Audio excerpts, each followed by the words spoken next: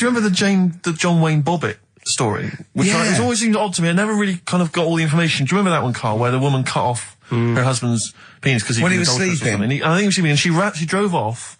I think he woke up quite quickly. That's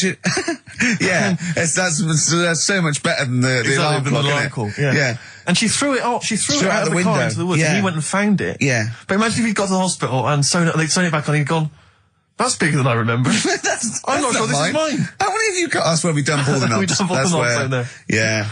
That was an extraordinary story. And then, bizarrely, he became a porn star. Yeah. Yeah. Very strange life that man's had. Well, it is a bit of a shock to the system, isn't it? Oh, cutting your knob off. I know. Do you remember that French bloke, the performance artist of about 1910? Do you remember him? No. He, as a performance art, in a theatre, he cut his knob off to a crowd of people. Now, what? That's only a one-night trick, though, isn't it? Exactly. Yeah. But what if there had been a bang outside? They went encore. He went, what? Yeah. Or they looked outside because a car backfired. He went, did you see that? I go, what? I go, just cut the... Did you? Yeah. Think of that. Sacre bleu. I know. French are funny, aren't they? Cutting your knob off for your art. Weird, isn't it? Longview. Further on XFM 104.9. As we're having so much fun with penises, I thought perhaps I should just mention... That's a slogan. We should just mention this story, briefly. It's in the paper today. A Russian is selling what he claims is Hitler's mummified penis for £12,000. Yeah. Ivan Zadurprov says his ex-Red Army soldier dad hacked it off as a souvenir after storming the tyrant's Berlin bunker after his suicide in 1945. Yeah. Why did he wait till now? He's found out that that might get a bit of £12,000. Which doesn't seem a great deal. Doesn't seem a great deal of money, really. Well, it's useless, isn't it? True. You're not going to be able to use it. It's not going to be able to. It's not going to be a donor. Imagine that if you walked round. You'll never making love to a girl. You'll never believe who this is. Yeah. You never believe who's doing you, love. Exactly. This is going to freak you out. This is, just relax. Exactly. Okay, sit down now. Was that I got a little surprise for you. It was brilliant, yeah? So you enjoyed it? Yeah. Right. Are you a fan of the Third Reich? Exactly. Well, no, awful racist. Okay, let's go a different tack. You did like the sex. I love the sex. Okay, then. It's not going to be Hitler's knob, is it? But, I like the idea that, I mean, you're you're in the Red Army. Yeah. You've just stormed Berlin. Yeah. 1945. You crash into the bunker. You've gone through terrible. How you've lost 20 million comrades. Unbelievable. Oppression everywhere. It's been going on for years. You're in there, you see the man. Here he is, he's dead. He's dead, the figurehead and leader of one of the most despicable, You turn to your friends, there's a tear in your eye. Yeah. And your immediate thought is, I ought to chop off his todger. Yeah.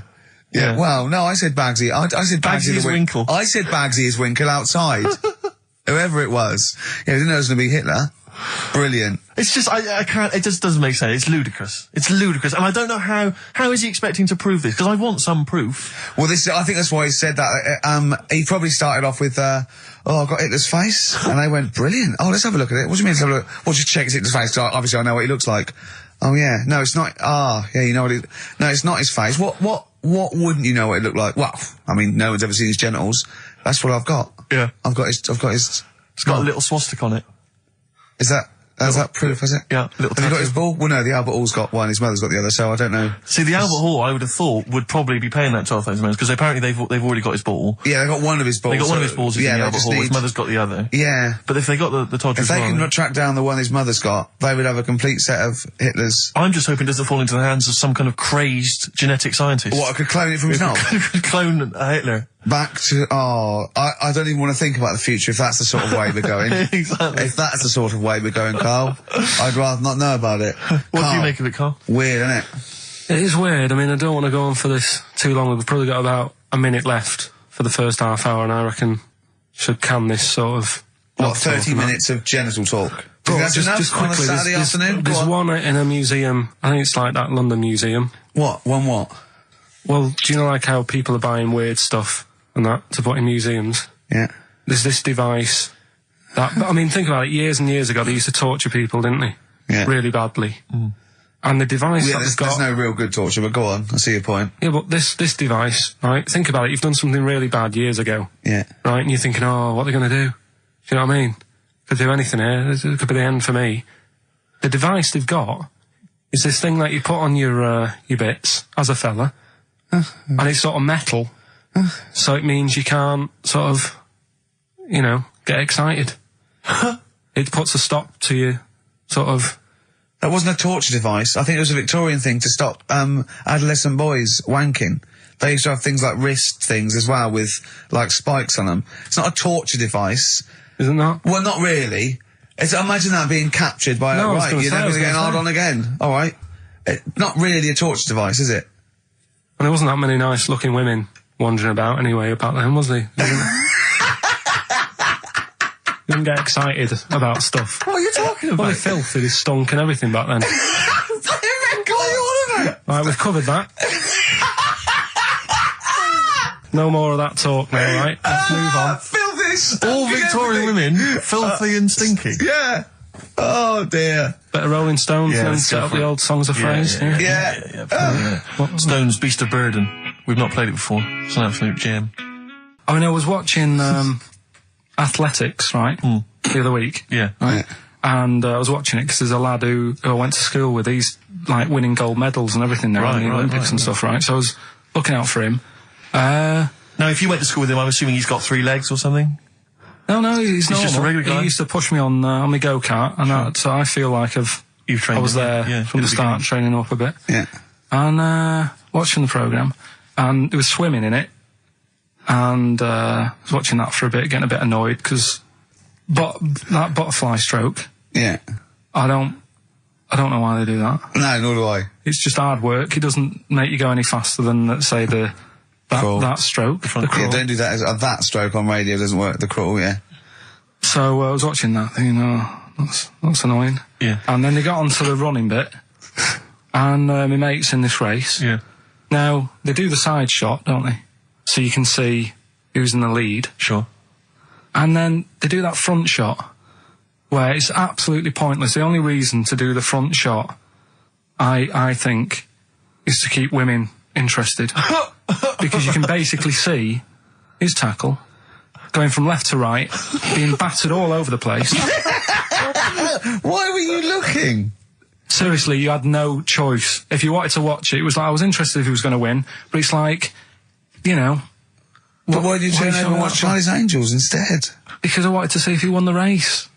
But Or flip back at the end. just flip back to get the result if you don't... Well- Yeah, or at least turn away or close your Well, eyes that's weird on seeing the it. front shot. No, I wasn't. I just... Suzanne weird. was happy. Suzanne was loving it. Yeah. And I was like, whoa. Yeah. Just go to the other shot. But they were showing you the front shot and running along there. They could have just shown the top half, but they didn't. Sure. It was there. It's just heads moving along at 25 miles an hour. Yeah. Well, I think you're meant to see the running, the actual legs moving. It's athletics coverage, isn't it? It's not like... But they don't show you a shot from behind. Did you want that? And I didn't want that either. It sounds like you were disappointed. Yeah. Play a record. What are we having? Better Radiohead? Yeah, it'd be brilliant, wouldn't it? Incidentally, last week, you remember, we began the show by talking about knobs. Yeah. I think we've got a bit more knob news this week. Is knobs coming up, is it? Knob news is on the After way. Radiohead, more cock. Radiohead and go to sleep. That's not to you. Please don't go to sleep. We've got another hour and 35 minutes of fun chat and great music on XFM 104.9. I'm Ricky Gervais, with me Steve Merchant and Karl Pilkington. Pilky, little K-Man Pilkers, little baldy twat mank whinging, a little bit bent Pilkers. There he is. There he is there. Now, Rick, you may remember that last week we opened with some quality knob news. Knob news, yeah. It was Hitler's knob. Hitler's knob was one of them. That just sparked off into a whole bunch of other kind of knob-related discussions. Yeah. And I'm pleased so far to see that we're almost at the halfway mark for this first hour, and so far we've only talked about nudity and/or todgers. Yeah. So excellent work from us. Well done, lads. Yeah. I'm looking forward to Dr. Fox and the rest of the Sony award committee listening to this one. Yeah. But more knob news. I don't know if there's a jingle for that, maybe. Oh, you nearly had the eye out. Knob news. Knob news, excellent. This is an extraordinary story. A woman tried to sue her bosses for £210,000 after finding a cooked penis in a canteen stew. Hospital cleaner Sophie something, I can't quite pronounce that name, was eating goulash for lunch and could not cut one of the lumps of meat. Oh, you can see where it's going. I've got so many questions already. I know. She picked it up and tried to chew it, but it was too tough. Then she inspected it with workmates, who all agreed it was a penis. Imagine that discussion. Yeah. Miss McClarta said she vomited for the rest of the day, instantly became a vegetarian, and had to have psychiatric help. It's not known whether the organ was from a human. The case continues. Well, it can be found out, so that's one thing. Obviously, that doctors aren't confused. They're not going, I don't know, I've never seen one like it. Yeah. Also, why is she eating goulash? I know. I mean, that's my first question. Why? Yeah. You got lunch. Oh, what do you want? Oh, no, I fancy some goulash. Yeah. Oh, some gooly lash. Gooly lash, Thanks very like much it. indeed. Lancashire cockpot Oh, is on the brilliant. menu. Brilliant. Only £5.50. Wangers and mash. I'd love some wangers and mash, please. If you've got any knob-related puns, knob-food-related puns, then call XFM on 3426 14094. Ricky Gervais at xfm.co.uk. Call Chris Miles at radio1.xfm.winginmank. Yeah. Cock-co-gay. Cock o' van. Cock-o-van. It's already done for There's you. wangers and mash, cock-o-van, Lancashire cockpot. You know. That's just off the top of our brains. Yeah. So, if you've got any of your own, keep them to yourself. We're not interested. What do you make of that, knob news? And he's in a hospital. I don't think so. Oh, yes, it was a hospital cleaner. You're right. hospital Oh, cleaner. God. I know how your mind's thinking already. There's been a mix-up. What kind of mix-up? I love that. What, some bloke's gone in, some lesbian's gone in and wanted a sex change. She's got a carrot for a cock. Bit of stewing steak. Stewing steak. Oh, that would be great. You're not a doctor, you butcher. It's not funny. There was some other news, whilst we're doing the knob news, just cram this one in. There was some story on some news website about some lad who wasn't happy with what he'd been given. Right. What do you mean? He had an op? No, he wanted to have an op. He wasn't happy with what God had given him. Yeah. Yeah. What the Lord had popped downstairs for him. Sure. And, Sorry, no, wait a minute. Was he a bloke who wanted it? yeah, fella. And what he Wasn't happy wanted, with it. he didn't want a knob, or he wanted a bigger knob? Wanted a bigger one. Right, okay. And, cost £5,000. Right. And they made a mess of it. Well, how did they make a mess of it? Don't know, it came out smaller than they went in with. Well, no, what do you mean? That's I don't know all the ins and outs. Oh, God. It's just Well, like he borrowed the money off his There's been mum. a slight mix-up. He borrowed the money off his mum. I love that. How bad is that? What do you want for your birthday, son? Yeah. Interesting. Thanks, Mum, for asking. A couple of bits of news as well. Hello, Doctor. How did it go? Well, firstly, don't look under the bandages and don't have the goulash for lunch. It was smaller than you went Mum, in we got $5,000. Why? Just give me tell me what it's for. with. You can have it if you tell me what it's for. Well, look at that. Oh, you need a bigger one. Yeah, definitely. There's the money.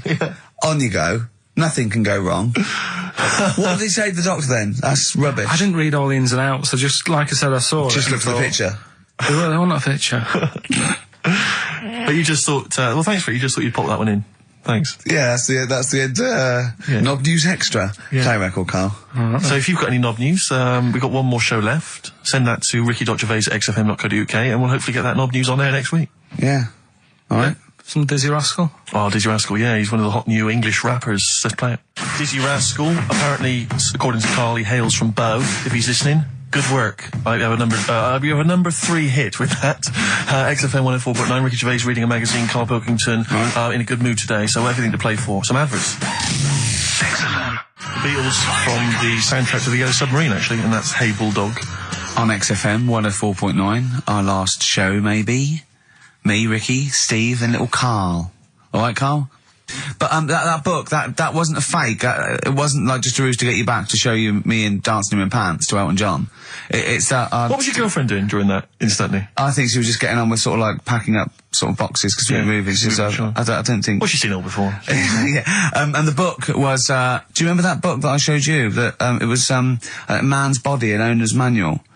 And it's just like loads of stats and there's one in there. Yeah, it's kind of like a Guinness Book of Records of men. Yeah, there's one section there. There was sorry, hang on. It's not a Guinness Book of Records of men. That just sounds a little bit like you and I were sat around your house looking at a big book, picking of men. The big man book. The big man. He is a big man, isn't he? Yeah. He should be on the front cover. Yeah, it was a book more about the kind of physical body and exactly, about biology and social and sex and all that sort of stuff. And but we didn't look at the sex. Which is where we got the knob news for today from. Right, this is true, right? I read that you'll have someone's eye out. Knob news. Then you've got the jingle. Yeah. I read that the smallest ever functioning penis, right, was under 3/4 of an inch when erect. Extraordinary. That is bad luck, isn't it? And Yeah. it's a micro penis, so it's perfectly scaled down. Just a little look at Karl's face. Well, couldn't the fella have said, look, right, I'm not happy about it, so don't print it. It's not the sort of press people want, is it? There wasn't a picture of him. It was anonymous. They didn't read the book and at work the next day and go, look at this, Frank. What?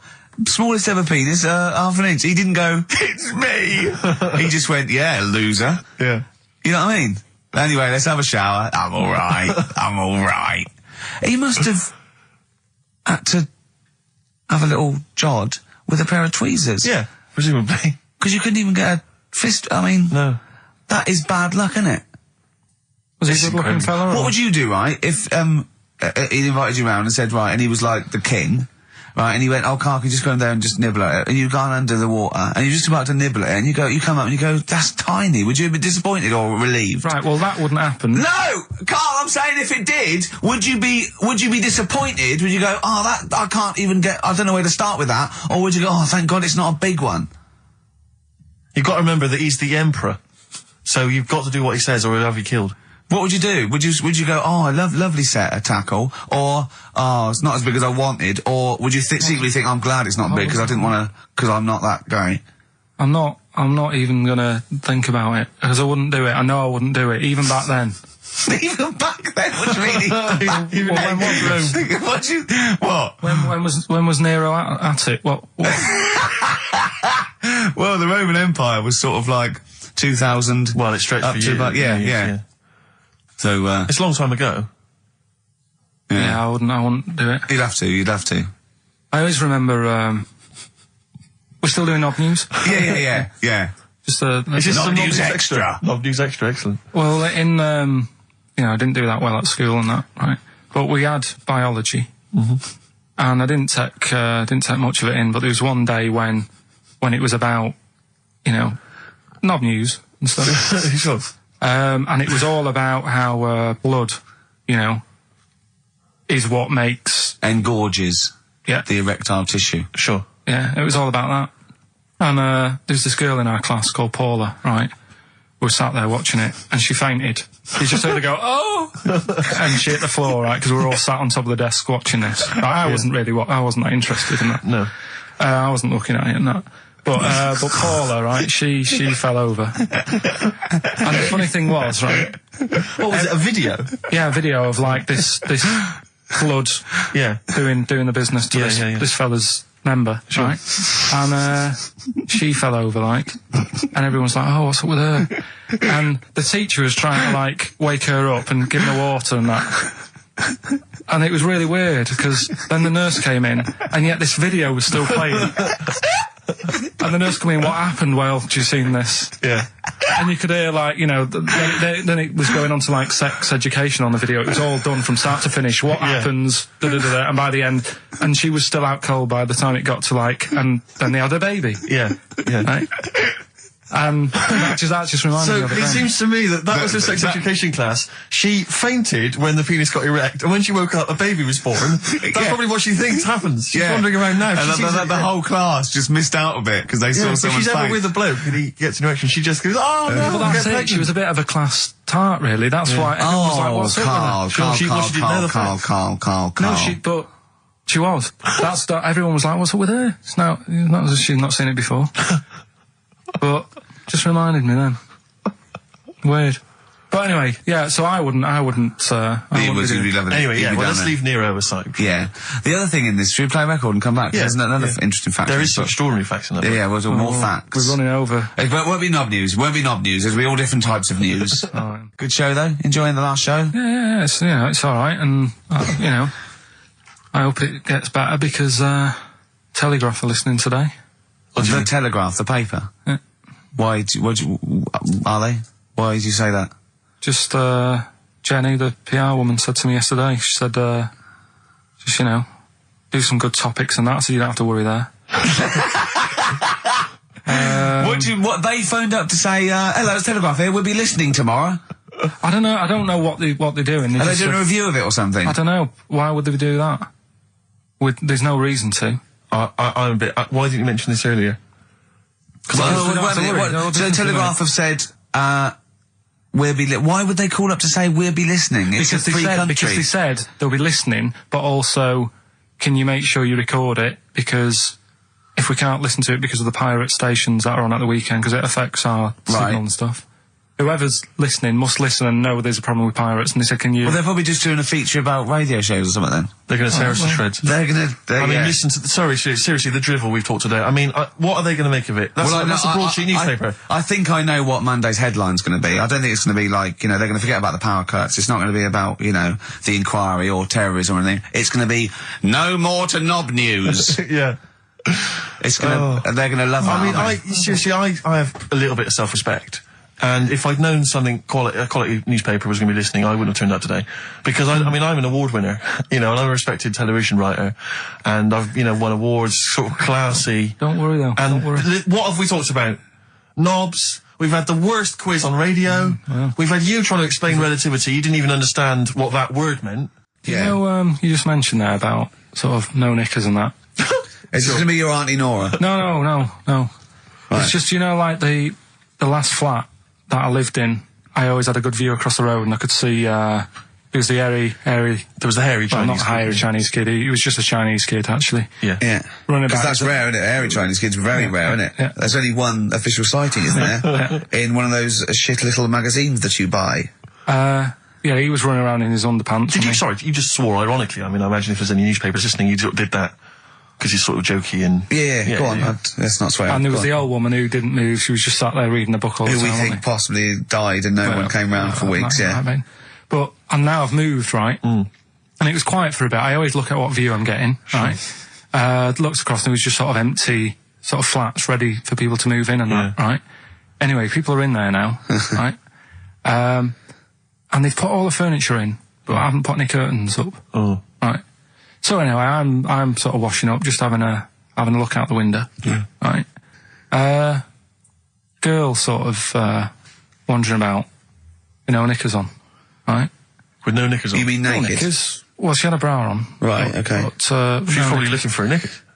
So I thought, and I don't know how long I was looking. No.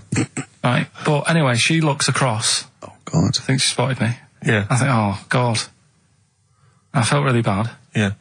I said to Suzanne... Sorry, is this some sort of Peeping Tom confession while the Telegraph are listening? I've no idea. Well, it's not... That's the thing, though. Peepington. If I was peeping, she was peeping as well, because she was looking over. Works both ways, doesn't it? Yeah, but yeah, all she could see of you was your bald head. Yeah. No, but and your this hands is it. moving as you were washing up.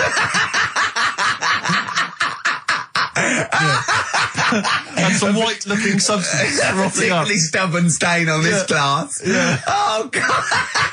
Imagine that. Imagine if she looked across. I'm assuming your sink is lower than the window. But didn't she just cover up or something? Or she looked back and go, oh, you looking at my fanny? Well, the thing I did... What? I thought, just sort of drop me boxer shorts. Because I thought... Well, Suzanne said, what are you doing? What are you talking about? What are you talking about? No, just so they can see me cheeks of me. What are you talking about? No, because I thought, if she thinks I'm walking about in the nude as well, then we've both got something out of it. Carl! This sounds like a bad excuse in court. I know.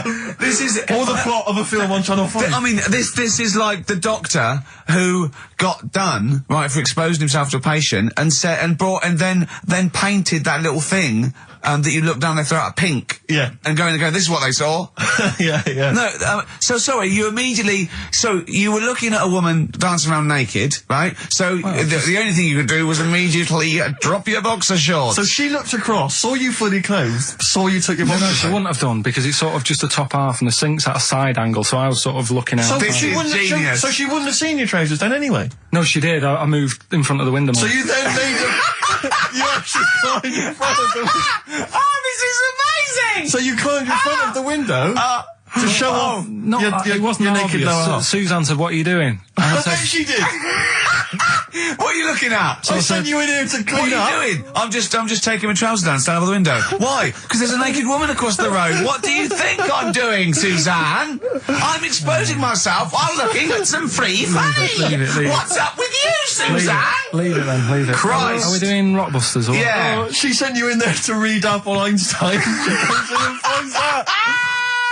Oh, brilliant! Wait a minute, can I just say?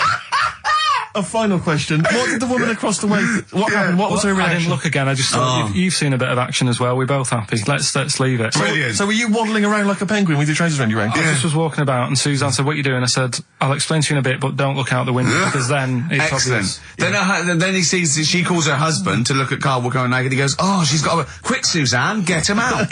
There's only one we can do. Get some more friends. They've gone one more."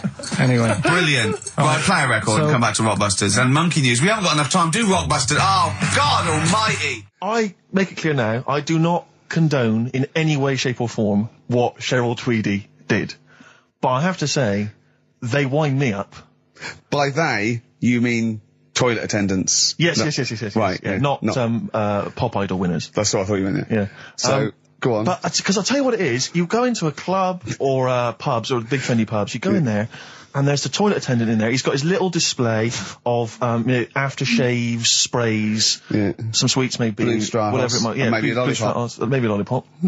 And all right, I don't know if they're. I assume they're not employed by the club. I'm assuming the club's got. We've got the DJ, we've got the bar staff. Wait a minute, we need a guy to irritate them in the toilet. When the manager walks in, do they hide? Well, this is it. I don't know if it's a guy who's just like. Is it like busking? Yeah, he Do they snuck just- in. like, yeah, okay. He came in when it was free during happy hour. He's got a little bag, carrier bag.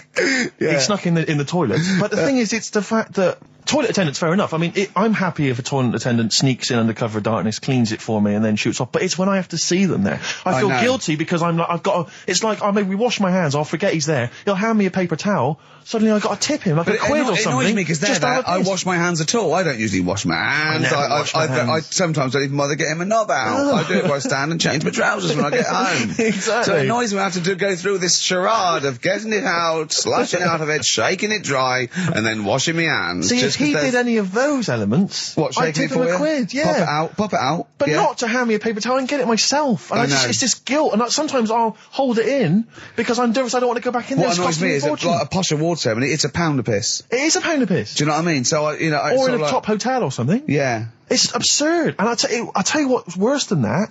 I know that he's doing it because he's got to feed his kids, but it's the fact that I've got to look him in the eye. You know, Yeah. it's like he's humanised. You know, if he was only dehumanised, Rick. Yeah. If I could see him and I didn't think he was a human being, I wouldn't feel guilty. If he know. could sort of hide under under the urinal, perhaps, or if and he could just put hide a hand underneath the out sink. like thing from the Adams. Like he just puts out, He you can know, just pop a hand out. Doesn't say anything. with Just a hands glove, me the paper so you don't towel. even see like hand go, and then I'd put a pound in, I'd take the thing, put a pound in, nick a lollipop and run away. No aggro. Exactly. It's the fact I got to see them and I feel guilty because, you know, I'm on the radio, I've got a cushy life. I know. Here's a guy who's just trying to make ends meet. It makes me feel bad. It ruins my evening. Yeah. I'm just pleading for them. Can they not do it anymore? Can they maybe get a job, illegal mini cabin or something? Please. it's 10 past, isn't it? We haven't done a little bit of knob news. No, we haven't done no news, no. But It's been 3 months. It's been 3 months coming. There's this thing. I don't know the full story. I don't know how it happened, right? But little Russian fella. Yeah. He was sort of having sort of emptying his bladder, right? And Yeah. somehow electrocuted himself. Right. And sort of did a bit of damage. How did he slashed I don't onto know. some I don't live know. wires or something? Something like that. So Did anyway, it damage to himself or to an electric fire or something? no, to himself. To himself. Yeah. And So the doctor didn't slip and curling tongs went up his arse when he was pissing, because that's happened a lot. Yeah, we've all been hospitals. We've all shoved the old curling tongs up the arse when having a piss. right. So I can't even be bothered. No, go on, no, we're interested. We're interested. Why, come on, we're interested. Don't You give up. can't be bothered. You get Mondays off. Do some work. Right. So anyway, so the doctor says, "Oh, it's not looking good. We'll have to take that off." What? I was like, "Oh." Novectomy. Yeah. Really? But the funny thing is, right? Nothing funny about that. They've done. You're doing me head in. Just tell the story. It's doing me head in. Oh, you can chill out on Monday. I've only got 15 minutes, but I'm going to talk to you every Saturday. I'm going to get the money's worth out of this, because you get Mondays off, and I can't bear the fact someone getting away with something like that, because it's terrible. So you're going to stick this out, or you're going to have to work Mondays. So take it on the chin, right? Okay. Just finish the story. Yes. I command you. Just do it. Anyway, so they said, he said, you know, will you be able to sort me a little knob out? A prosthetic Right? cock, Yeah. But they put him out for the operation. Yeah. He woke up. Yeah. Right, and he's thinking, oh, thank God that's over and done with. Yeah. They've only grown it on his arm. What are you talking about? You twat. Shut the you're an idiot. What do you mean they've grown it on his arm? Apparently, like, that's the way they do it. Oh, yeah, but to then put it on, that wasn't a mistake. It wasn't doctor going, did it go there? Some bloke I didn't do a degree. Are you a real doctor? Yeah, yeah. No, but why put it there? Because it's got to grow, it's got a graft there, so they can control it. To skin tissue. But on your arm. Well, But they're going to your remove back it from the arm itself. What do you mean on the back? on your back. Somewhere, well, we can't wear a t-shirt. Yeah, but you could have a ridiculous. He's quick, in hospital. but this way you can still have a little tug, can't he? But they'll leave it there for quite a bit. It's not, do you know what I mean? It's not going to be like, oh, it's just there for a few days. Yeah. It's there for a bit. That's not good, is it? So he's got a cock on his arm. Yeah, what's up with that? What do you mean, what's up with that? Well, I mean, we could say it's a thumb or something, couldn't he? Yeah. But they remove it. Be good And for attach hitching. it down wouldn't below If later.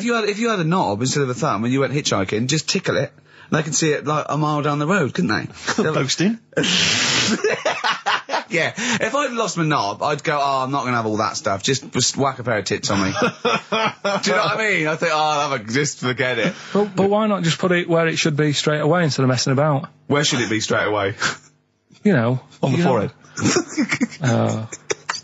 Listen, are we doing a competition? Let's then? play I a can't be tune. bothered. Let's Come on, just Carl, you can't be bothered. Right, Alright, okay, bit of we're rainbow, going to bit of scrap rainbow, this yeah? and you're going to work Mondays again. Well, I think it was in Hot Tickets magazine. Sure. It's free with the Evening Standard. I might get some free Evening Standards now. I've plugged that. Yeah. I just reading in there that I don't know if it's still going to happen, but apparently she was going to do a little cheeky appearance at GAY. GAY? In London. And obviously I was quite excited because I'm a Spears fan. Sorry, do you know that's what that spells, don't you? GAY. Yeah. Gay. Yeah. Yeah. Well, I think it is a gay club. Oh, sure, This go is on. this is what I was ascertaining from the article. Oh, because they've Yeah. they've called it what it is. Exactly. Yeah. And apparently she was going to be previewing some of her new album live on stage at GA1. And that's an intimate venue. Normally you'd have to see someone like Spears, probably at Wembley Arena, something like that. I'm thinking I'm a Spears fan, you know, get up a couple of the gang together. Yeah. You know. So the lads. Exactly. Yeah. Cruise down there. Yeah. But then I read on in the article that apparently the doorman at GAY were only going to let in regulars, and the way they were going to ascertain if you were a regular was by asking a series of questions at the door. What, testing if you're Testing really... it out. Now, I don't know if the questions would be about the interior of GAY. Or the interior of someone else. Yeah. Or just general kind of... Like, you know. what, do you reckon you'd have passed the pretend... Well, that's what I was wondering So myself. you'd have had to pretend to be GAY. GAY to get in to see Spears. Now Can you say gay on the radio? Yeah, I think so. Yeah. Now, I'm always there's intrigued to know irony, if isn't it? So you're pretending to be gay to get into a club to see a bird that you like. Yeah. I'll give you a little quick test. Right. Shall I? All right. What's your name, mate? Paolo. All right, Paolo. Yeah. You haven't done a lot with your hair. You just sort of let it grow out. I mean, would you be putting product on a bit later? Because I mean, you don't look very.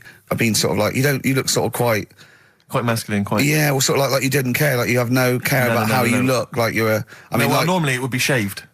Of course. Oh, okay. Yeah. We would say normally that looks about like 3 months growth there. Why haven't you? I've been ill. Nothing serious? Nothing serious. Okay. No, that's why I let it grow. So it's grown. Okay. So what time would you normally be going out then? Paolo? Normally I'd go out about sort of, I'd go out about 8-ish. 8 o'clock in the evening. You got No. Because that sounds a bit early. That's what. No, I'd go out about 3 in the morning normally. Right. So I take them on. Yeah. Okay. Right. So that's right. That's right. Yeah. Where'd you go? Down sort of Down Old GAY, Compton Street for a Compton coffee, Street. and then Yeah. onto Yeah. GAY Something like with that, your yeah. little shaved head. Yeah. Okay. Well, you're doing Sounding fine. pretty gay. Sounding pretty good. Can I just ask you one final question? 20 bender points? You're 20 bender points. So I'm just going to let you in. Okay, I'm just going to tell the guys to let you in. But I'll ask one more question. Yeah. Do you prefer knobs or tits, Paolo? Knobs. Knobs. You love Love knobs, do you? knobs. Can't get Absolutely. enough knobs. So you hate tits, I assume? Loathe them. You hate tits, do you? Yes. Okay. What? Even Liza Minnelli's? I don't know what to say. I love hers. But not in a Not in a straight not in way. a straight way, in a gay So way. okay. So you love knobs more than I love tits, knobs right? more than tits. Okay. I Okay. love knobs. In you go. Thanks very much. You know Britney's on, do you? Oh, she is so sexy. Oh. See, that's what would give me away. It'd be like I the know. great escape. It's just the last. Yeah. You just. Well, you're. I mean, I think you're probably a bit bi. Right. Yeah, okay. but I mean, go in anyway. Thanks very much. Okay, the drinks are quite expensive. Oh, I thought so. Pop your shirt off, will you? Hey, Outcast on XFM 104.9. I'm Ricky Gervais, Steve Merchant, Karl Pilkington. You all right, Karl? Yeah, not bad. Yeah. Just when you were talking just now about like the gay stuff, Yeah. right? I don't know if you saw the thing the other week about the fella who's on that quiz show. Oh. Sort of Oh, right. Okay. gay Who? fella, straight, sort of man, woman thing. What are you talking about? Tell me what did you see? Tell me what you saw. It's This is like a kid come running in and he's seeing something frightening. It could be an alien, could be a ghost, could be a paedophile, and you've got to get exactly what actually you saw out of him. Right, what did you actually see? It's just this fella who's a woman. Right. Right, okay, right, try and talk like a human being. Right. It's a quiz show that's coming on the telly, and it's this woman. Right, is it a fella who's a woman, or is it a woman? Bit of both. That's why I'm talking about it. But what do you mean? Is it a pre-op? Is it a transsexual? A transvestite? Is it a lady boy? Is it an hermaphrodite? What is I'll tell it? you about it. Well, tell me. I'm telling you. It's a woman. Well, it's a man. Oh, forget it. Listen. Play a record. No, listen. come on. What? It is a man. He is a man. Well, Oh, Christ's sake! it's a TV program where they've got this man who's Transvestite or television? It is a transvestite, yeah. So- but the problem is, I'll tell you just because you don't know about it. The program is I don't know. I still don't know about it. I don't know anything about it. Still, I don't know. It's a woman, man, woman, man, woman, TV program. Look, TV. no, it's a man who is now sort of half a woman, and A man who is now half a woman. no, well, this is what's weird about it. He's got the top half, but not the bottom half. What do you sorted mean? He's out. got breasts and a wig, but he's still got his boys downstairs. He's Why got do you do that? his caps and the boys What are do you do still that there for? with his Y fronts. Why But have that? upstairs, he's got a lovely pair of dumplings. Why do that? Well, he's halfway through. But why not get it all done in one go? Maybe he couldn't afford it. Well, wait until you've got all the money. That just looks a mess.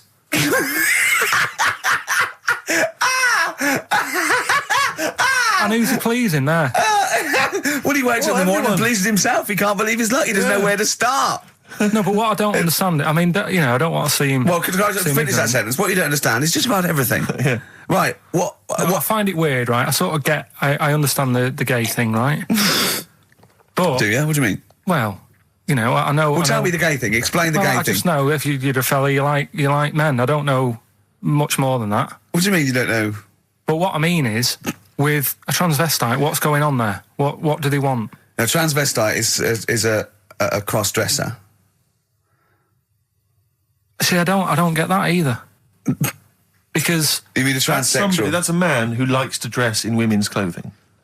It's not necessarily, they're not necessarily gay. They're or not gay. straight They're or often anything. not gay. They just happen to like wearing women's Those clothes, aren't you? but then why not wear women's clothes that could be seen as a bloke's, like Suzanne wears jeans? No, but Just but that's buy the women's thing. jeans. But that's their problem, is it? They like being seen as a as a woman. They like being seen as a woman. It's not just that it's more comfortable or they'd wear a kilt.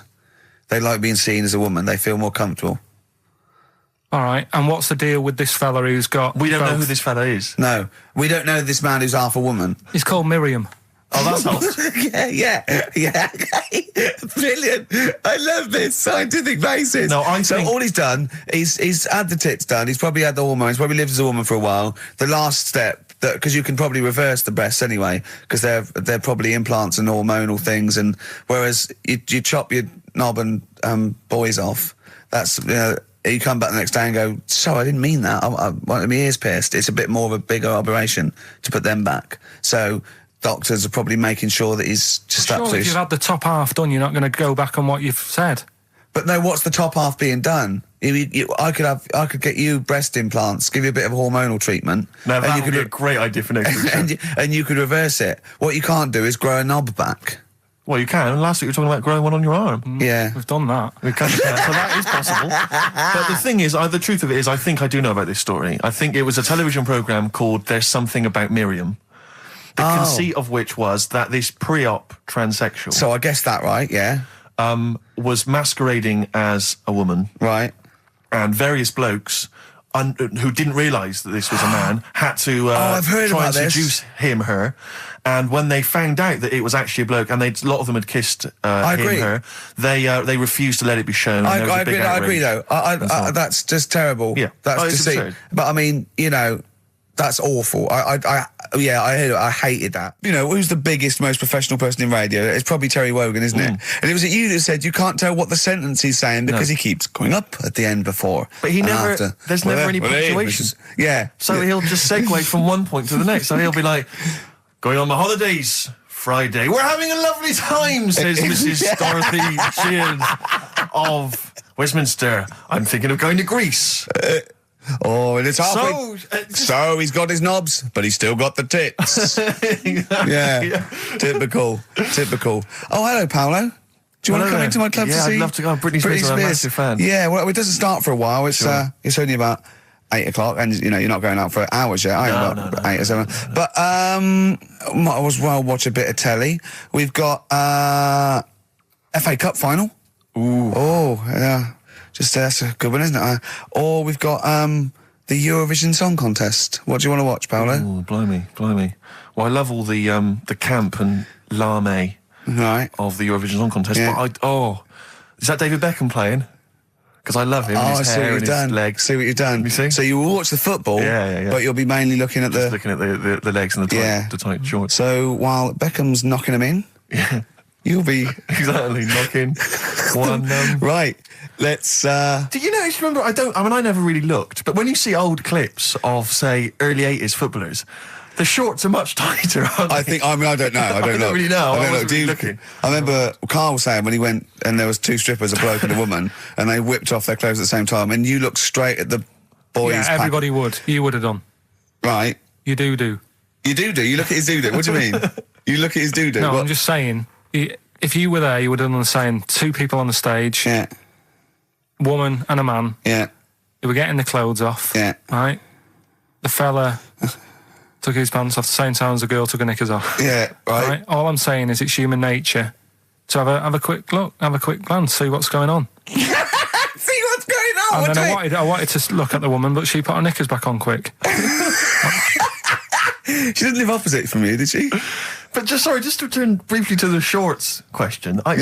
It's only because in the 30s and 40s, they were huge shorts, weren't they? I mean, genuinely massive, huge. A small child could wear them as trousers. They were I think that's to do with comfort and decency, though, isn't it? And then, but by the sort of 80s, there was barely any shorts there. I think that was fashion. But it's weird that you feel like at some point someone's gone, guys, I mean, They've good gone game too today, small. but this is ludicrous. But that's what happened, isn't it? Because things get bigger and bigger and bigger, and then they get smaller and smaller and smaller. Yeah. And fashion's like flares, drain pipes. Yeah. Heels, flat. Yeah. Tall hats, flat hats. What do Yeah. you make of the miniskirt?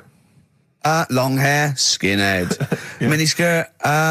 Again, I don't know. I'm sure there's been 10 resurgences of miniskirts since 65, whatever it was. Yeah. It's fashion, so they're short. You know what? Do you know what I think, Steve? I think the shorts will get smaller again before we die. I think we'll see one more tight little packet of Premiership footballers running round with their offal squeezed like the last chicken in a butcher's window. Almost protruding. Wrapped up, yeah. Yeah, Well, definitely. imagine if they just wore cling film shorts so you could see what was happening there, Carl. Where would you look then?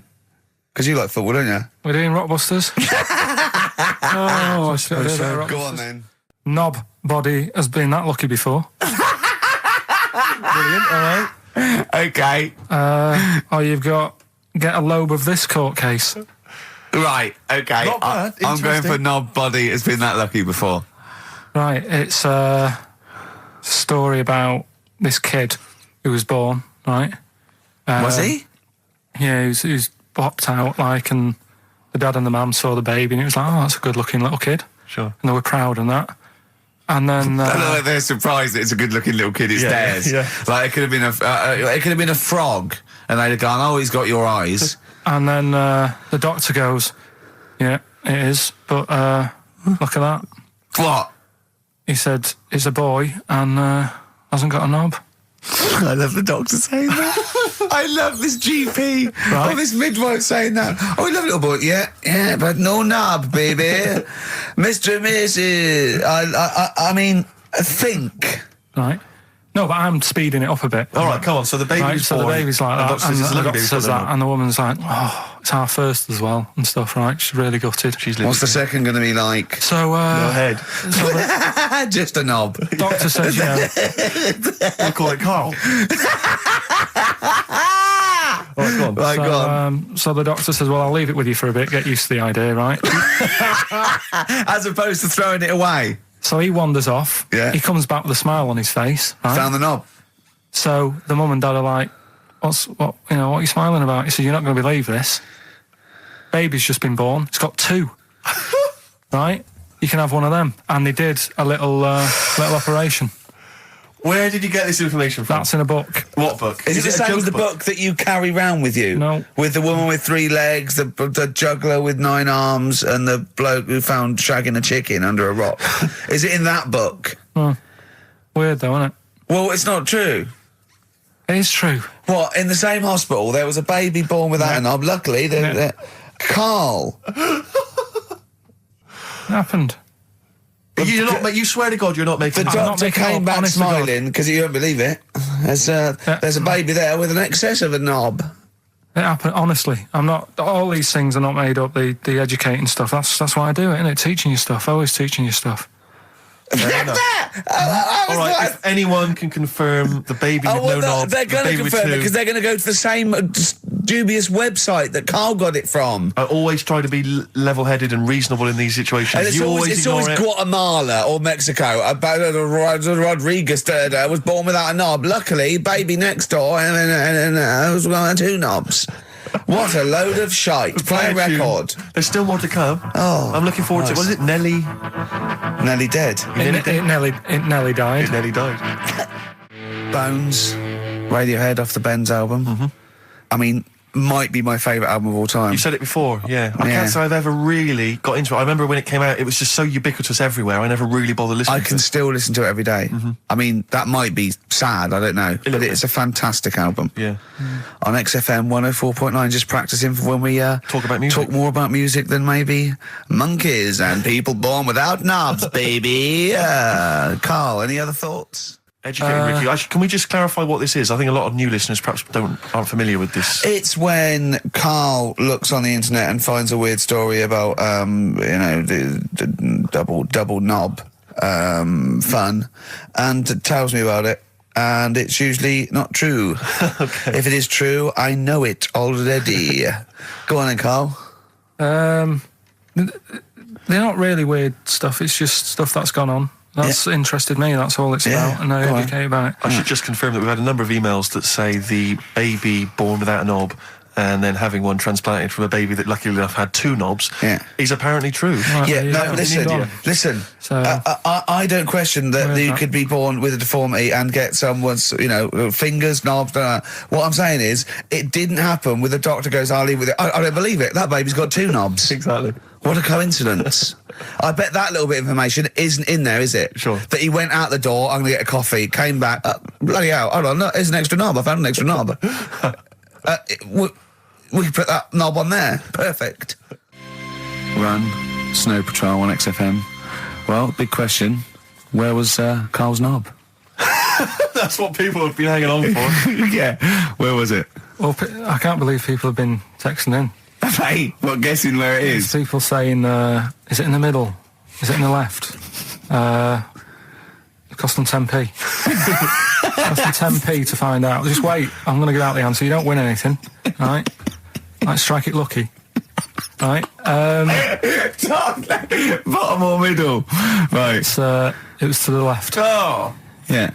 I went with the right. That's annoying. See, I thought it would be to the left. If not, maybe if it was all scrunched up, sitting down on your lap, right, it might just pop up to the middle. Just pop out, like, you know. Well, next week we'll be finding out where yours is. Where's Ricky's bollocks? Right then, which leads us nicely into Knob news. Oh, it's the welcome return of Knob news. Right, okay, it's very much like the news at 10, this, isn't it? I do a bong, or in this case a schlong, and he gives me the headlines, the knob news of the day. The big, where have you collected all this knob news? Was there a lot of knob news this week? It was mental this week. The amount of stuff. The way it works, you give us the bong, Yeah. I'll give you the headline. Okay. Steve decides which stories we're going to talk about. And now on XFM, knob news. Schlong. Man grows knob on his arm. Schlong. Man gets doctors to make him a second knob. Schlong. Turkish prisoners made hole in cell wall to produce third inmate. Schlong. Doctors accidentally remove man's testicles. So, well, can I straight away go for the accidental removal of the testicles? Well, it's happened before, right? We've talked about that before. How did what did he go in for a tonsillitis? What are they called? Tonsillectomy. And he went in the wrong way. What are you talking about? How can they accidentally remove his testicles? It says, he didn't look at his folder, and the doctor said to the fella, "Oh, we've removed your testicles and we wanted to take out your prostate gland." So that's what happened. There's the story. This is what I mean. That's why I don't like going to the doctors. Yes. It happens, doesn't it? Because all these sort of it's when they say things like, "Oh, it's just we do loads of these operations." That's when they're not concentrating.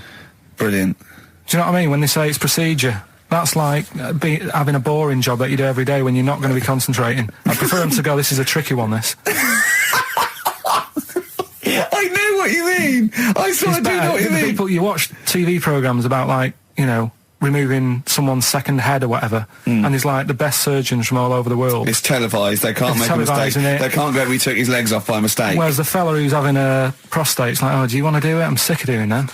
Yeah. And they're probably doing a crossword whilst writing it. Of course they are. I've seen that actually in operating theatres. They're doing a crossword. That's what I mean. Yeah. I was just examining some of the other knob news, Rick, a little bit more closely. Man gets doctors to make him a second penis. I'm sure we're all interested to know what happened there. Yeah. A German who persuaded doctors to give him a second penis has lost his wife after he showed her the result. Biker Michael Gruber lost his original penis in a motorbike accident, and doctors built him a second one using a mixture of skin, bone and other tissues. Bone? Apparently, the penis worked so well that he was even able to father a child with his wife Bianca. But Gruber was still not happy and asked doctors to repeat the operation and build him a better organ, to which they agreed. From his hospital bed, he said, "I've got 2 penises, but no wife. I'm hoping when I get rid of one of the penises, I'll get her back." What do you mean? Sorry, he had 2 put on. What side does he wear? So he's had both. So he's had 3 then. Yeah. Yeah. This is probably the thing that happened with Hitler, when he had 1 ball, but he had 3 at one point, didn't he? So he just got one in the other ball, gave his mum one, and got the other one. Man grows penis on his arm. I mean, why people are constantly losing their penises around the world? I've no idea. But why on I didn't the realise it arm? was a bit. What do you mean why on the arm? It's just a graft, isn't it? Yeah, but put it on like your buttock or your side. You can't wear a short sleeve shirt. Why do they've done that before? I don't understand it. Why not just graph it onto the side of your leg or something where it's high up, close to where it should be? I don't know. To get it used to the environment. Like when you would like release a duck into the wild. I've never understood that. If there's a doctor, again, we had a doctor last time, there's someone who can let us know why they put it on the arm. So they can keep an eye on it, presumably. He's not going to work with this knob on his arm. He's probably in a hospital bed and under examination. Right. So what do you think? They pop the knob on the arm, say, come back in 3 weeks. What do you do, by the way? I'm a mechanic. Keep the long sleeve shirt, because the blokes go, why have you got a knob on your arm, mate? What are you talking about? He doesn't go back to normal as a teacher. Sir, what is it, Simpkins? You got a knob on your arm. No, don't worry about that. Do your maths. What do you think this bloke's walking around with a big knob coming out of his arm? Why on the arm? So they can keep an eye on it. So it's not... But if he's in bed, just get him to not put any undies on or whatever, and just have a little sly look at how it's going.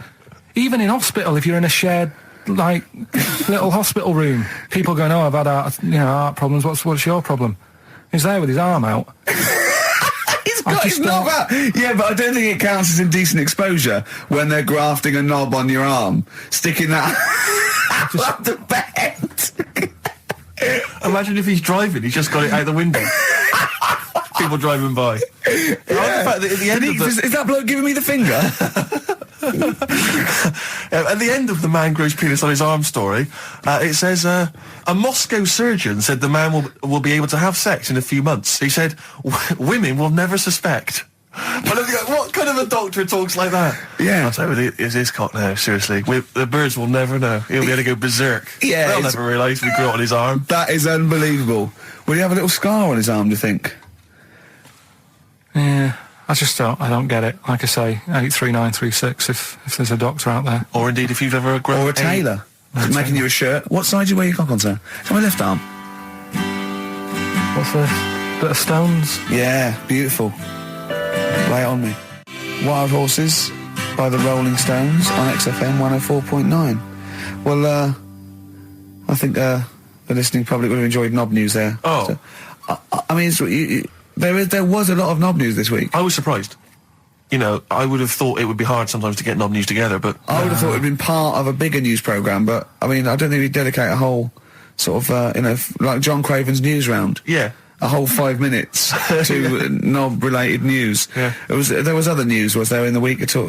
Carl, it wasn't just all knob-related, you didn't just research. No, they're the ones that sort of stand out. And it's knob news time. We're all very excited. Now, last week's knob news was what, Carl? Do you remember it was a man... who grew a knob on his arm? Sure. No, he didn't grow it there, did he? He put it there. Well, I know that, but, yeah. Just popped it on his arm. Yeah. A bit. Yeah. This week... That's just a recap of the week's news. Yeah. Right now it's the headlines. Well, we talked about it before. Do you know the little mouse that had an ear on its back? Yeah. Sure. Right. Well, you thought he had a bad time, right? Listen to this one. Mouse walking about with us sort of wearing a monkey's testicle. They're just having a laugh. This is what I mean about a lot of scientists. What are they doing? When's that going to come in handy? I don't know what you mean. Well, they were seeing if, say if a fella loses one, right?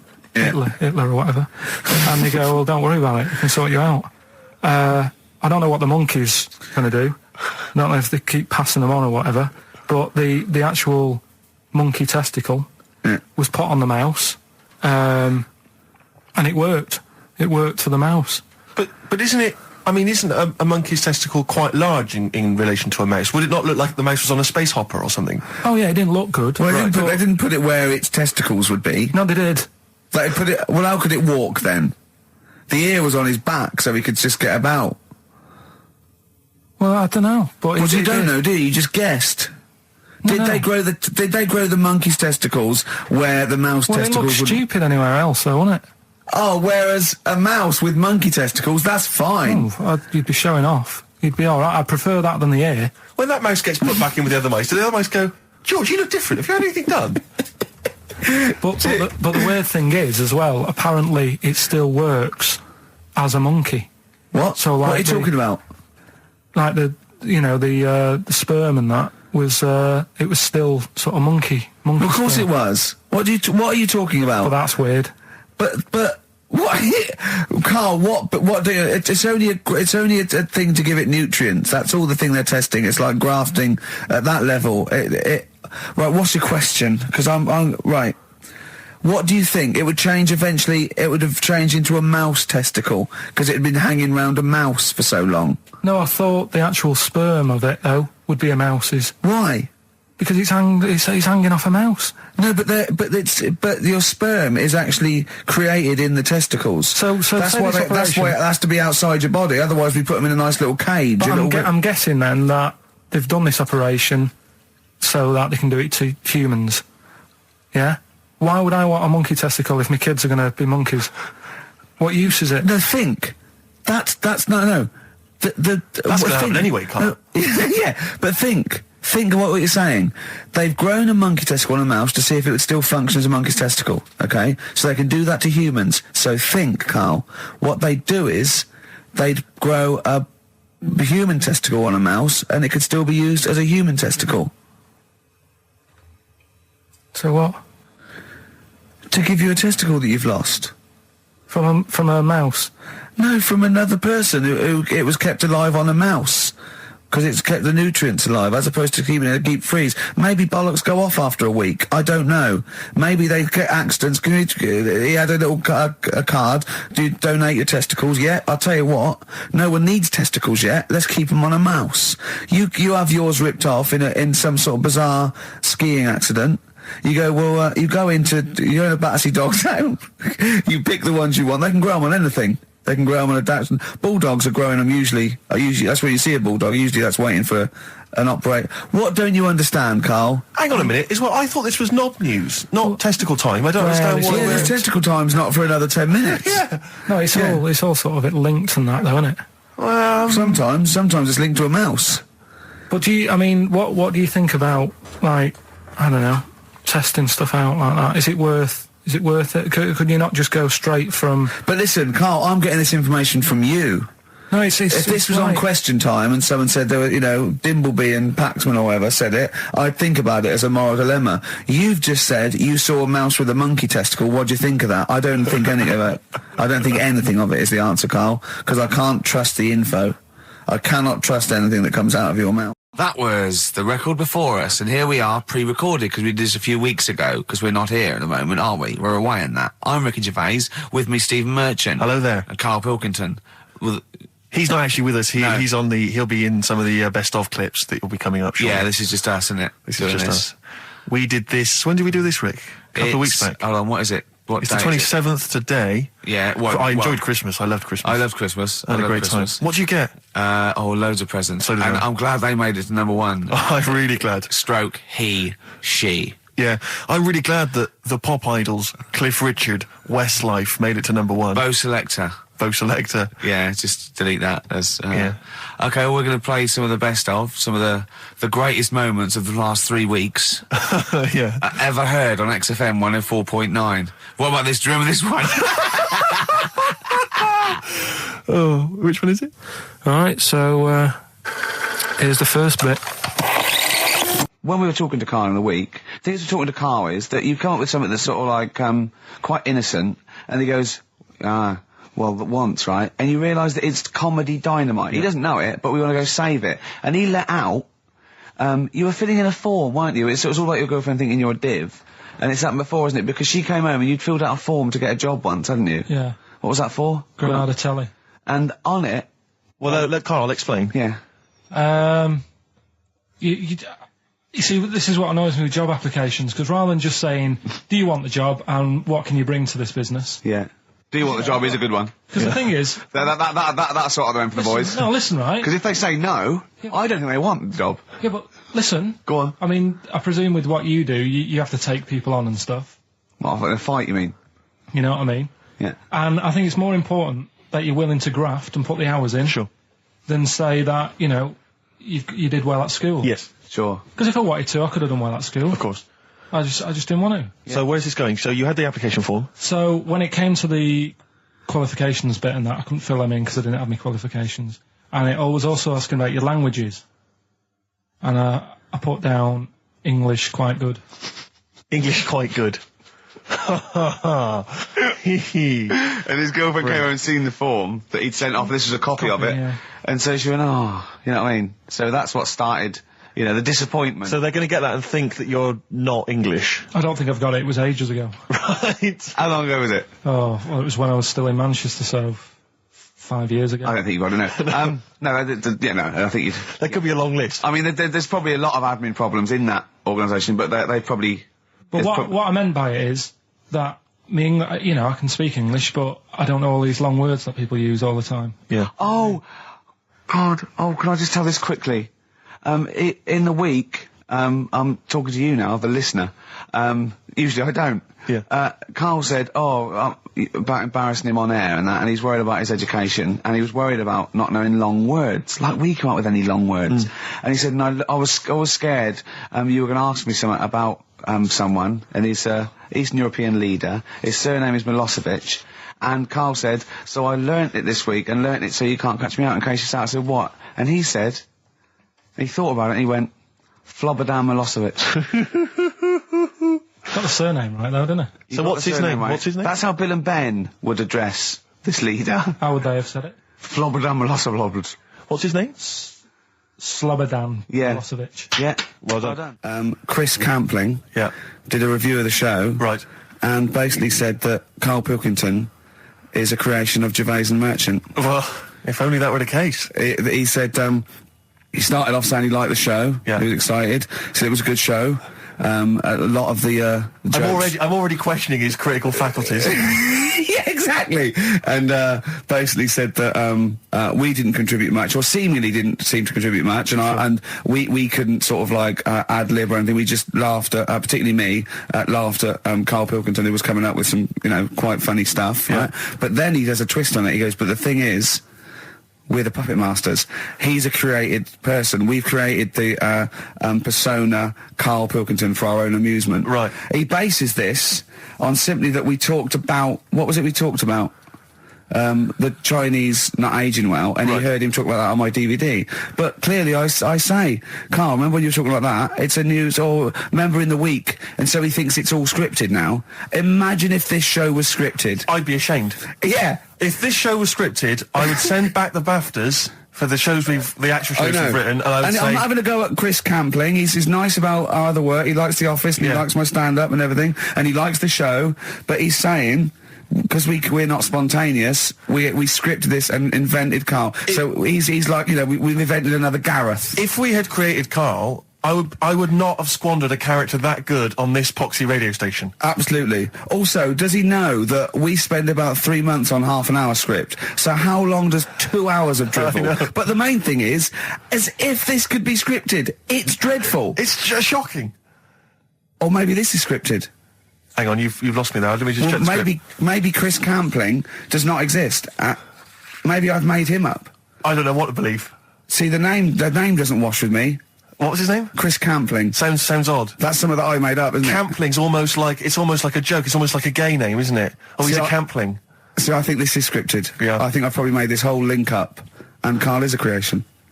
Campling, that's not a real name. No. I made it up. I should have come up with something better. Yeah. Sorry.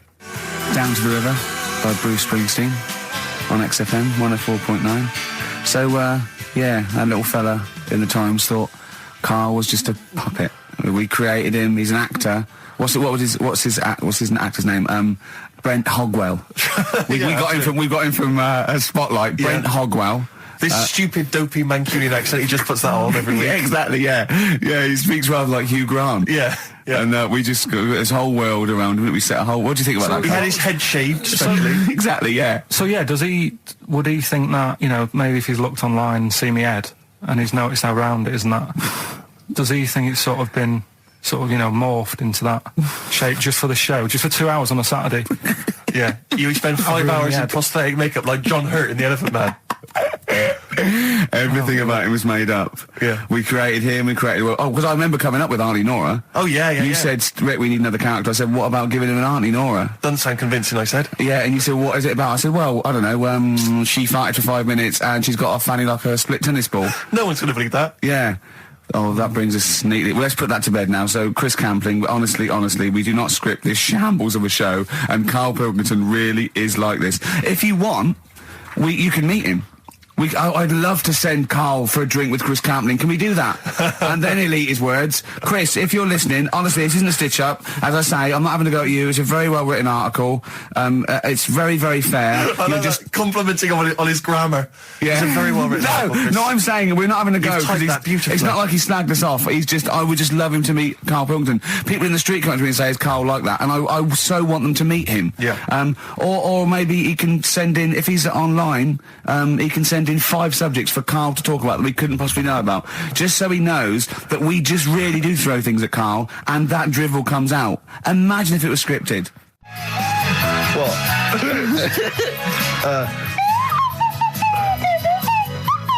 Someone's left one of those little things in here. It's brilliant, isn't it? It's amazing. What are they called, those things?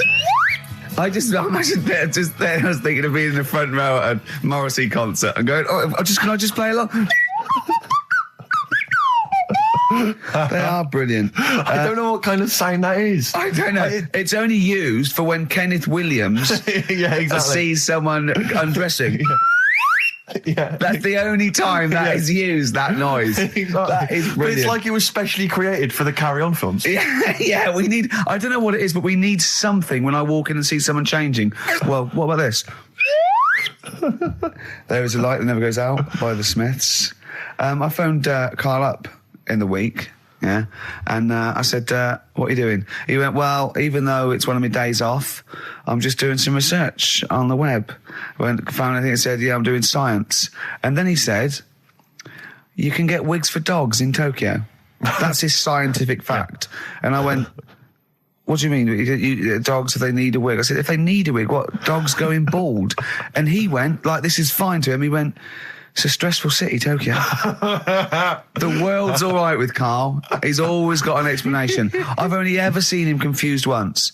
When in Edinburgh, he looked out of his window one day and he saw a bloke putting a parking ticket on some rubbish. Yeah. And that genuinely confused him. Yeah. He couldn't work out, could you? It's a bit weird, isn't it?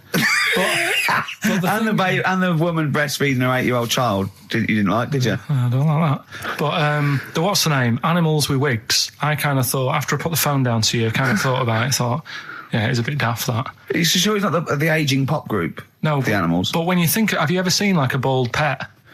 No. It's weird. What do you mean? Because my mum, we had a cat, we used to get through loads of cats because we lived on a... Oh, God, it started early today, isn't it? What do you mean? It's only 10 past 1. What are you doing? No, Running a restaurant? We lived on... Oh, God, what do you mean? No, we lived on like a main road. Oh, yeah. Right? So Yeah. we used to get through a lot of them. My dad kept their saying, risk. stop wasting money, it's not Stop good. wasting money, not wasting cats. Right, so anyway, we had this cat that was ill all the time. And It's just bag of nerves, probably. Yeah, malingerer. Yeah, I'm terrified. I'm going to which house? Rome. Oh, God, bloody hell. Rome. Don't let me go to the Pilkingtons. and it, for some reason, it kept being sick all the time. Right? Yeah, that is nerves. That's definitely nerves. So my mum kind of thought, I've had enough of this, and she shaved it. Whoa. Whoa.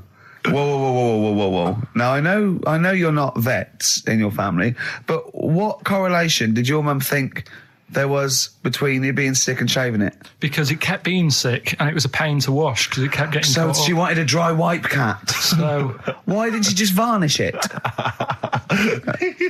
What? it's weird. It's weird. Though. So now he's cold and sick. No, but not all of it. She left sort of the back half, but sort of from its waist, sort of. I love that. Shave it because it's sick on itself. And That is it was the genius. weirdest looking thing. I mean, normally I like cats. I'm always like giving yours a stroke on the head and that. Yeah. As soon as she did that, it was like, oh, Yeah. can't touch it. And then So now it's sick, cold, and hated. Yeah. Karl.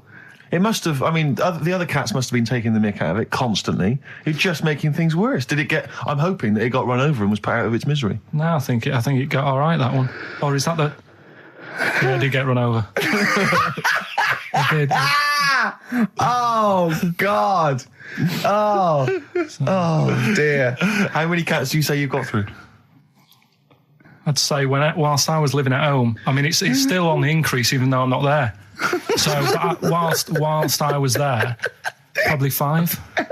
God. Wow. Oh. Yeah. And were you upset each time, or you just got used to it? It's one of them things, isn't it? Like I've said before, when you first see something, it's a bit of a shock. Do you know what I mean? It's like the Elephant Man or whatever. Yeah. First time you see him, it's that sort of, oh, look at that. Do you remember the first time you saw Steve? No, I'm not being funny. Do you remember the first? Yeah, but I've said this before. It's always, then you get used to how people look and you don't... No. I'm going to burst. You have to play a record. No, but... Because I just see Steve's face. No, but I've got used to it. Shut up. This is XFM 104.9. I'm Ricky Gervais with me, Stephen Merchant.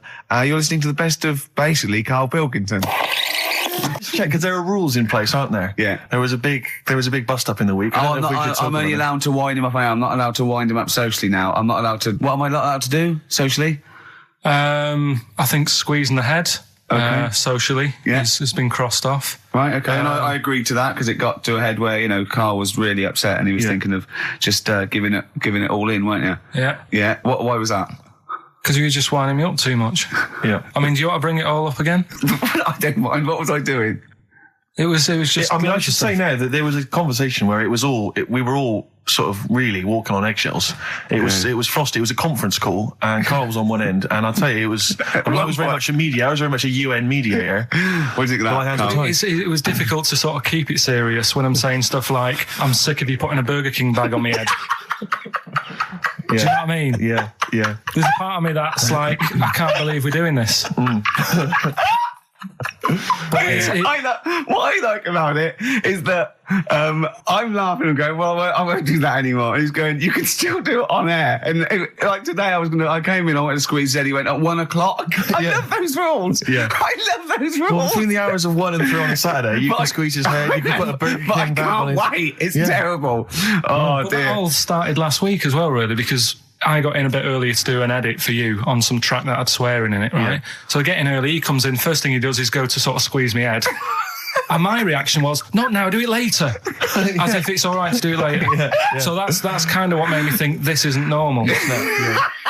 We should just point out, when we say squeezing your head, what exactly does that mean? I put my hand on the front. I do 2 experiments, right? Yeah. One is the side, because you can crush an egg sideways, so I think that's more dangerous. Right. And I actually put my elbows out, and I pressed like a vice, and I really go for it until it really hurts. And the front one it shouldn't hurt so much, if my experiment's right. I don't know.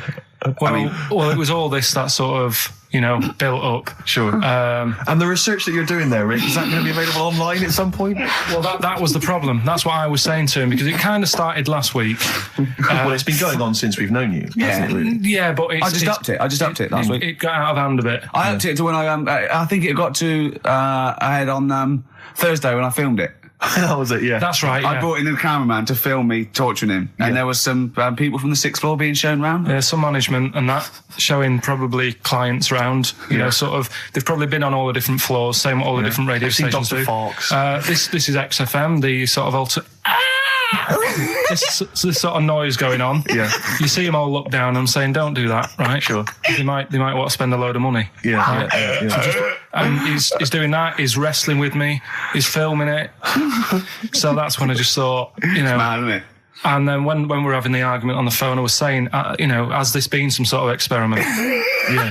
He did. He said that, and of course I lost it. Yeah, but it's all good now. Do you want to squeeze his head before we play the next? I won't at the moment because we've got to get on. It's not right, and that annoyed me as well because I was trying to find out where he was going. I was filming him. I was going on waiting for Karl. He told Johnny he's meeting a mate at 6, which annoys me on 2 counts. And I'm just doing it to the camera, So I'm gonna follow him and just turn up and go. All right, where you been? But then when I came in, he went, I'm meeting a mate, and he told me where it was. So I told him that spoils my fun. Of course. Because you'd want to just track him down. I don't want him to like it. Yeah. Which is pulled the rug under my carpet now that he's going to let me do. Do you know what I mean? It's just, it's a little bit annoying. Right. Is this talking about diets and stuff? Right. Go on. They've come up with a drug that they tested it out on a mouse. Right. They said it's a problem that weight is a big issue in the world, and a lot of people are depressed, and that probably like Rick Waller. Well, right? I'm depressed looking at Rick Waller. Well, Oh. I mean, you could sort out Rick by you know, Jono is an old man, he's got loads of money. He's not old. No, but he's getting on a bit, right? He's about no, but my hang on a age, minute. What I mean is he does his own shopping, right? So I bet it's hard. What do you mean? Because he's like, how old is he? 35. Right? He's got loads of money, he does his own shopping, so when he goes to the supermarket and he passes, you know, the sponge cake section, it must be tough when you've got loads of money to burn that you go, oh, just one more. Yeah. One more. Look, sorry, we are getting close to libel here, I think. No, but I'm saying how it is, because Right. I've tried, like, losing a little bit of weight. Have you? And it is difficult when you're in Waitrose and you see a little chocolate muffin and you think, well, one more and I'll do without... Do you like a little chocolate muffin now and Well, again? yeah, right. Is that your favourite thing? So the A thing is- chocolate and Let him muffin? finish his point. So the thing is, right, now with Rick, he lives at home with his mum, so why doesn't his mum just say, I'm going to buy less this week, and if you eat it all, you're not getting any more? Yeah. That's sort that Does out. he live with his mum? Sharp shot. I bet he does. I bet he does. 'Cause So he- you don't actually know if this is true or not. No, but anyway, right, so this drug they've come up with... They've tested this on mice, haven't they? They've tested No, I'm worried if they haven't tested it on mice. Thank God for that. It's definitely been tested on mice. Definitely. They fed a mouse a load of cake, Yeah. right? And it went a little bit chubby, and he said, right, stop a minute. And then they gave it this drug that makes you lose weight. Yeah. And its weight went down, but the only bad side effect was its eyes were popping out. Well, that seems to be fine then. Let's give it to Jono. There doesn't seem to be any problem. Oh, let's Rick should get some of that. Yes, truth, Doc, look at these. Oh, Jesus, Jono, your eyes are popping out. That happened to the mice. Sorry? That happened to the mice. But what do you mean? That's the option. What do you mean that's the option? So I love the fact that your choice is either be like a fat, happy man who has the odd sponge cake, or a stick man with eyes on stalks. I mean, Steve's chosen that. All right, calm down. I sorry, thought we were mate. slagging off Rick Waller and Sorry, fat mate. people. Sorry, Let's mate. have a go at the fat people before we start sorry. on me, Rick. Yeah, no, I didn't. I You know what I mean? forgot. It's like... Yeah. Because I've got some issues and body issues. I you know. But Rick Waller's grotesque, you know. Yeah, sorry about I'm that. just a little bit weird. I mean, do you know what I mean? Yeah, should we play a song and... Well, I'm sort just of- a little bit offended. That's upsetting. Karl, have you ever logged on to Friends Reunited? It was the site that everyone was talking about last year. No. Are you aware of the concept? I've heard about it, but there's no one from school who'd want to see Hook it up with. again, really. So basically, for those that don't know, you have to log on to his website, and then you can it helps you track down your old schoolmates if they've also logged on and stuff. And we took the liberty, really, of looking on the Friends Reunited site and typing in your school and trying to track down any of your old mates. We didn't get in touch with any of them, don't worry. didn't do that. We're We not don't going to want you surprise to. you with them now. No. But I was just interested to know, like, some of your thoughts on some of the names that I could run past you. I mean, these are people from your year. Just tell me if you recognise the names. Sarah Morris? God, yeah.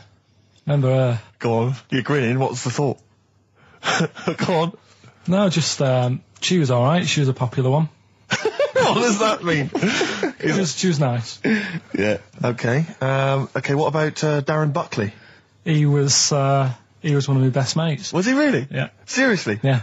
What do you reckon he's doing now? Do you still keep in touch? When my mum and dad were still in Manchester and they had a butty shop, he used to go in because the Bucky's was next door. I love the way you paint a picture. used to, If you do this in your history exam, Karl, you will walk it. Go on. So your parents had a butty shop. There was a bookies next door. Yeah, and he liked having a bit of a gamble, so he used to, I think he works for some insurance company. Do you think that his fiancée Beth knows he's got a gambling problem? Or that his 2-year-old son Lewis? No! Yeah, they live in Cheadle Home. Hume. Cheadle Hume. He must be doing well. 'Cause it's He's still supporting the Blue Army and frequents the shrine on a fortnightly basis. funny thing with him is, right, when I used to stay over at his house, and his dad was a copper, and I remember his dad came down and said, right, I want to see you two. I was like, oh God, what's happened? And got us round the table. And he said, do you know much about drugs? So we were like, what's all this about?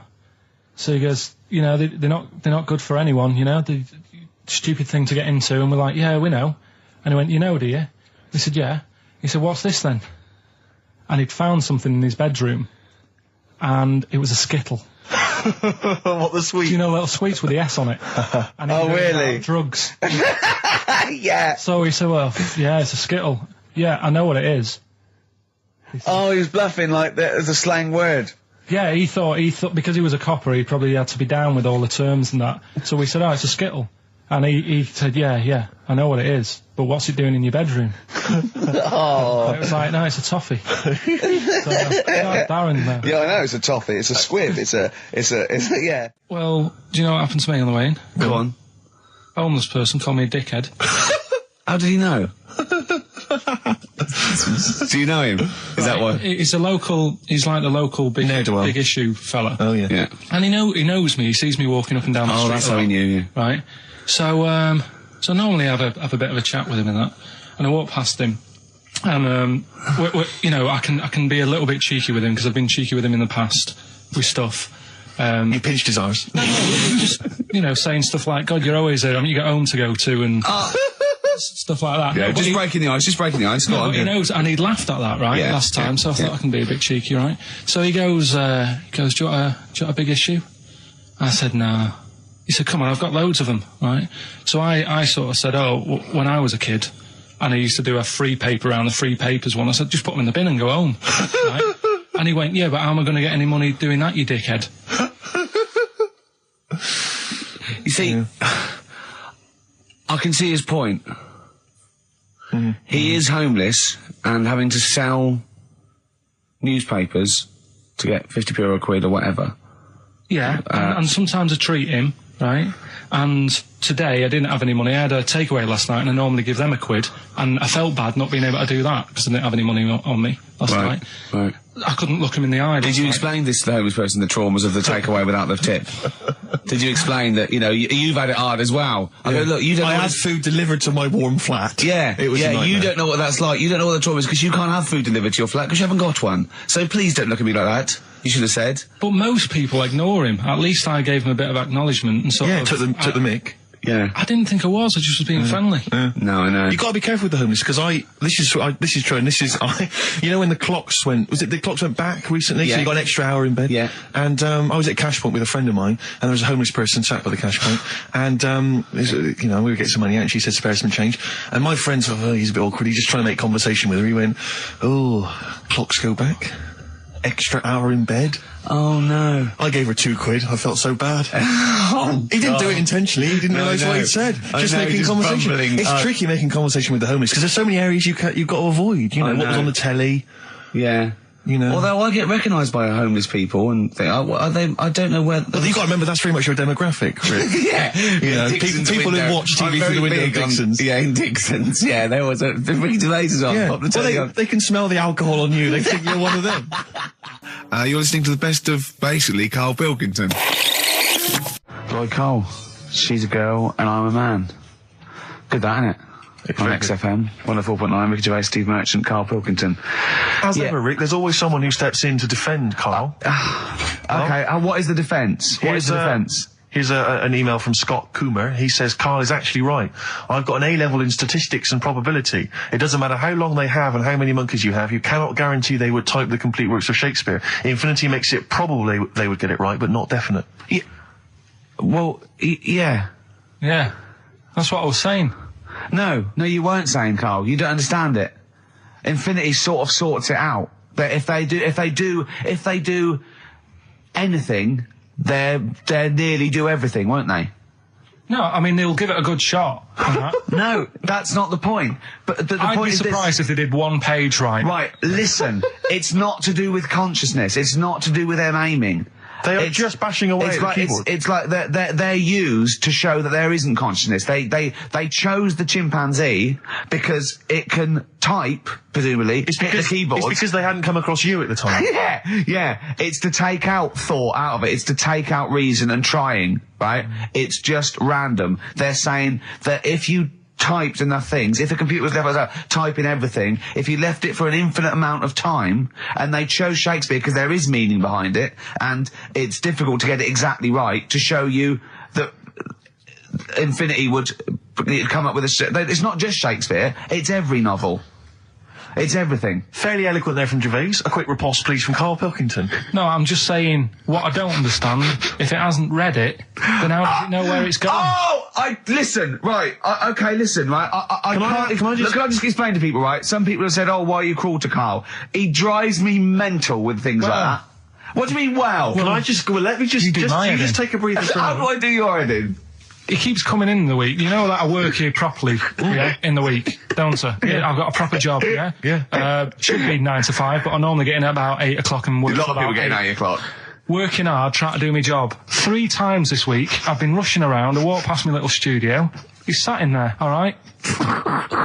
Now, because I've got this sort of job, I can get away with it. I said to him, if I was a doctor, would he keep coming to me practice? If you were a doctor, there'd be severe problems with the NHS. Oh, imagine that. The standards would have lowered so much We go if to you lunch. can arrive at the hospital, you're a We'll doctor. pop in, I'll go to lunch, don't we? We have a little lunch break, don't we?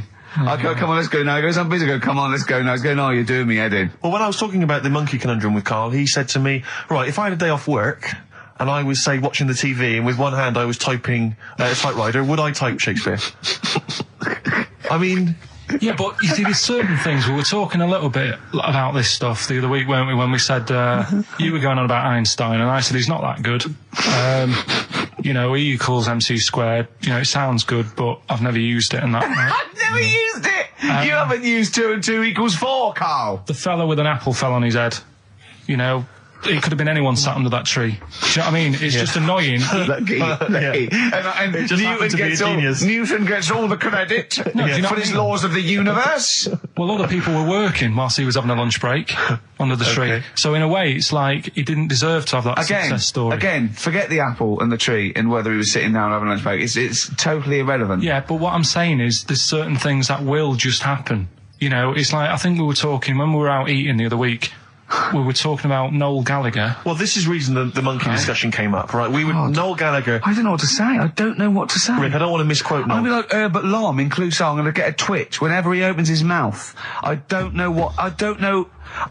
where to start with some of his statements. Well, as I say, this discussion began because we were talking about a quote that Noel Gallagher supposedly gave. Now, I don't want to misquote Gallagher, but the gist of it was that he said, had I written Wonderwall or whatever, instead of the Beatles writing Strawberry Fields or whatever, I'd be the one that was considered the great songwriter and it wouldn't be the Beatles. You know, it's just the fact that they came first that meant that they get all the credit as being the greatest band I in the don't know world. where to start with that statement either. I mean, that's Gallagher's thing, and he's, you know, well, whatever. We know what we think of that. What was your point, Karl?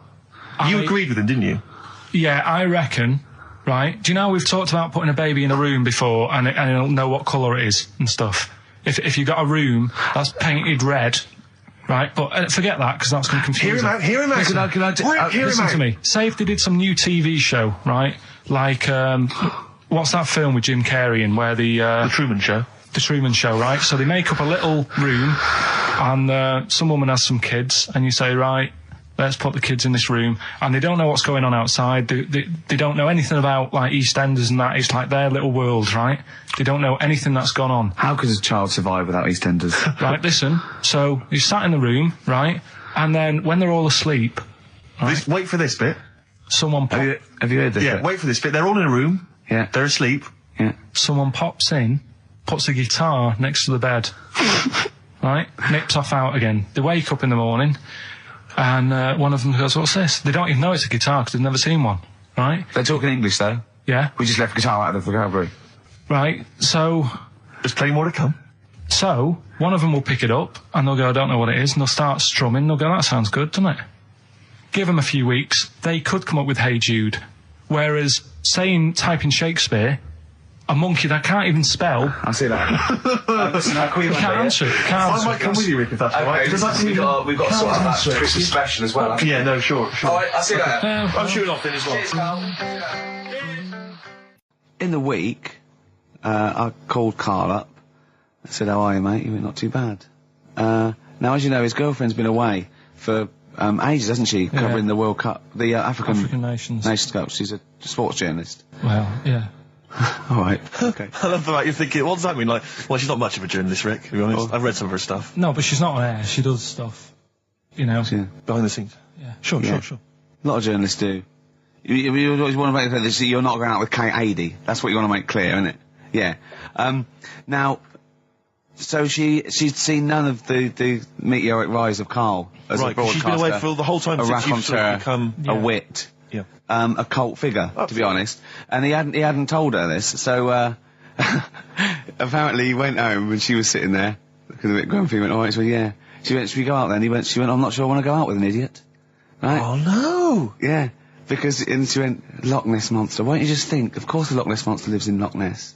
And she was giving a bit of a hard time. She went, he said, that's why I didn't tell her. I didn't tell her really. Same thing happened when I was at school and I had to play drums in Little Donkey.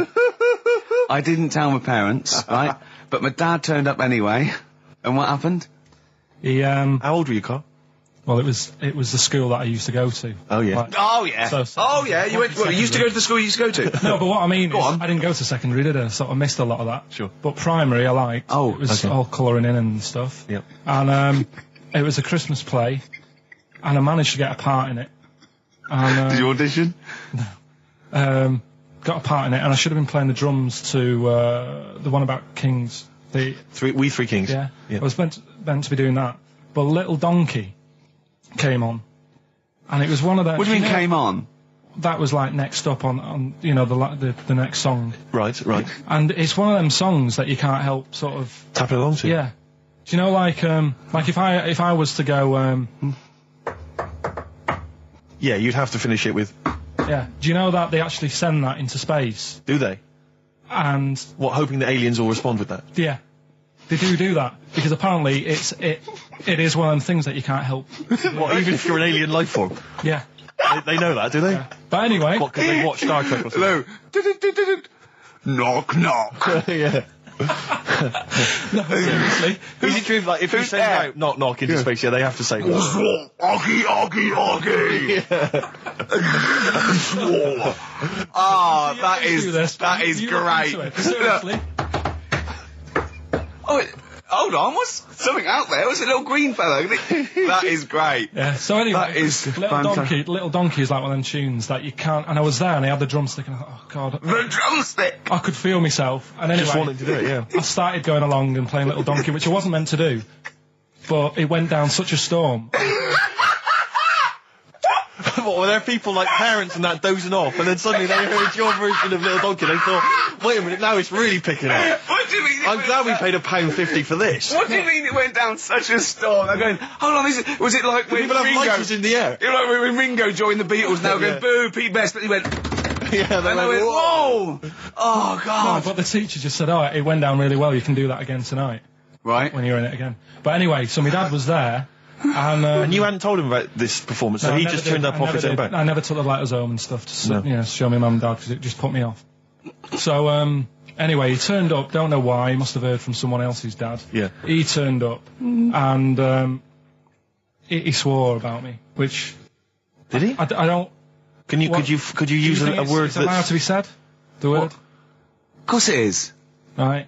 If you got a kid in the car or anything, you can turn it down now. Oh, yeah. Right? But he said, there was a guy stood next to him with a camera, big video camera filming it. And he said, yeah, film it, but try and avoid getting the twat in the hat in the shot. Because I had one of those porters, you know, the little round pork pie hats on. Right. This is so sad. What, was this a nativity play? It was about Jesus and stuff. Yeah, well, there was a porter there helping him with his Of course bags. there was, I forgot. I mean, Mary and What, Joseph, managing they the got stable? there. Yeah, because it was the hope, you know, because the inn was full. Yes. But I think the porter doubled up with the inn and the stable. Right, that was nice. So of him. He carry bags over, yeah. Yeah, no, so yeah. You're right, though. I don't know why I was wearing one of them. But I was. And, And your father said that, and how did you know your father said that? Did you he told hear me it? about it later. Oh, he told you about it later? Yeah, I was talking about stuff I'd done at school, and he said, "Oh God, remember that?" And I spoke to him the other day about it, Right. and Oh, yeah, God. shame. So that was the end of your sort of drumming career, really? Because it could have been, I mean, you know, the audience loved it the night before. Yeah. You could have, like, been on, who knows, a whole new world for you. Yeah. I've never done any stuff. I've never drummed. I wish I had, man. I wish I But, had. that is... That's a movie story, but... Is that, and that's why you don't tell, your mum and dad don't know you on the radio, do they they? think when they were down the other weekend, they had to come in. I just said, "Oh, I'll just go in and press the buttons." Because they could listen on Sky Digital, couldn't they? They could do. But you wouldn't want that, would you? I don't want that. No. Play a Carl- record, and I want to talk to you again a little bit about this later. Yeah. This is the Best Of Show on XFM 104.9. I'm Ricky Gervais, with me Stephen Merchant. Yes.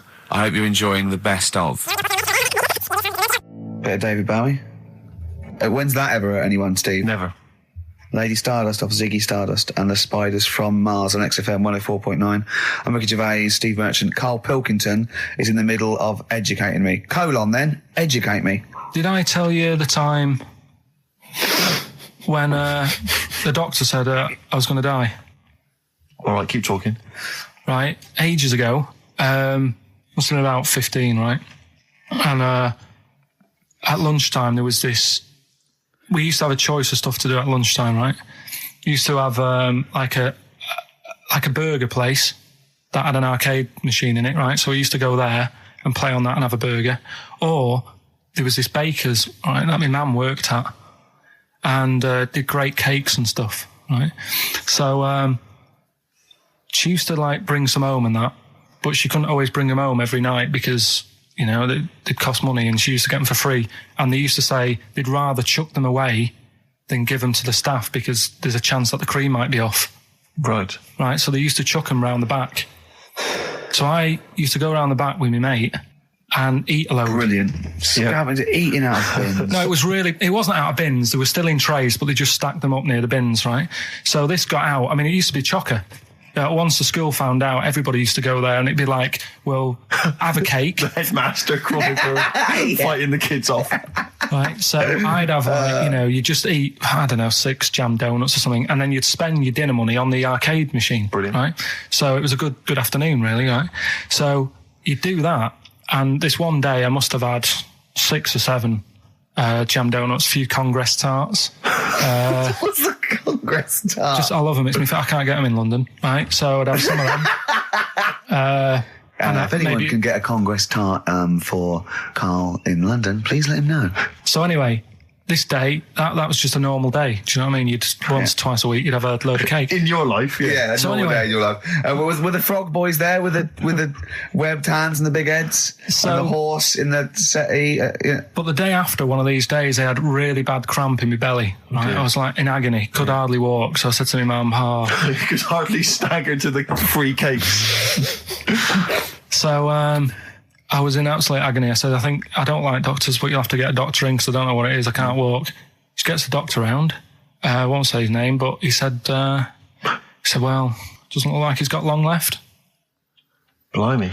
So I was a bit like, hang on a minute, I've only had a few cream donuts. Yeah. My mum was panicking. Sure.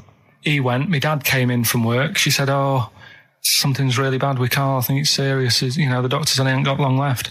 So he said, what? He said that and just left. So she said, yeah. He said, I'll have to call him then. So he called him up, said, what's all this about? You know, Karl hasn't got long left. How long's he got?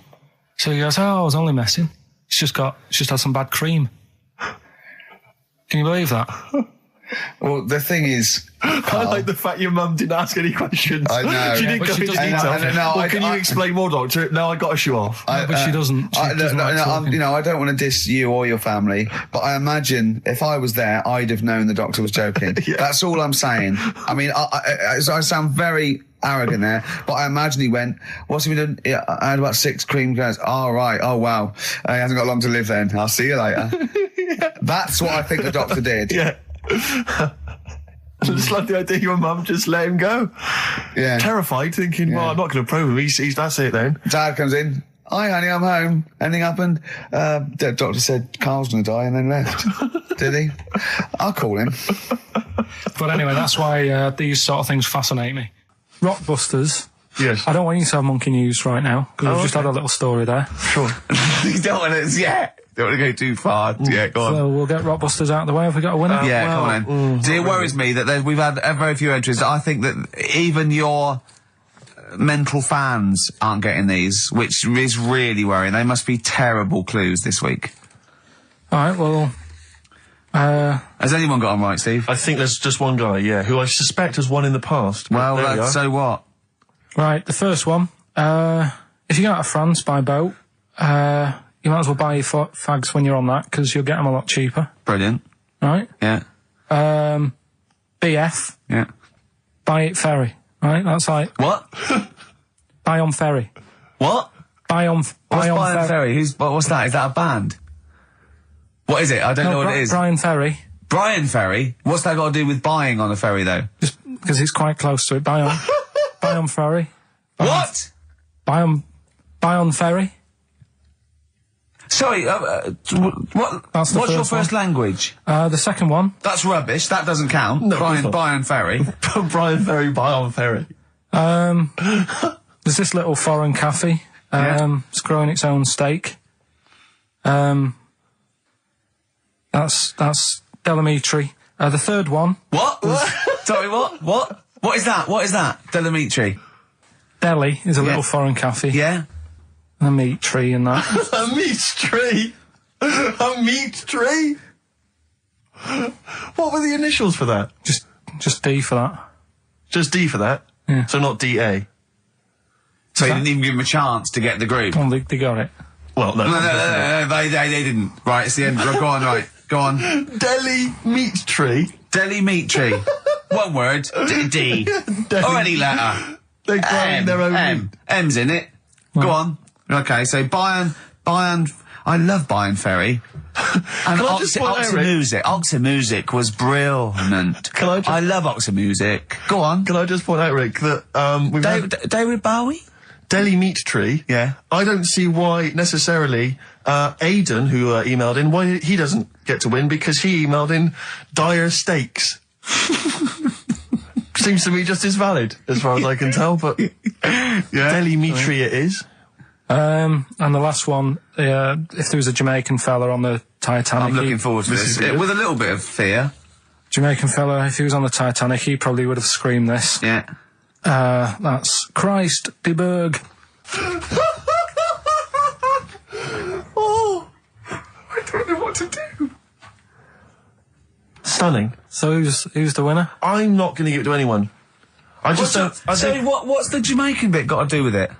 Just the D. Just Christ de Berg. Say it again. No, I think they've worked it out now. Say it again. Christ de Berg. And who's that? What? Who's that? Who's what? Who's Christ de Berg? Chris de Berg. Who's the winner, Steve? do you know what? I'm going to give it to Aidan because he just treated you with nothing but contempt. Steve Martin emailed in again. He got the first two, and then the last one he just emailed. I neither know nor care about this answer. I'm tempted to give him. Do you know what you've done there, don't you? Go on. You've put the nail in the coffin of Rockbusters. I warned you for 3 weeks, and you sort of bucked your ideas up for a little while. But Christ de Berg... Those are the worst you've ever done. The worst Delamitri. So, and didn't it just put D, and then Bayern Ferry. Bayern Ferry. Bayern Ferry. So, is that it then? Aren't we doing it Play anymore? record. Aren't we doing it anymore? I'm ashamed. You're an idiot. Are we doing it anymore? I'm just going to keep saying you're an idiot. Play it a Are record. we doing Carl, it have you anymore? learnt nothing from Dr. Fox? Yeah. That's not a Sony out the window. Aren't we doing it anymore? What, you need to start working on it now, because they're so good. You need to start working now for next Saturday. Aren't we doing it anymore? Just, I don't know. Aren't we doing it? Me and Carl went out, right? With me and Jane, Carl and Johnny and Gigi, wasn't it? Gigi, Is it important who went? No. Okay. But we're walking down the street. Carl was there, though, and he can back me up on this. We had a curry. We were walking back, and this little funny homeless fella, didn't he? He, I got to tell you before I go, didn't he? Yes. He came up to me, right? And he recognised it. And he came up to me and he went, he said, I've just nicked 5 of your DVDs from HMV. And he shook my hand. He was so happy with it. And I went, right, excellent. He went, all I do is I just swing the bag over the top. Like that when I'm going out, and he had a bag full of DVDs, didn't he? And he was so pleased to tell me that he'd stolen. Isn't that great? He said they're going like hotcakes. Yeah, he said they're going up, of course they are. Yeah, you're nicking them. Yeah. I know. We get paid for them, though, don't we? So not the stolen ones? Don't we? No. What do you mean? Did you sign them for him? I know you idiot. What? So he just nicked 5. Yeah.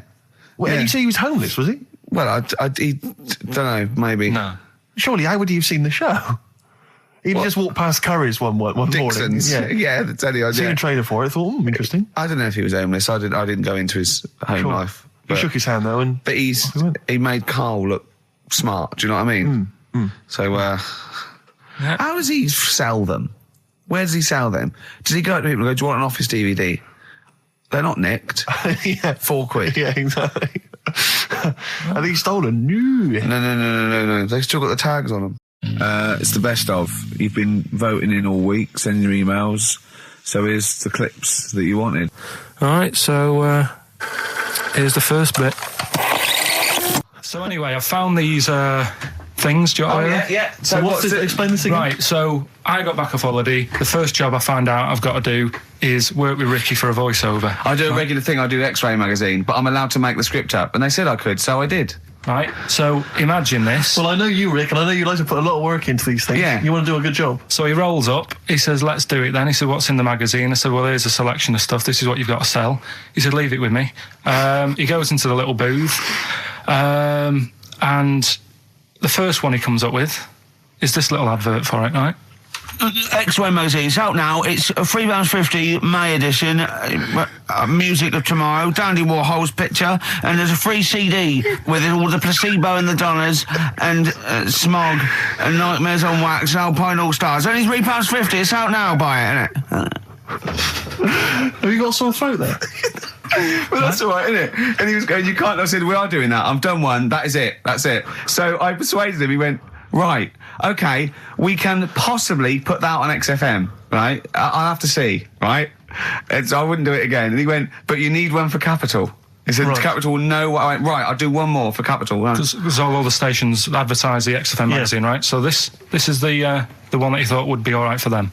Ooh, hello, you loonies in Radioland. Dr. Frog here to tell you about the new edition of X-Ray magazine. It's out now and it's only £3.50. You've not heard of it? It's a great music magazine. And you get a free CD featuring bands like Placebo. They wear makeup, but leave them alone. Gold Chain, Smog, OK Go, The Donners, and all great bands that you'll love. Just Froggy here. Hello. Bye. Ribbit, ribbit, Froggy says bye it. Oh, well. So then, he says, that's it. It's You good had to your see, money's is worth. Dr. Frog still on there? He's still on classic. I said, that isn't going to go out. They're not going to be happy with that. He said, you've had your money's worth. I'm going. Yeah. So I'm left with that. I then have to get the bosses in. And because I've let him go, in a way, it's my responsibility. Yeah. So I've obviously thought I've got what I need. I had to play them to the MD. What did he say? And justify. Well, I was sort of thinking if I laugh, he might go, well, I don't get it, but he finds it funny. Oh, brilliant. Well done. So I was laughing, he was sort of thinking, you know, Excellent. is that it? Brilliant. When do they go out then? I think one of them's going out at the moment. Excellent. I think the first one's going out. Brilliant. Well, let's play a great track then. Is it Dr. Frog? I'd like to see Dr. Frog feature maybe on our show more often. Okay. Oh, I've got some new comedy characters. I can't believe we're luck. You know, I love the work of comedy greats like Chris Moyles and Noel Edmonds. I've got some really funny comic characters that'll be popping in and out of the studio. Save them. I'm Okay. excited. Can I just tell you a story that Karl told me a couple of weeks ago? Is this another ghost story? Another yeah, spooky it is, story? yeah. I called him out. I was, what are you doing? He said, I've just been reading ghost stories again. He said, you don't believe in them, but how do you explain this? Right, I went, go on. He said, I'll tell you as he told me it. He went, bloke, right, just sitting at home, doing, watching telly with his cat. And, the phone rings, and it's a bloke going, is that fire, in your oven okay now? 'Cause your wife called. And Karl went, well, 1, there was no fire in the oven. 2, he wasn't married. I went, right. Go on. He went, well, then, right, there was a knock at the door and there was 2 sort of people in sort of white coats and they came and said, we've come about that fire. Your wife called us.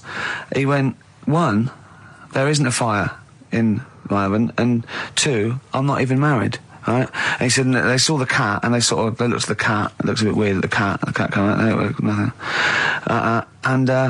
He said, and then he went back, sat down, phone rings, and they said, did they sort out the fire in the oven that your wife told us about?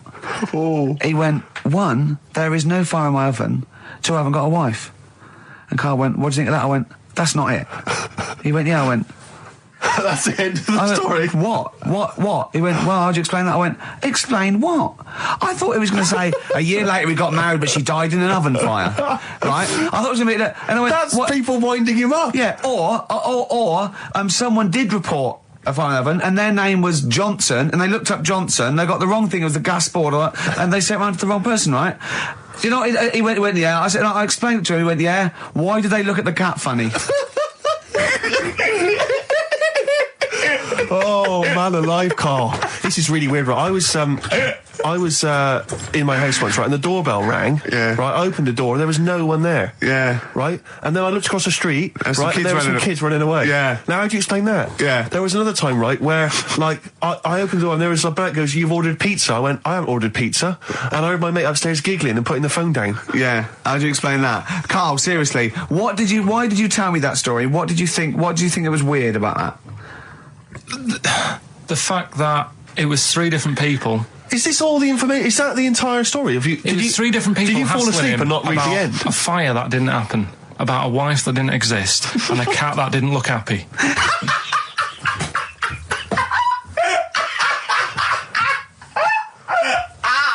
Oh, I'm gonna have a heart attack, Carl. What? I mean, why did they look at the cat funny? Because cats don't like spirits, do they? What? And the other blokes were ghosts?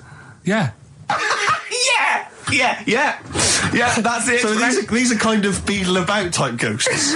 These are ghosts who walk the earth as the undead, just winding people up slightly. That's lovely. That is lovely. seriously, And a cat Carl- that did not look happy. But seriously, why would ghosts wander around just like winding people up? Oh, Maybe something did happen there years ago. Some fire. Some woman might have died in a house of a fire or something. Yeah. And it sort of all happened again. Bit of a- Yeah, it's certainly a mystery. Well, if you don't it's a mystery. I mean, I can't. What's this book you were reading? You were reading a book, which is interesting enough. It was the Fortean Times. Oh, Carl. Yeah. Well, I Man don't know. alive. I don't know what to say. Yeah. Right. Okay. Educating Ricky, part 2. Right. I'm committed to this treatment. Yeah. Is one. Oh, of I've them. got to go for that one. Yeah. Yeah. Or the other one is the police are causing a bit of a stir. He still says it like it's the best thing he's ever come up with, which in a way is. It could be. Right, go on in. I'm committed to this treatment. Right. Do you know the saying? Is it just sayings now? Are they all sayings? This No, week? no, they're not. Okay. No, the other one isn't. Frog in your throat. The saying "there's a frog in your throat." Yeah. I Absolutely. assume it's when you croak a little bit. You sound like a frog. No. Right. Might seem a bit weird, this one. Right. But years ago. Oh yeah. Sorry, well, what is that clue? Committed to this treatment? It's about frogs Kermitted. Kermit. Probably works better with a K and an ER written down. Well, also, if you pronounced it "kermitted," yeah. but not committed. Committed to this treatment! Right, go on then. That's Right, genius. So yeah. Well, what? You go to the doctors and you go with throat hurting a bit. Right. And what they did ages ago. Ages ago, what year was this approximately? We are going back quite a bit with this one. Oh, okay, go on. And the doctor would say... Did history. Imagine years ago, go on. and the doctor would say, right, keep your mouth open and you just look at your tonsils. And the jaw would ache a bit because they weren't as quick back then because they didn't have the technology and stuff and they'd have to like stare at it and study it and stuff. And like they get an achy jaw, right? Keeping their mouth open. Yeah, like you get, Yeah. you eat a Mars bar or whatever. So they'd sat there and they used to always close their mouth and it used to annoy the doctor. Right? Oh. So what they did, they used to get a toad Right. and put it in the mouth. Rubbish. Okay. Rubbish. Keep talking. Keep talking. And that way they couldn't close their mouth because either they'd squash it Right. or apparently you're not allowed to lick a toad's back. So the doctor would have them for breaking the law? No, but it's poisonous, right? A toad's back. You should never lick a toad's back. Or put it in your mouth, really. Oh, just stop for a second. Wait. What? Can I just ask one question? Go on, yeah, Can I just go ask on. one question? I've got a few, but no, go on. sure. My initial thought is, it sounds like a brilliant bit of sort of medical knowledge there. It's a great idea. Yeah. My only thought is, how does the doctor see past the toad at your tonsils? What's he actually looking at with the mouth open? Surely the toad is Isn't in it the like way. hopping around in the way? It didn't say. Sorry, and my first question is, was this on the internet? Yeah. Yeah, okay. Carl, that is bollocks. That is, I mean... Well, all right then. Let's turn this round. Where does the saying, you got a frog in your throat come from? Probably because you sound a bit croaky. Probably that. Probably because you sound a little bit like a frog when you've got a sore throat. Carl, did you not question it just for a moment when you read it? Just for a second, didn't you think that seems an odd approach? Firstly, why a frog of all the different Because species? it's poisonous. A toad. So a toad, so it's a toad as well. Yeah, well, it worked. I'm committed. Worked. No, I was going to change it to, have you heard the news, Toad Day? But I went with the frog. Oh God! Right, so that's think rubbish. about it. So that's rubbish. Next, can I have Let's play a tune. Let's come up with a God? Can I just say? No, just play it. Just play it. Yeah. Yo, Carl. 104.9 XFM. Hello, I'm Karl. Ricky and Ricky Gervais and Steve aren't here, so we're playing through some of the best bits. I say the best bits. It's the bits that came across first. I mean, I'm not wasting my time. I'm a busy man. You know what I mean? So here's another bit. But I was in the cinema. It's not long ago, and I went to see that. It was, I think I was off to see that film, Crouching Tiger, Hidden Dragon, or whatever it's called. You know, Well, they could be on the phone for that because there's subtitles. So it's not going to ruin it, is it? Yeah, it wasn't her. I was sat next to another woman. She was crunching, a big fat woman. No, but he's got a good point there. Loads of people could be on the phone in there and it wouldn't sort of niggle you. Fine.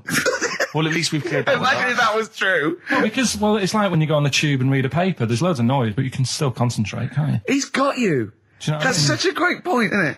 Right, yeah, because it's so easy to lose yourself in that magic realism world, you know, with all the sound effects and music and surging, exciting noise, and there's a woman clattering on going, yeah, well, I'll probably meet you later, Stange. Should we get some Diamond White in and around by the park? Yeah. Switch off. I do it. Yeah, but we know what you're like. Yeah, you can switch off, Carl. It's like you can turn your ears off.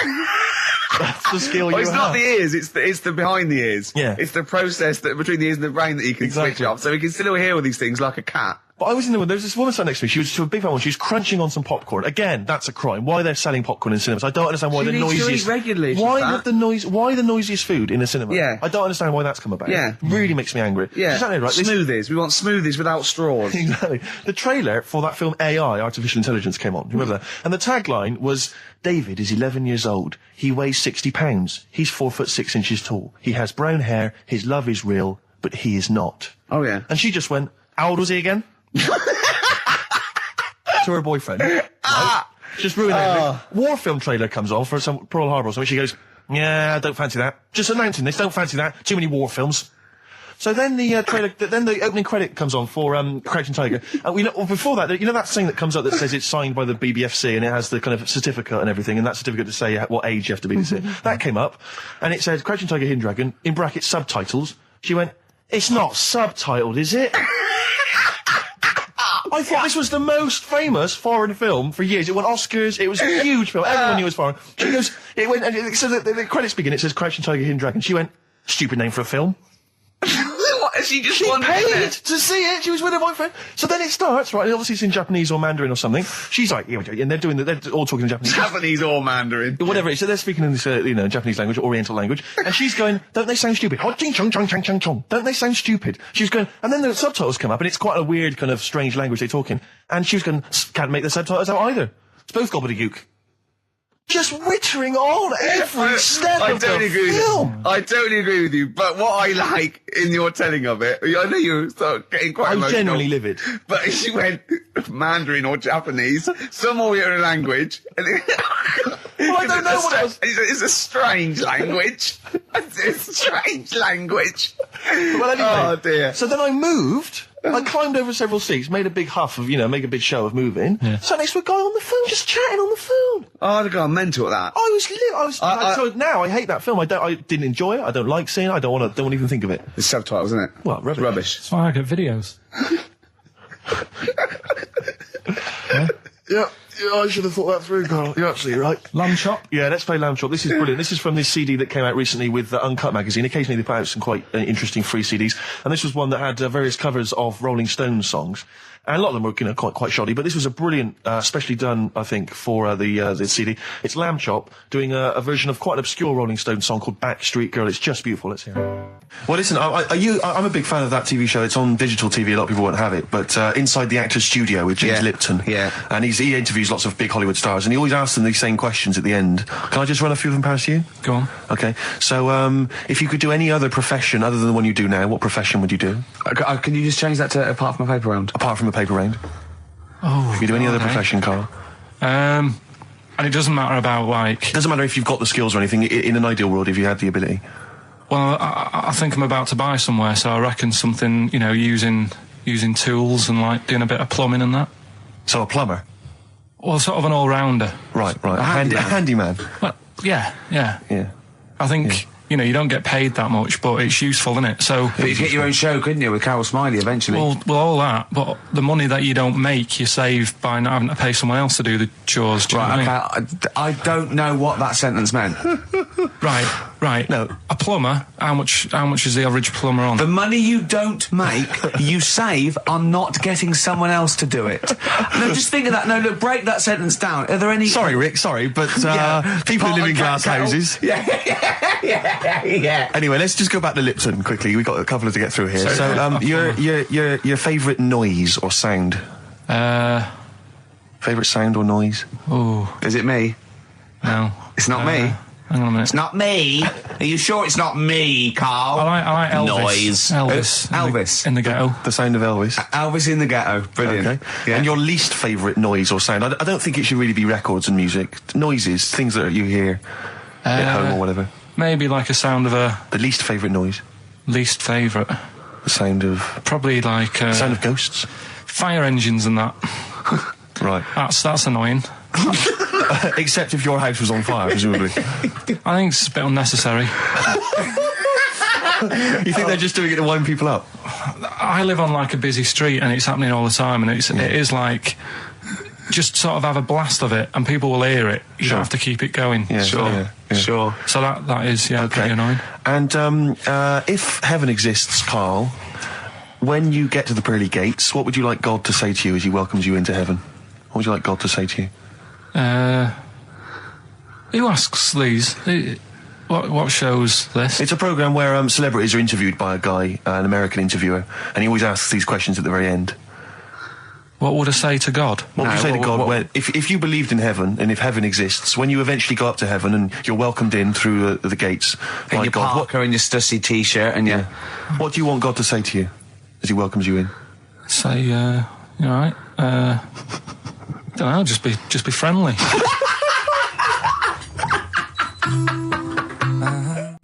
Well, we're running out of time. We've got to get on with the show. It's near the end.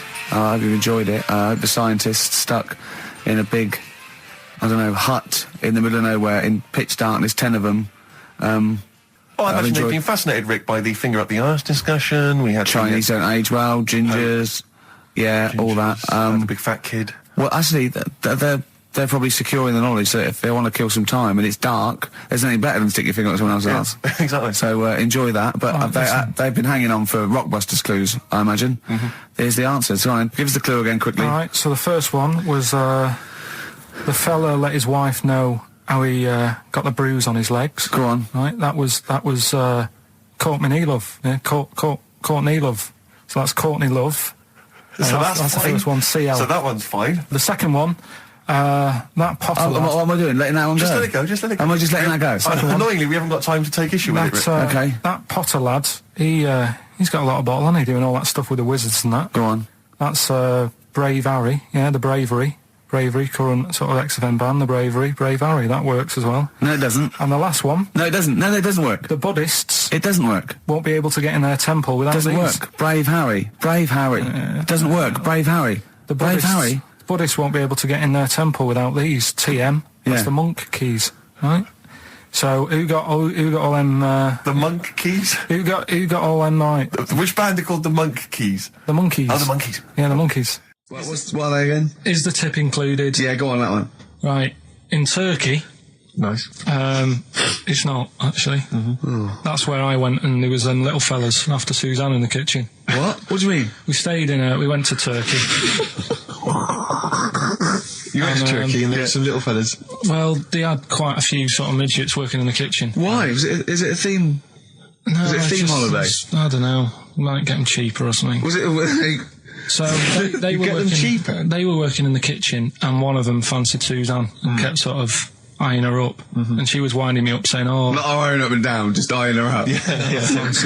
Anyway, no. So What was she doing in the kitchen? No, it's like a pick what you want to eat like Buffy, but you have people clearing the tables and that ready for you to come along. Are they low tables? And you know, he was just keeping an eye on her. What did he say though? Was he a little? He was Turkish, so I don't know what he was saying. But he was a little fella, yeah. Did he? What do you mean a little fella? What do you mean little fella? Sort of dwarf-like. What do you mean dwarf-like? He had magic powers, or he was 4 foot? No, what do you mean, Carl? A little bloke, just like a normal bloke, but small. If you stood him in the desert, you wouldn't know. But he'd be hot and says, right, Carl. You should watch out for the monkeys. Yeah, underground. There's underground monkeys. Look, you can't just say there was a little midget fella who was eyeing up my girlfriend and then leave it. What do you mean? What was happening? This is a story to us. This is much more interesting to us than, and she was deaf, right, and she hit her head.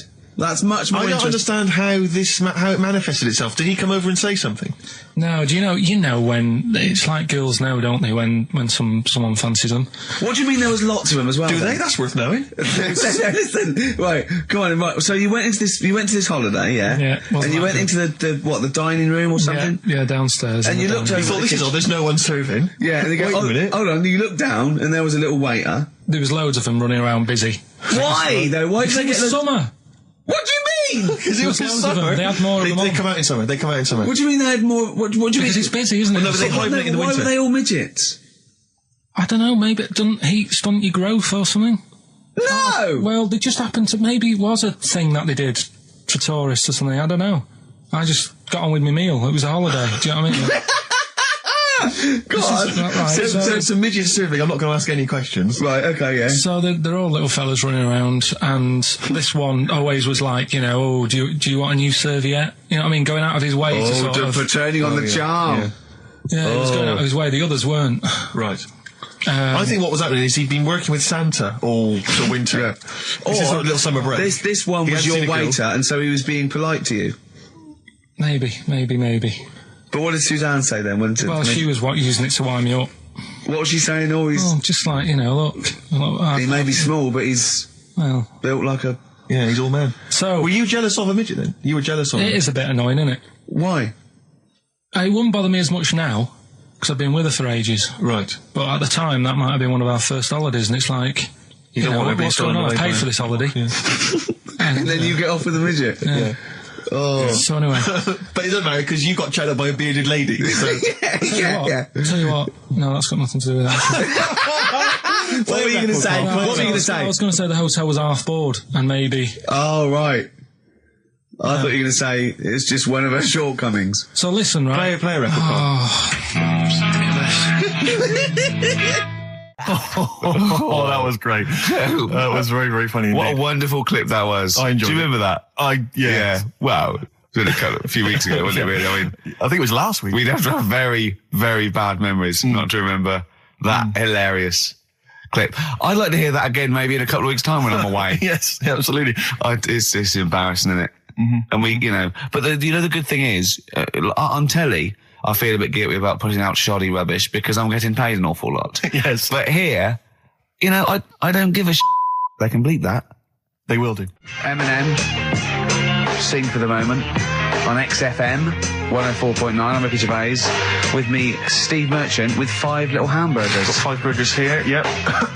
And so I don't know, how should we begin, Carl? Do you want to just look at the size of these burgers? They're quite- Look, they can see it on webcam, can't they?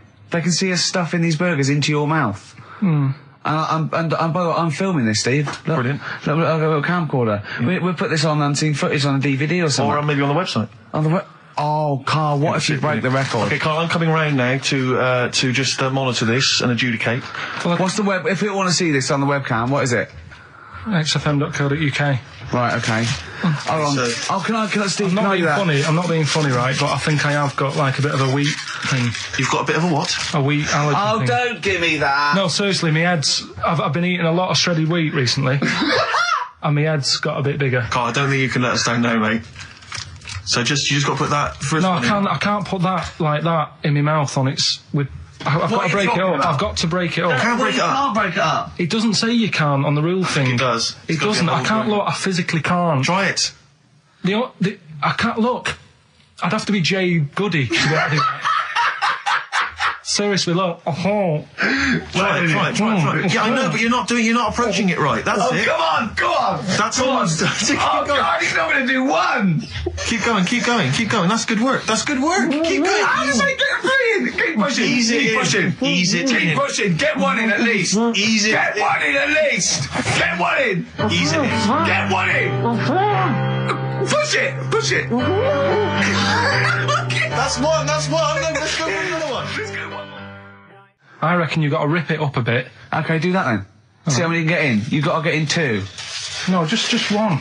No. Well, it's don't rip it up and pack it in. What do you do? Pack your cheeks first. Honestly, Steve, my head is swelling a bit because I have got a wheat allergy. That'd be good then, there'd be more room. Right, okay, look, Carl is now just sticking it in his cheek. Yeah. Don't eat any. You can't swallow any. It's like a hamster. You've got to work it like a hamster. Yeah, stick it in. Come on. He looks like Marlon Brando in The Godfather. Come on. Don't lose any yet. Right. Pack it in, then use your fingers to pack it in. Come on. Wedge it in. Like you're grating the bath. I can't do this either. Keep going. Keep going, don't give up so early. This is part of the problem. You just give up, Carl, too quickly. You failed again. It's like your history O level. Come on, Carl. Come on. Do something all well. it's one then, Succeed at something. Push it in. You've got nearly a half a burger there. Oh, I'll come round there. You're chewing. Don't chew. I've got a bit of food. I don't know what he said, but... Is that What, is that a whole one? No, it's not. I can see bits left. Come on, Carl. Come on, keep working at it. Keep working at it. Look, there's so much space in your mouth, I can see it. He's going red. Okay. Okay, we'll do another one. We'll do another one. That one then. We're doing a... Oh, are you alright? Are you going to be sick? Are you alright? Alright. Oh God, should we play a record? He's making my eyes water now. I'll find a different one for you. Find a different one for What him. about most grapes eaten in 3 minutes? I'll go. Do you want to do that? Grapes are easy, aren't Grapes they? eaten, that's easy. Great. Come on, grapes are easy. Come on, don't make him laugh. He's choking. He's choking. Oh, Carl. Quick! Keep going, Carl. Come on! Come on! What happened? Did he just throw up? No! Don't make him laugh! Oh, Come on! we can make wine. Come on, Carl. You're doing so well, Carl. mate. I want to go. Come on. Only. Why are you making him laugh? That was a world record attempt. Come on. He's over. Keep going. Come on! You got 25 seconds. Come on. Oh, I think that was a shame actually because you were doing well, but something went wrong. I know, and I think those are bigger grapes than the ones I've seen before. They're quite big grapes. Look at his face, he looks so despondent. Come on, Carl, 8 seconds. Just a few more. 5. Come on, what's the matter? 2. 2, 1. It's all over, Carl. It's all over. Better count how many you did. Because you can get good at this. We can get good at this over the weeks. I think that was a fairly pitiful attempt, actually. I really thought you had a... It's interesting, actually. These are harder records than you might think. Yeah, I know. 6, 8, 10. How do you feel after that record-breaking attempt? Not happy with that. What are you not happy about? The fella who did it, was he in hospital and just had loads of grapes? I was bored. I'm sure he wasn't producing a radio programme, that's for sure. Well, to be fair, neither are you. What was tricky about it? What did you find hard? I think having Ricky standing over me, sort of shouting, "Go on!" isn't normal. No. But that wasn't... He hasn't eaten any! Hold on, that's 50 left. That's quite a poor attempt then, by the seam of it. Would you think about trying to maybe do that again in a couple of weeks? Would you do some practice and try that again? Leave it for the experts. And I noticed a tricky point. Maybe sort of when you had about 50 seconds to go, you seemed to be spewing things into the bin. What was that? Again, mainly Ricky standing over me. So 88. He's got 88 left. Okay, so what's the mental arithmetic there? Because we put how many in? It was 150 in the thing, wasn't it? What did I say? What did I say I had left? well, I'm not doing it again. 88. So You had 88 left. So 62. God, you're only at 62. What's the matter with you, Karl? There's people start you at 62. That is rubbish. That's disappointment. Let's leave So that. you failed on 2 world record attempts there. 62, and the record's at... That is rubbish. What were you doing? Oh, yeah, but like I said, I've got a small throat. I can't drink a drink quick. Ever since the Mr. Freeze Pops when I was 6, that I nearly choked on, I nearly died on, I can't go back. It'd be like asking, I don't know, someone who got run over to play Frogger or something. What's Frogger? Where, is this something that happened to a friend of yours, or is this... No, I read about it. You read about it? Okay. There's this little lad, right? Okay. First of all, it's years ago, right? When Right, they didn't have decent doctors in, like, every town and that. Yeah. And, this little kid is dead ill, right? Yeah. And the local doctor... Well, there's a phone call involved, so I don't Yeah, really well, get let the me get impression to it. that it's like medieval times. Yeah. Yeah. But I didn't say that, I just said it's years ago. So this kid's ill, right? Yeah. And he's lying in the bed, and he's all going funny colour and that. Yeah. And his mum says, I'm going to get the local doctor around. The local doctor comes round, and she says, oh, so I don't know what's up with him. He said, leave it with me. Leave it with me. He said, the doctor said that. I'll have he said I'll phone up a top doctor. Okay. Who was in America or something like that. And so he goes to the phone in his office and he calls America, and because it's years ago, the phone line isn't that good, it's all crackly and that, right? Mm. So he's talking to the doctor and he's saying, I've got this kid, he's a funny colour, and he's really weak and that. I don't know what's He's up not with him. giving him much to go on. Right? Sure. So the American doctor, right? Yeah. He goes, yeah, what you want to do? And it's all breaking up, right? Yeah.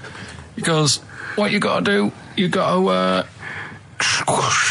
it's all breaking up. You've got to give him some, parrot's blood, right?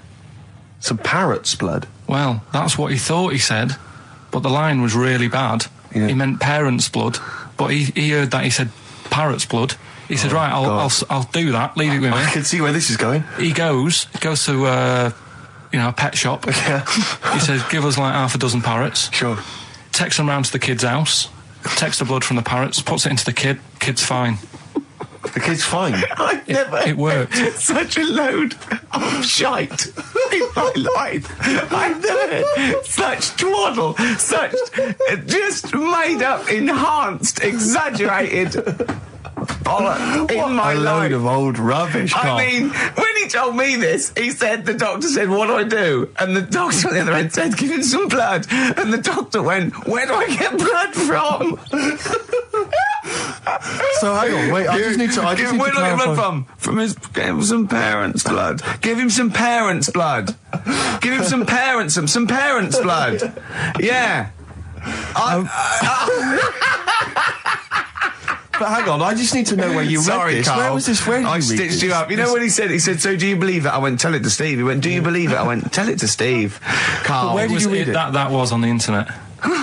What? About Where is it on the illnesses. internet? Badly Drawn Boy on XFM 104.9. I'm Ricky Gervais, with me Steve Merchant and Karl Pilkington. I'll tell you what, the Stoney's then. Oh. This Thursday at the Grosvenor House Hotel. Yeah. Everyone in Radio's Anyone has entered their show in different categories, saying, they get it down to, Winners this year included the brilliant Dominic Mohan, former showbiz editor of The Sun. lots of people won. Lots of people won gold. Lots of people won silver.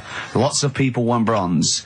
We didn't get a sausage. Nothing. This show was deemed not worthy of anything. I mean, not a look in. The panel looked at it and said, well, no, definitely is not radio. Didn't get a vote. See, that annoys me on so many levels. Let me tell you one, right? I've never complained about losing an award, okay, ever. Yeah, mainly in TV. I know we've won a lot, but we've been beaten by Peter Kay. Good luck to him. He's brilliant. Beaten by Phoenix Nights, the sitcom. A lot of people like that more than the Oscars, vice versa, right? No qualms.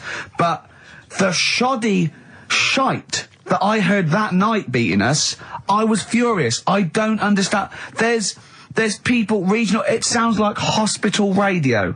right? I mean, I shouldn't even be on XFM. I thought, you know, it's beneath me. Yeah. And I thought, well, give them a hand, right? Let's show them. And I want to know who the panel was as well. I do not believe it. How can they I was looking back over some of the shows, right, before I go, Carl, and I've just done a little excerpt of, you know, a trailer of what we do, what we're about, and I don't know how the panel could overlook. Play a bit, Carl, please. Shaking her muff, minge and tits around does not make her a hoe, then what does? These kids at school with big heads. Carl, what are you talking about? Shut! Oh, my name is Holy Fuck. Right, it's this monkey that was on a train station. Right. What if you mean cock to mean penis? It was my Down syndrome son. Oh, chimpanzee, that monkey news. So we've still got monkey news coming up. You're an idiot! You know what I mean? That's, to me, quality broadcasting. I don't know how they can say that isn't worthy. That's what we sent in to the Sony people. They listened to that. How they didn't think that was dynamite stuff. It doesn't make sense. Actually, I've been thinking about this since Thursday because I've been a little bit down in the dumps. Yeah. What I think it is that with the TV show, the TV stuff we've done, Rick, we put a lot of work into that. Yeah. We get the script, we got the script, we spend a lot of time on it. What this show is about, it's very much about spontaneity, it's about our personalities, and I don't think we're ever going to win an award for our personalities. I think that's where we're going. Do you know wrong. what I think? I think that when we're together, we're the auteurs of The Office, and, you know, and we're strong on it, and we're just two. We write it, we direct it, you know, we cast it. We even worry about the font and stuff on the. You know, we do everything. There's a weak link in our midst, I think. On the radio show. Yeah. Right. Well, I'm just trying to think what the common factor is because on the award-winning TV show, it's Bliss You and I. Yeah, I don't know. Well, I'll tell you what. Can we play a record and let me think about this because there must be something. There's got to be a factor that isn't in The Office that's in this. That means that The Office is award-winning and this is a pile of shite.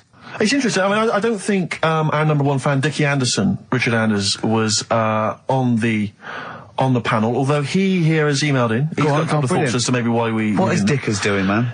Dickers says, commiserations on not winning a Sony. I can't believe you didn't win, naturally. I mean, apart from your show's obvious lack of quality and effort, having a monkey for a producer, offering the biggest load of tat as competition prizes, saying hairy Chinese kid 48 times every show, Rockbusters, not bothering to turn up for weeks on end, only having 3 listeners, introducing the comedy characters Camp David, Harry Fook, which I think he spelt wrong there, Stephen Merchant. I'm not a character. Apart from insulting every race, religion and sexual orientation, bickering like schoolgirls... We haven't done everyone yet. We have not insulted everyone yet. There's loads to go. Despite the fact you generally bring misery into the lives of anyone who listens, I thought you were surefire winners. Better luck next year.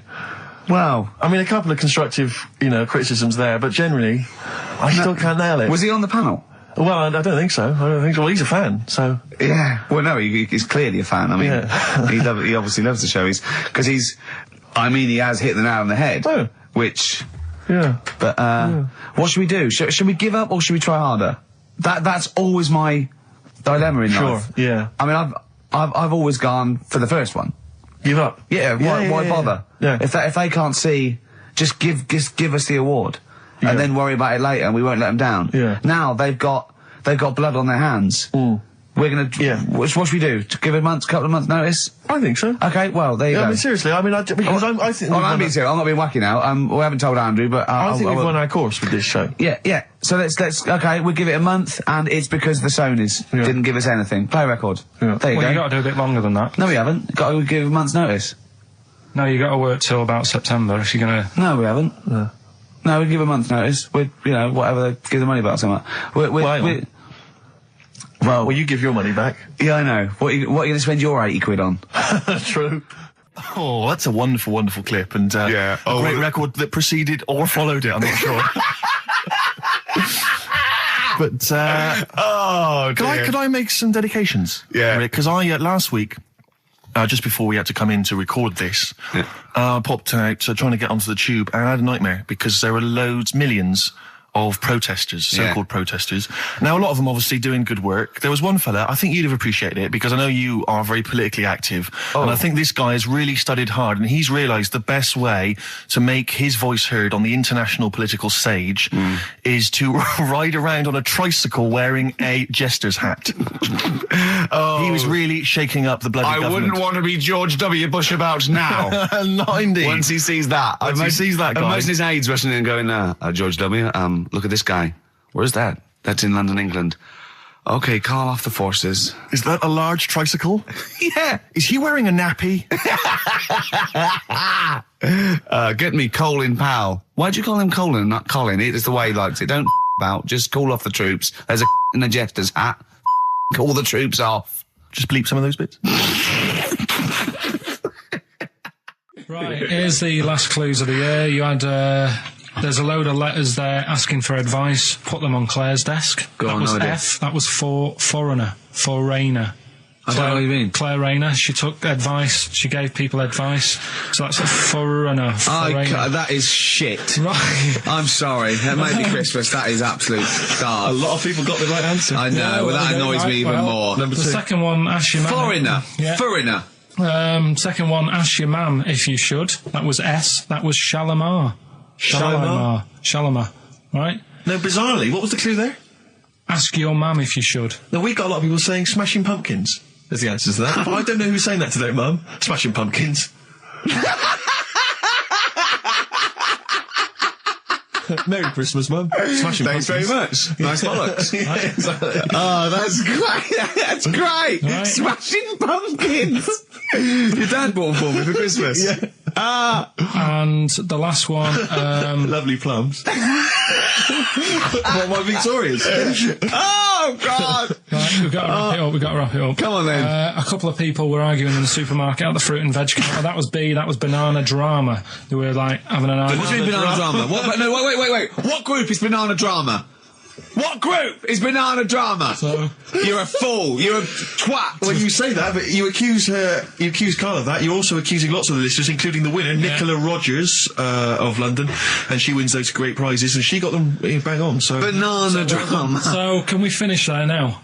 Yeah. Yeah, What do you mean? What do you mean? Can we finish there now? Just play the ads and go. What? no, what are you talking about? We're going to play Jerry Nick and Richie Everton all day. Play that then. Goodness me, Carl! Look at you. We haven't got time. Merry Christmas, Carl. Merry Christmas, Carl. Enjoy the show. Let's give him a little kiss. Oh, a little kiss. Oh, no, with tongues. It's Christmas. No, don't. Stop messing about. Get up! Ricky Gervais, Steve Merchant, and Karl Pilkington. Not done a lot. Maybe you should earn your money as you get to Mondays off for this 2 hours of nonsense. What are you on about? I've done loads of stuff. Yeah. Right. Same old. Yeah. Let's have something new, something Come on. fresh. Well, I've been looking around, right, on the internet for stuff. On the internet. Yeah. Your Bible, where you get all your information about the world and the universe and morality from. And you know, like, how I always say to you, I don't really read that much of it, I just read the headline, Perfect. right? Yeah. Anna Nova have sort of nicked that idea to grab you. Nicked what idea? Well, to sort of get to the meat straight away at the top. Do you know what I mean? The headline to the story and everything. What? Right, these are But stories. the headlines already existed. That was why you thought that was a good not idea. like this, though. All right. Headline. Oh, these are all headlines, right? Vibrating shoes could stop elderly falling. Do you know what I mean? Oh, God. You don't need... Vibrating shoes could stop elderly falling. Yeah, that's the story. You don't need to read on. That's what I'm saying. Well, Right, could you read on anyway? Can't be bothered. Read on anyway. Well, Read. you have a look at that in a bit, right? All right, See okay, what's so what interesting. This is frustrating radio if you're sitting at home. No, well, but it's not on. They've turned it off. If you want to know more, you know where to go. That's what I'm saying. That's what they should do in the news. Get the news done in Bong. a minute. There's a good story about Iraq. Right. Bong. Look it up. Look it up on the internet. Anna Nova. Give us another bong. Bong. Family sick of living on Butthole Road. Oh, brilliant. Bong. Man wears same shoes for 60 years. Oh, bong. This isn't that good. Some fella pulls a train with his teeth. And in lighter news. I know that. General Donald, this one isn't very good. And the last one, man fails to break clothes pegs on face record. She's always good. Well, that's the one I did read on about. I love that, all those. That's the one he went on about. Go on then. Just, Why is that news? He fails to make a record. So did I today. I know, yeah. I failed the long jump record today. Yeah. Didn't even take part. No, I was rubbish. but what are the rules on world records and that? I don't know if there are rules. There are certain things you can't. I mean, it's the Guinness Book of Records, isn't it? Really, that's the arbiter, innit? Yeah, but is there anything, if you said you wanted to do it, would they say, well, you can't do that? Yeah, they've stopped some gluttony records, obviously things that are in danger, so anything that's illegal, anything that's immoral. Yeah, like that American serial killer that just got discovered. Yeah. Having killed 47 women. I don't think he can make that into the Guinness Book of Records. No, because people would be trying to beat it, won't they? But there was some other story about a fella eating watches and that. That can't be good for you. So why don't they say, look, don't do that, do something else? He wanted to stay regular. Do you know what I mean? Though? I just wondered. What do you mean he was eating watches? He just said he was eating watches. He ate about 3 in about a minute. How would he time it? Do you know what I mean, though? Look at Karl. I love that look at Karl. Karl is looking back and forth. You know when you sort of you go to a cat and it looks back and forth between two people. That's very much like Karl's looking at us now. Or when, like, a child sees a midget or something in the street. They're just transfixed, aren't they? And the parents go, don't stare. When we were pushing Ash, yesterday, our producer's in a wheelchair, and we were pushing He's through not the a BBC. midget, we should make that No, he's clear. not a little midget. He's not tall. But we were pushing him through the BBC, and this little kid just came up and just stood in front of him and looked at him. Yeah. I just laughed. It was funny. Do you do that? I imagine you get caught staring at things. Yeah, do you go up to people with problems and go, Mummy, is that a monster? Well, I was telling you one about when I used to go with my dad in the taxi. Oh, yeah. What Tell us happened? this story. Well, Your father was a taxi driver? my dad he had loads of jobs, which he did back then. And they don't do that anymore, do they? People they don't Have a do variety of loads jobs? stuff. Sure. But at one point, he had a black cab, and I used to go with him. He used to get a beer crate and put it in the front of the black cab and sort of sit just next to the meter. And anyway, we got this call, and like the guy on the end of the radio said, "Oh, you've got your son with you, haven't you?" So he said, "Yeah." So it's just like, we've got to pick up at number 11 Village Lane or whatever. And I said, all right. And it was this woman. It was like a woman version of the Elephant Man. Wow. The Elephant Woman. Yeah, it looked like... it was really strange because I was in the front of the cab, and when you're a kid, if something looks odd, you're a bit scared of it, aren't you? Yeah. And my dad was like, look, be all right. And we're driving towards her. Look, don't worry, son, I've got loads of buns. And just to I think I'll just throw one down the street if you run after You're it. being mean, right? I am a little bit, So yeah. how old were you, 18? No, I was about 12 or something like that, 11, 12.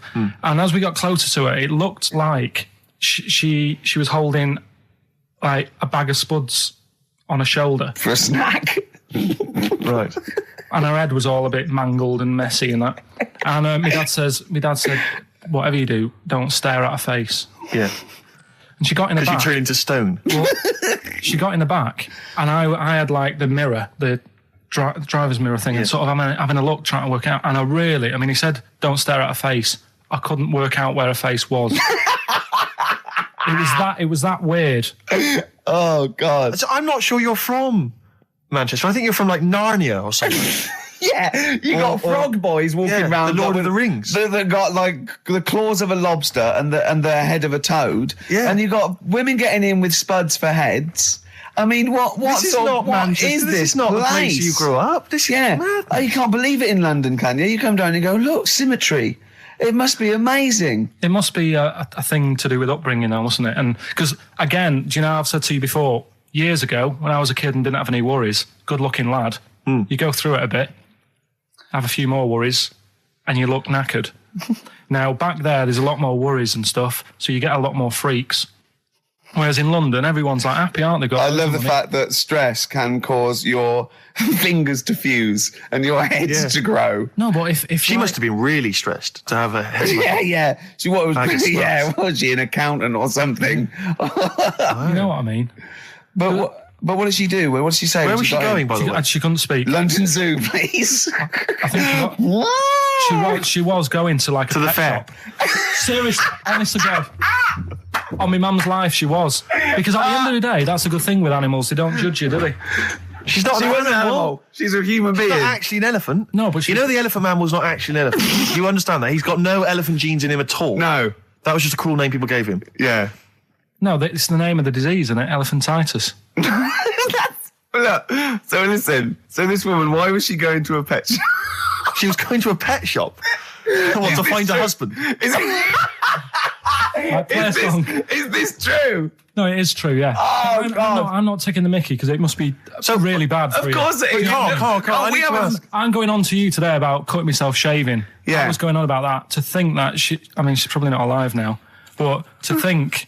But you're saying that you're going to say this is a worse problem than a little cut shaving, aren't you? Yeah. Yeah. Do you know what I mean? I think you're right. Carl, you worry about. there's a couple of key questions I need to ask. One, if she couldn't talk, how did she tell your father where to drive it? Did she have it Probably written got on a some note? help Did she for that. point with her nose? Yeah. Right, this has got silly. Pick your song. But and also, finally, where did you say she lived again? It was like in a village, a little small village. Right. Just heading out of the way. All I'm saying is we could maybe get like some sort of coach, book some coaches, get a coach party up there to have a look at her.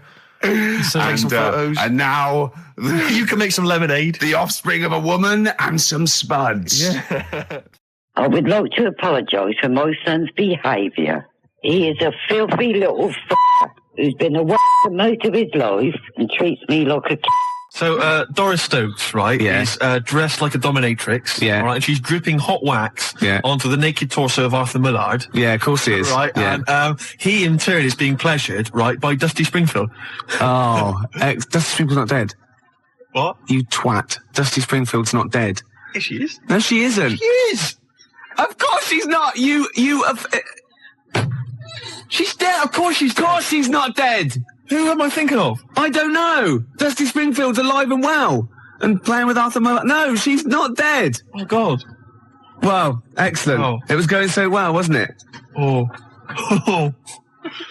I like the bit up until then, though. Yeah. I like the idea of her and Millard Well, that's all true. in a farm. We can't do that anyway. Still, see, you can't do that on the radio, talking about that sort of Well, thing. I think I'll tell you what, though, this now. if we're going to pick on a dead person, why pick Doris Stokes? I don't The know. one dead person you don't pick. I know. God. I'll have to convince her she's dead. But even in real life, she'd harness the powers of the dark side, so we don't really want I her know. on our, you know, She liked the dark side. getting on our That was her backs. favourite. She's getting on our backs. Don't get me started Well, on that. Oh, goodness me, it's just nothing but innuendo and Dusty libel. Spring, I don't believe It's it. libel. Play records, We're in mates. trouble We're now. in trouble. Oh, God. You should have picked someone like Scylla, who is dead. Muff Shandy says turn it up. Earplugs are gay. Earplugs are gay. Hear what I say now. Earplugs are gay. Get them out the way now. Feel the need to make them bleed. My brain needs noise to speak. Mother. The new single by Muff Shandy. Earplugs are gay.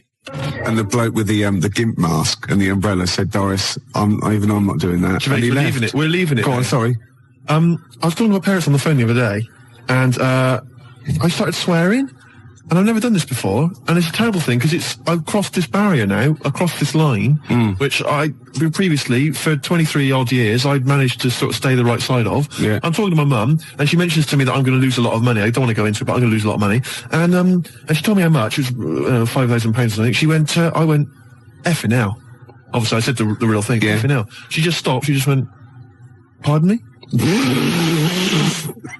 And I thought, what have I done? I thought, I can't explain myself, because she didn't know that I knew those words. So I just said, that's a lot of money. That got you out of it. That got me out of it. Yeah, But yeah. do you know what I mean? That crossing that step. Yeah. It's quite a terrible thing. It's like, I look forward to the day when I can bring a girl home and say, look, I do know about sex. And twat. No, you can't. But when I was a kid and I first went to senior school, I started to learn all these swear words that I didn't know. Of course you can say the word twat. Right. You're not meant to. I started learning all these swear words, and I went home and I started using the word twat. I just thought it was a slightly stronger version of twit. Yeah, yeah. Just it's a bit tougher for some reason. Yeah. And so I used to go around saying that, and I'd go, my sister would say, stop ruining my Lego, and I'd go, you twat. Yeah. And, make your bed, Steve, no, you twat. I'd say to my mum, right? And I didn't realise what it meant. Right. And my dad, right, he didn't really know much about swear words, so he started using it as well. He started going, oh, you twat, Steve. And, do you want to clean the bath? No, you twat. And we just started using it all the time, right? Yeah. So then at school, Mark Johnson told me what it meant, Yeah. right? Obviously I'm stunned. I'm thinking I can't go around calling my mum a twat. Yeah. So I just stopped using it. Yeah. Like that, just stopped using it. But I didn't have the guts to tell my dad what it meant. Oh, no. So he carries on using it, and to this day, we were driving along, he'll say, to my mum, Elaine, watch where you're going, you twat, you great big twat. I just want to say to him, Dad, don't say that to my mum, because she knows. Oh, she knows what it means. Oh, no, But really? She's not going to say to him, Oh, God. Ron, would you stop saying that word? Because Yeah, same thing happened to me. My dad still says Fouch. does he? Yeah. Oh, Felchin, talking of that, right, it's Doris Stokes. Yeah. She's got this huge... 4 sailors and a big sailors. bucket and like a weight. Well, that's it, Steve. Is it? It's the news now. Then we're out of here. Yeah. Yeah. Well, we've had a few laughs, a few tears. Yeah, well, don't go on about it. XFM 104.9, Ricky Gervais. Gervais, I've just thought of a great game. All right. Emma, who helps us out here, she's just brought in a couple of beers for us. Yeah. All right. And I know you We're have going to drink them after the show because I do not drive the desk and drink. Absolutely. Yeah. Anyway, okay, don't pick it up. Okay, right. Because the thing is, there's a picture, all right, on the bottle, which I don't think you've seen it yet. Have No. you? Right, and I guarantee if I turn this bottle round, you're going to start. Yeah, this is good radio, isn't it? You're going to start laughing when you see this picture. Right. Now, before I turn it around, right, hopefully you will laugh spontaneously. Yeah. It's a new competition, all right? You Right. can fact us in pictures. You can send pictures in the post, all right? Yeah. Any picture which I can then, during the show, hold up and show to Gervais. If he laughs spontaneously, you'll win a gift. You'll win a prize. That's a great competition, Isn't Gervais. it? And great radio. And great radio. They'll be laughing at the picture at home, won't they? Exactly. They'll be going, no wonder he laughed. Look at that.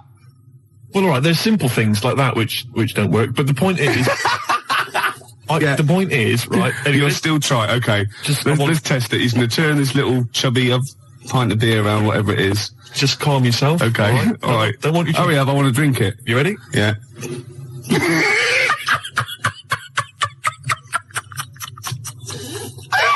All right, play a record, Gervais. Oh, God.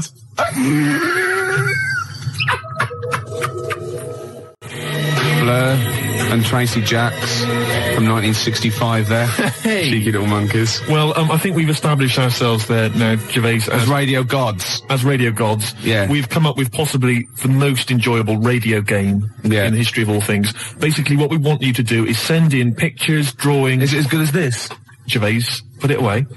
We want drawings, pictures, photographs. Okay, and what I'm going to do is I'm going to show them to Gervais. Yeah. Midway through the show. You'll never know when. They might just suddenly pop up, and we'll see if Gervais laughs hysterically. And if he does, you win a prize. I guarantee it. Yeah. It could be that you'll win a couple of pulp tickets if we've got them to give away. Yeah. It might be that you win a crate of beer, anything. Yeah. Whatever we've got to hand, you'll win it if you can make Gervais laugh simply by me showing him a picture. The address is XFM, 97 Charlotte Street, London W1P 1LB, alright?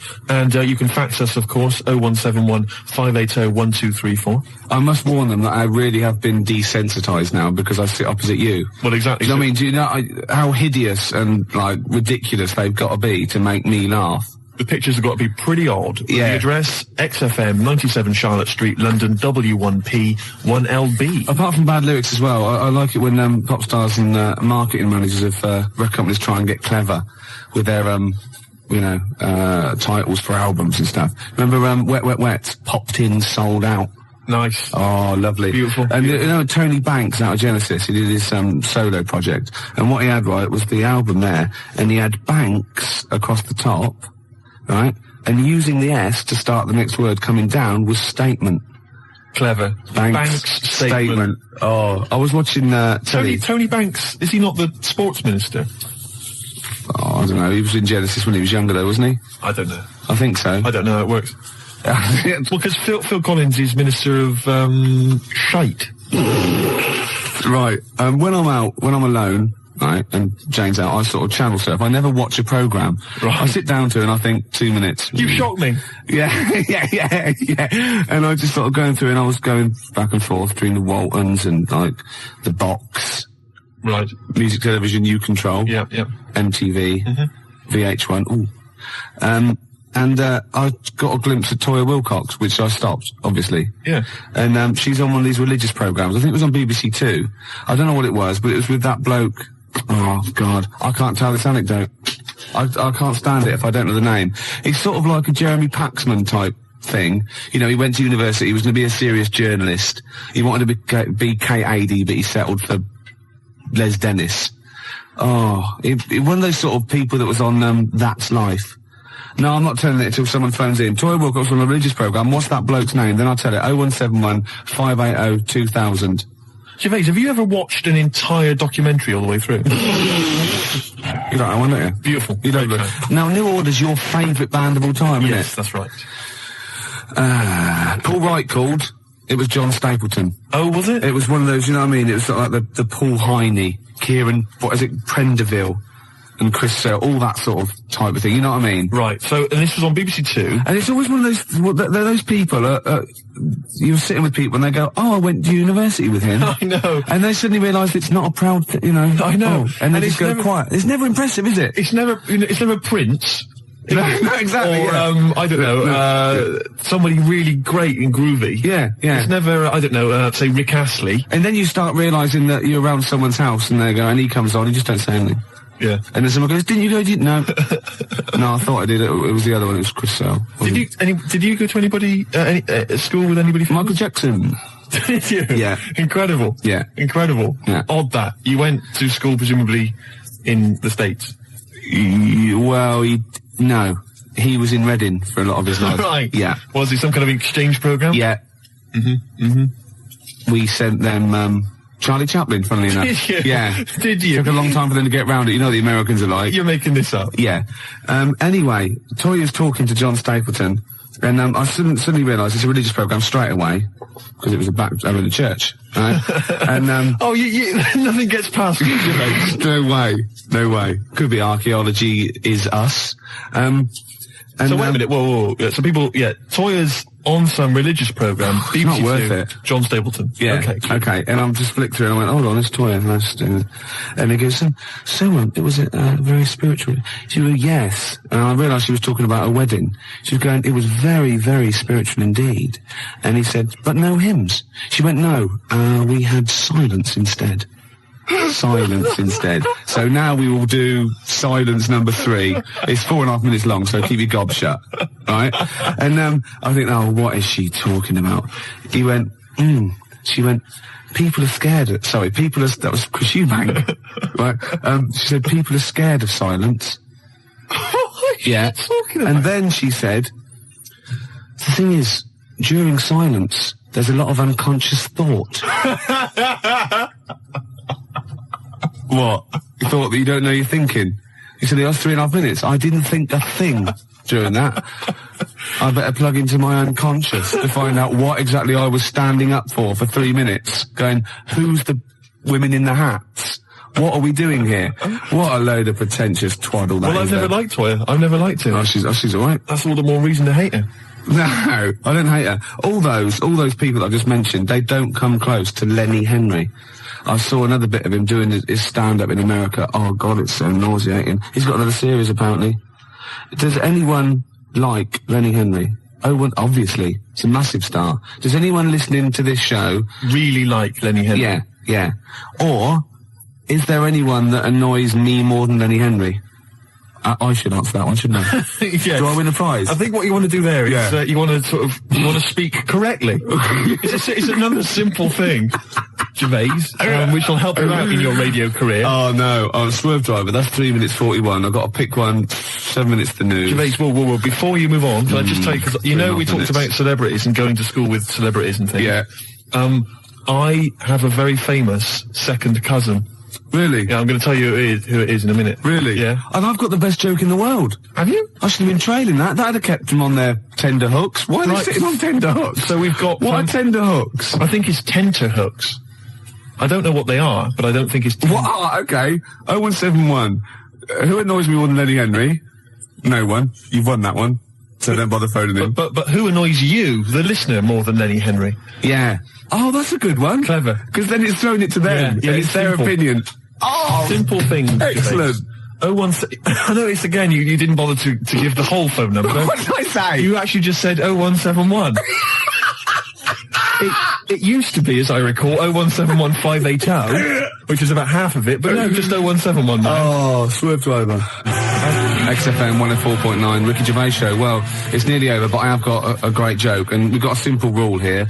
You only have to tell a joke on air if it's about going into a pub. That's right. Okay, you ready? Go on. Penguin goes into a pub, goes up to the bar, and says to the barman, have you seen my dad in here? And he goes, I don't know, what's he look like?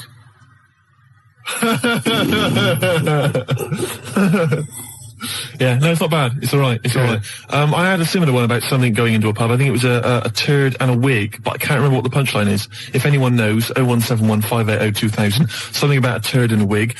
Gervais, I've also obviously got my celebrity relation, which I'll tell you about in a minute. That's about it then. Yeah, we've enjoyed ourselves. Oh dear. Bald character, once drummer for Genesis, is more annoying. Who's lost this for? Smoked fish. Oh, what? What? What's this, Emma? That is what tenterhooks are.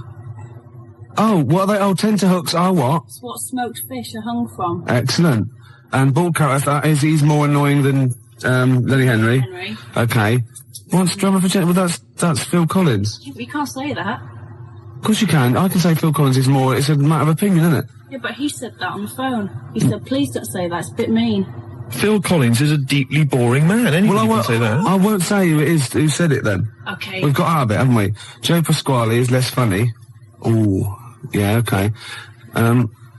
Who's that? I mean, the point is that you can say that Phil Collins is a bold, boring man in the same way you can say Andy Peters is a raging... Gervais, Jilly thinks I'm adorable, apparently. Gervais, I don't think we've got time to really talk about this. Okay, what have we got to do next week? Oh, we can't say who your celebrity was, but I just thought we could phone in who you think it is. I mean, I've got a few ideas who your celebrity second cousin is. Your mum. Mr. Ed? No. Godzilla? No. The point is that this is a real celebrity, so, I mean, okay. Celebrity. So, I'm not making it up. It's not going to be as exciting as, whoa, it's Elvis or whatever. It's not that goofy, but it's still... they do share some of your genetic material? No, you wouldn't know it. Really? No, Normal? You will, yeah. Symmetrical? Really? A good-looking person. Blood reaching the surface? A good-looking person. Really? Yeah. Fantastic. They probably denied your existence, or they're obviously going to deny that they're related to you then, aren't they? Well, I'd say I tried to get some of their money. No. What else do we do? I'll send me some hideous pictures. Yeah, I'll just give the address again. XFM, 97 Charlotte Street, London, W1P. I've got to go in the pub. 4 o'clock again. Yeah. One computer's not working. Is it not? No, this all sounds funny. What's that one? Is that the one I listen to? Just press a few buttons. No, I put it on there. Oh, desktop. I don't know. What these do. Is your mic working? Sorry, I got a bit of a cold. Oh, God, I had a big list of things to talk about as well. Did you? Yeah. Oh. No. Rocket from the Crypt. Oh, it's a good start. On a rope, which is appropriate because we've got a little Gravediggers track to play later, haven't we? Oh, yeah. Called Suicide. It's one of my favourite tracks, Gervais, by the Gravediggers, but it has got a bit of bad language. Well, that's okay, because you've played it to me a couple of times, and I reckon I've got it off pat. Really? I'm going to be bleeping it out live. You're going to do a live bleep out? I should say, we usually have a few beers and we get throughout the show and I get steadily drunk, which is unprofessional. This saved me the time, turned up pissed. You turned up drunk today? Yeah, so that's I'll tell you what. Well, I'll be honest with you, Gervais. Normally, if someone gets drunk, their speech begins to slur. Yeah. They talk rubbish. Yeah. No difference. No, with you. That's the beauty of it. Yeah. That's the beauty of being me. Yeah, exactly. You know what I mean? How drunk are you? I had a little bit of wine. Did you? Couple of glasses? It's a lovely... I might get a little bit melancholy. What about the little baby kangaroos have to crawl all at their mums? I help them. Got a fax here for you, Steve, actually. Oh, lovely. Good news. It's from Becky. She's listening to us in bed. She's been a bit lazy. She's been on holiday. And she wants me to dedicate a song to... dedicate it to Skanky Steve, because he is an alien. And she's done a little picture of him, Slimy Steve. Isn't that lovely? And she wants me to play a Subterranean Homesick Alien by Radiohead. And that's sweet. So people do think of you. Lovely. And I got one from Laura, as I used to, says to Steve, you still sound as stupid as ever. You asymmetrical, asexual, rabid, anemic, flea-ridden deformity. Oh, see, you have got people thinking of you. See? Yeah. I'd rather they didn't. Baby Bird, and if you'll be mine, then I'll be yours. And Baby Bird was actually in this week with Claire. Was lovely man. Oh, Baby Bird was it XFM? He's very nice. Is he? He's got a beak and funny little claws. Oh, Rick. I know, it made me laugh. It was oh, my God, we're desperate. Used to be an we're desperate men, Rick, if you've got to resort to that kind of I called him Baby Bird, and he went, I've never been called that before. Which is bizarre. But there's a band called Baby Bird. He's called Stephen. Can you go to turn that down next door? All the time to a show. Music, aren't they? It's Emma, it's not on. That's insane. I can hear a throb from the other room. Yeah. Someone's got... This is insane, Gervais. It's like trying to host a radio show. Yeah. And now he's laughing. Yeah. Well, anyway, it's all going to be... we're going to play a track that you've brought in. That's right. Go on, what is it? It's a fantastic tune by the Gravediggers, Yeah. part of the Wu-Tang Clan rap collective. Right, it's from their album. Not to be confused with the Wu-Tang Clan. That's a little shellfish. Yeah. That's into rap. Yeah, it swears a lot. Yeah, yeah, terrible, yeah. The track is... Got a muscle posse. The track is beautiful. You've probably heard it on the dance floor, maybe in some indie club. Yeah. 1-800-SUICIDES. Yeah. Now, I would stress, Rick, it has got a bit of bad language. I know. I mean, I've listened to this twice, and I reckon I've got it off pat. I reckon I'm going to pull the fader down at just the right places and go, okay? Right, you're going to sort of bleep it out. And if it goes wrong, so what? You know, that's real. People have a problem with swearing. I don't. Do you? No. I'm doing it because it's rules, and, you know, the great thing about we want to stay on air because, you know, we take our job seriously. We do. And, you know, I think we're sorry, excuse my French, bloody good DJs. Well, I think you're absolutely right, Rick. Yeah. Let me shake your hand. Yeah, all right. There we are. Yeah, A good shaking of hand there. I love a bit of rap. That wasn't actually French. No. Was it? It's weird, that, isn't it? Pardon the French. People always say when they maybe say bollocks. Excuse my French, but le plume de ma tante. Hey, come on, language. We'll be learning a little bit of foreign language later. I've brought in Instant Yiddish by Fred Kogos. I've always wanted to learn Yiddish. Really? Yeah. Narishnek, foolishness. Some glick, some schlimmen, yeah, for better, for worse. So I'll teach you little usage phrases like that, out of the old Instant Yiddish book. But first, what was this? Gravediggers. It's Gravediggers. They're keeping it real, they're keeping it raw, so there is a bit of bad language. Yeah, well, mine's raw. You've been keeping it raw? Yeah, of course I have. Right, I'm gonna have a go at this then. Alright. Right. Don't get nervous. No, don't, shut up. Right, I've got to play this. Shut up then. Don't put me off. I've got to concentrate. Bleep it out live. I will, yeah, shut up. Alright, is it going? Oi. Okay. Take it calm. Take it calm. All right. Well done, Rick. No, it's very good. No worries.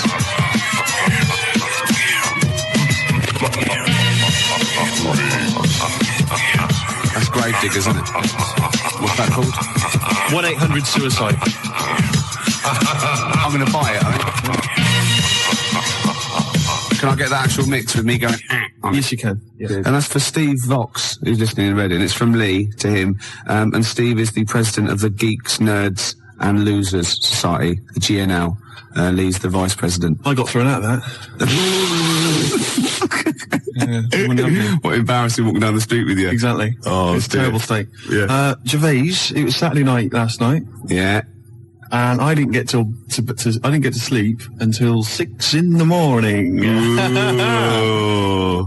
Flatmates having a party. Yeah. Not invited? No. Next time though. Well, maybe. I don't know. I don't know where I hang around with them. Well, at least I look after you. People say to me, is Steve really as ugly as you say? I go, he's worse. Do you know what I mean? But that's, no, do you know what I mean though? You're doing me a favour. Well, of course I am. You're protecting me. Of course I am. I'd say one day, right, it's just one of me at the moment, but one day there'll be a whole squadron. It'll be like Planet of the Apes. Oh my God, and you don't actually need anyone else to sort of like, breed, do you? Exactly. We can just reproduce as we are.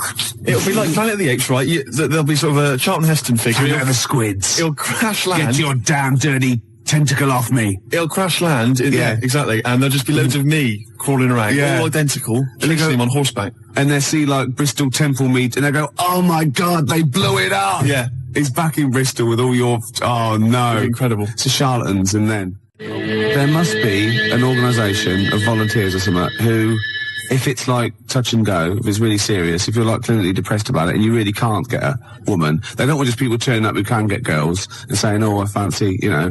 But in your case, you know, they'll speak to you, they'll see you, and I think, you know, there must be some sort of national health thing or private where you can actually sleep with, I don't know, a voluntary worker. You know what I mean? So? Well, yeah, there's people that, yeah, I know, but there's people that, I don't know, volunteer for geriatric duty, you know, and they're exploding all over the place. They're covered in the stuff, right? There's people that work on leper colonies, right, for, you know, for nothing. There must be someone who will sleep with you out of sympathy.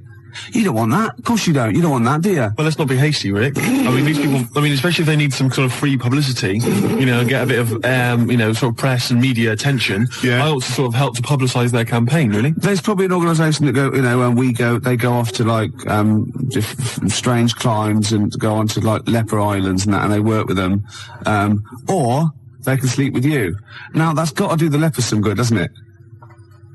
Yeah. You know what I mean? Wouldn't that be terrible if that was the option, right? And suddenly, volunteers to leper colonies doubled. Was like going to Torremolinos. Yeah.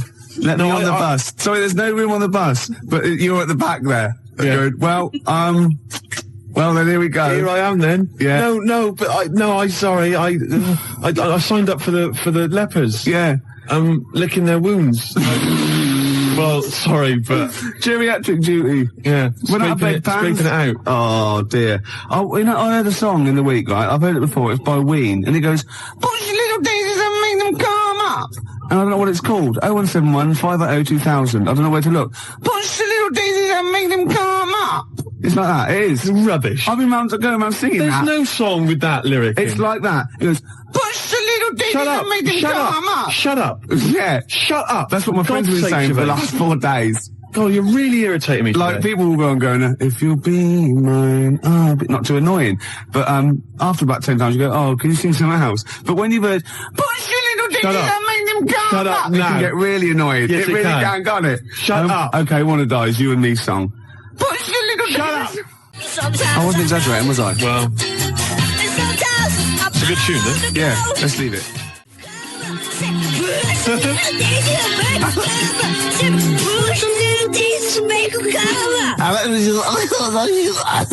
It's great. I was just going to gag. I love that one. It's great, actually. Maybe we should play it again. Well, maybe later on. I'm not that mad about it. I like that. She's not quite as irritating as me. No, generally. Who is? We were talking earlier about how hideous you, how you look, and you can't get a woman because you're quite nasty as well. And Emma, our producer here, who thought, look, this is not fair, because Steve is quite affectionate. When you get to sort of know, like E.T., when you first watch E.T., you go, ugh, and then by the end you think, oh, do you know what I mean? It sort of like gets that deeper. And she went, I remind you, Steve, what I said when I first met you, and this is like her best, stab at a compliment to make you feel better. She said, I thought you're really not that ugly. So the assumption is I am ugly. Yeah. It's just not as bad as it's made out. And that's like, you know what I mean? Yeah. And she's like, no, don't be silly. You're really good. You're really not that ugly. Yeah.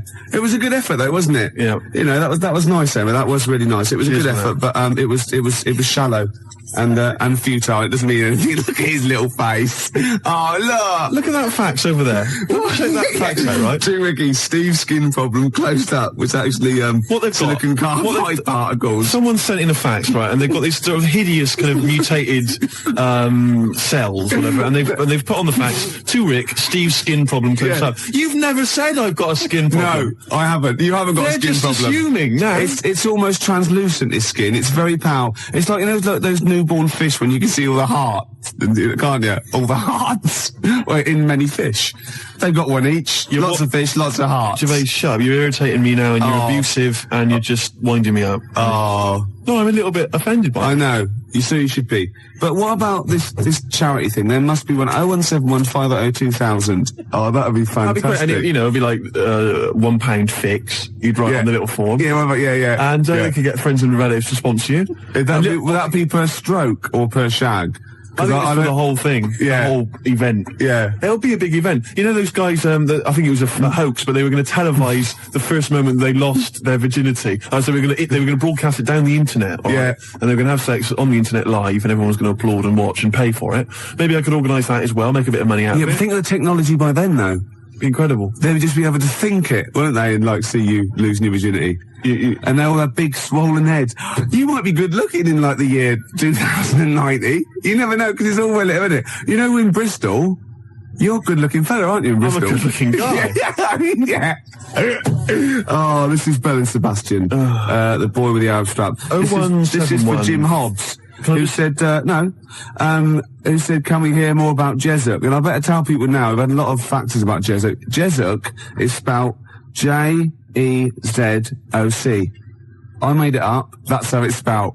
Okay. All right, Gervais. You'll tell us a bit more about Jesup, will you? Oh yeah, I've got a whole new storyline. Before you carry on, 0171 580 2000. I've got some sponsorship forms like already printed up. So just send, give me a call. I can post one to you. I will sleep with Steve, or I will go and work on a leper Connolly. Billy, Oh, shut up! Play a record. Scottish bloke with a beard with his legs falling off. You drunken sot.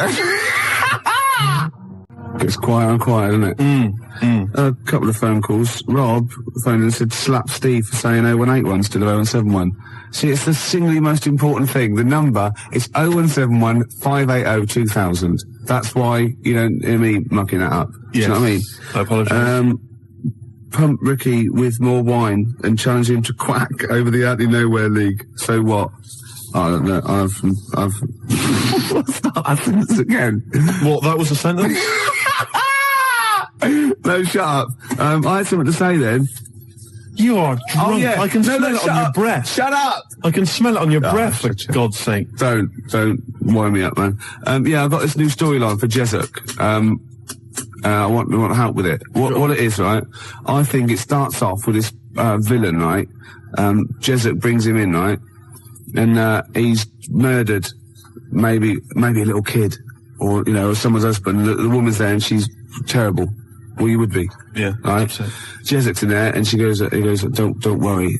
He's gonna, by the time he gets out, Steve will have a girlfriend, right? She goes, right, it won't bring my boy back, will it? No, but you can have one of mine. I've got loads or something like that. Anyway, he goes to the court, right? And he's only tampered with the jury and he's a nasty piece of work. Oh, not the murderer. Yeah. He walks free and he sort of like winks at Jesup on the way out. Do you think Jesup's gonna let it lie? Jesup's not gonna let that villain, what, has he got a piece of evidence? Well, no, he goes after him, shoots him anyway. Because, it's just redundant. It turns out the bloke didn't actually do it. But, as Jesup says, better, kill innocent people than let one, guilty person go free. That's Jesup's philosophy. Yeah. And shoot first, ask questions later. You don't want to be stitched up. He's got a reputation. And then he gets off with a woman, and they have another kid, and it's all right. Yeah, I'll stop you there. Why? Jesup just killed an innocent man. He's your superhero. He's your, your heroic hardboiled cop. He just killed an innocent man. I'm a little bit disappointed. Oh, so he's got to be perfect, has he? Well, I'm just a little bit disappointed. Well, no, he can't be perfect. He's got things to do. We know he's got problems. He drinks too much. He kills innocent people. You go out there every day. See how you survive. Yeah. Do you know what I mean? Yeah. Yeah. We got Mama Said Knock You Out lined up. It's one of our joint little favourites. We like this one and we like some other songs, don't we? Yeah. 'Cause we're like mates. I got a little plot. Yeah. Right? It's Jesup, right? And he retires. He just gets out of the whole thing. All right, that's for the final one. We've pulled, pulled a discreet veil over the whole Jesup debacle. Right. All right, is that okay? Yeah. Rick, forget Jesup. Right. Because I've got my own show. I'll be telling you about. Have you really? Yeah, it's fantastic. Am I in it? No, not really. Something to do with... Right, okay. It's a genuine one I've come up with. You know this song, right? Mama Said Knock You Out. I like to, shadow box that. I've been working out today on the big bag, did a bit of boxing, because I'm in training. I challenged Canfield to a fight when I was pissed. Thursday night, he was swaying. I challenged him to fight. I offered him £1,000 prize money. That was the purse. Whether he won or lost, he still said no. Well, he's a wuss. He's about 14 or something. Yeah, but he's about 6 foot. Yeah. Maybe he was scared of killing me. Yeah. Jesup is not scared of that. Jesus's gone. He's out of it. Okay. There might be a comeback special one day, but thank God he's Let's work on it. Well, that's my challenge to Canfield. You know what I mean? Said knock you out. Yeah, I'm putting it out. I'm putting it out over the airs. Yeah, you're keeping it real. Death Throw, Puffy and all that, and Tupac, that's like me and Canfield. Oh, that's a fantastic idea. I'm saying, come and get it, Canfield. I'm saying, I'm here, you know what I mean? That East Coast, West Coast rivalry we can recreate amongst DJs. Yeah. Steve Lamack, outside now, have you seen him? He's a weedy little dweeb. Yeah? Oh, fantastic. You can't actually say that, because, he's a nice guy, and... well, maybe so. Yeah, so you're gonna fight Lamack, I'm gonna fight Canfield. That'd be brilliant. Let's keep it within XFM. Crowley. Yeah. Remember he had a fight once at school, and his defence, lucky he had a hymn book on him, and he hit the bloke in the nose with the hymn book. So you don't mess with Crowley, because he's probably carrying, Bibles, hymn books. He's loaded, he's got some kind of religious paraphernalia with old parchment papers. Yeah, crucifixes. Paper cuts are the worst. Oh, nasty. Oh, imagine that, a little bit of papyrus across the eyelid. Oh, you don't want to mess with Crowley. No, I'm saying Canfield, come and get it. You know what I mean? He hangs out with his Deftones and all that lot, right? Yeah. You know what I mean? Should we just ask out? Who should we threaten out? Who else can we threaten out? Well, let's not go too mad. Well, what about Henry Rollins? Wow, I've made a mistake. I don't I've made an error there. There are a lot of people I could have chosen. Jarvis, for instance.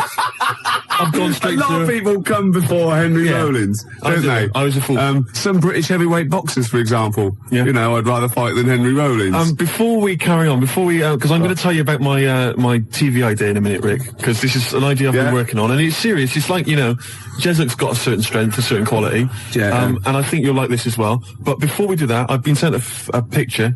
A picture's been faxed through. Oh, excellent. And it's a little challenge, as ever. Right. It's make Ricky laugh. If you laugh at the picture I've got here, Rick, then Martin in Crouch End, he wins... I thought we could give him... I like it already, Martin in Crouch End. I thought maybe we could give him the Baby Bird album. Why? Why do you mean it's mine, you haven't got one, so you go on, yeah. Well, I'll give that to him. But anyway, here's a picture. See what you think.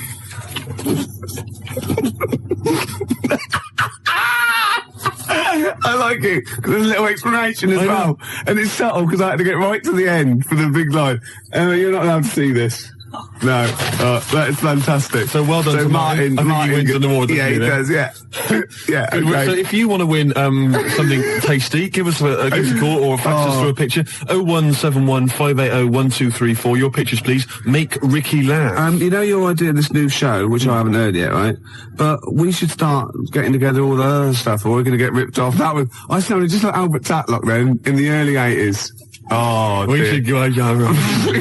I love that fact that you sort of, maybe you've got a sentence, it's got 15 words in. You reckon, well, if I get out an average of 5 coherent words to every 15 that I need to say in a sentence, that'll be enough. God, right. Jam or ISIS? Either one. Both rubbish. Oh, no, come on. They're both good big bands, aren't they? All right, Gervais, next, let's talk about my TV idea. Okay, let's do all around the world, because it's probably going to be big all around the world, isn't it? Before that, the Jam, all around the world.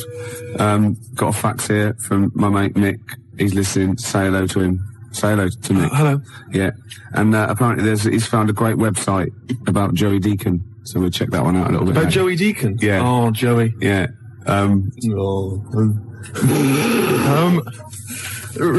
We've had loads of ideas, haven't we, in the past? Yeah.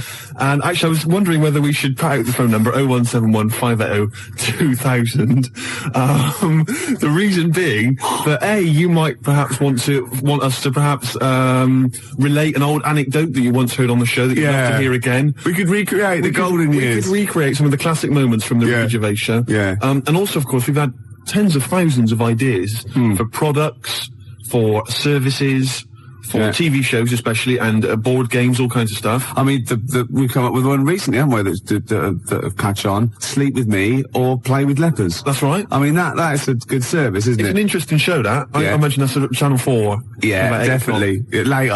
Later, really. Yeah, and we've also, of course, most famously, perhaps, had the Penis Puppet Theatre. Penis Puppet Theatre.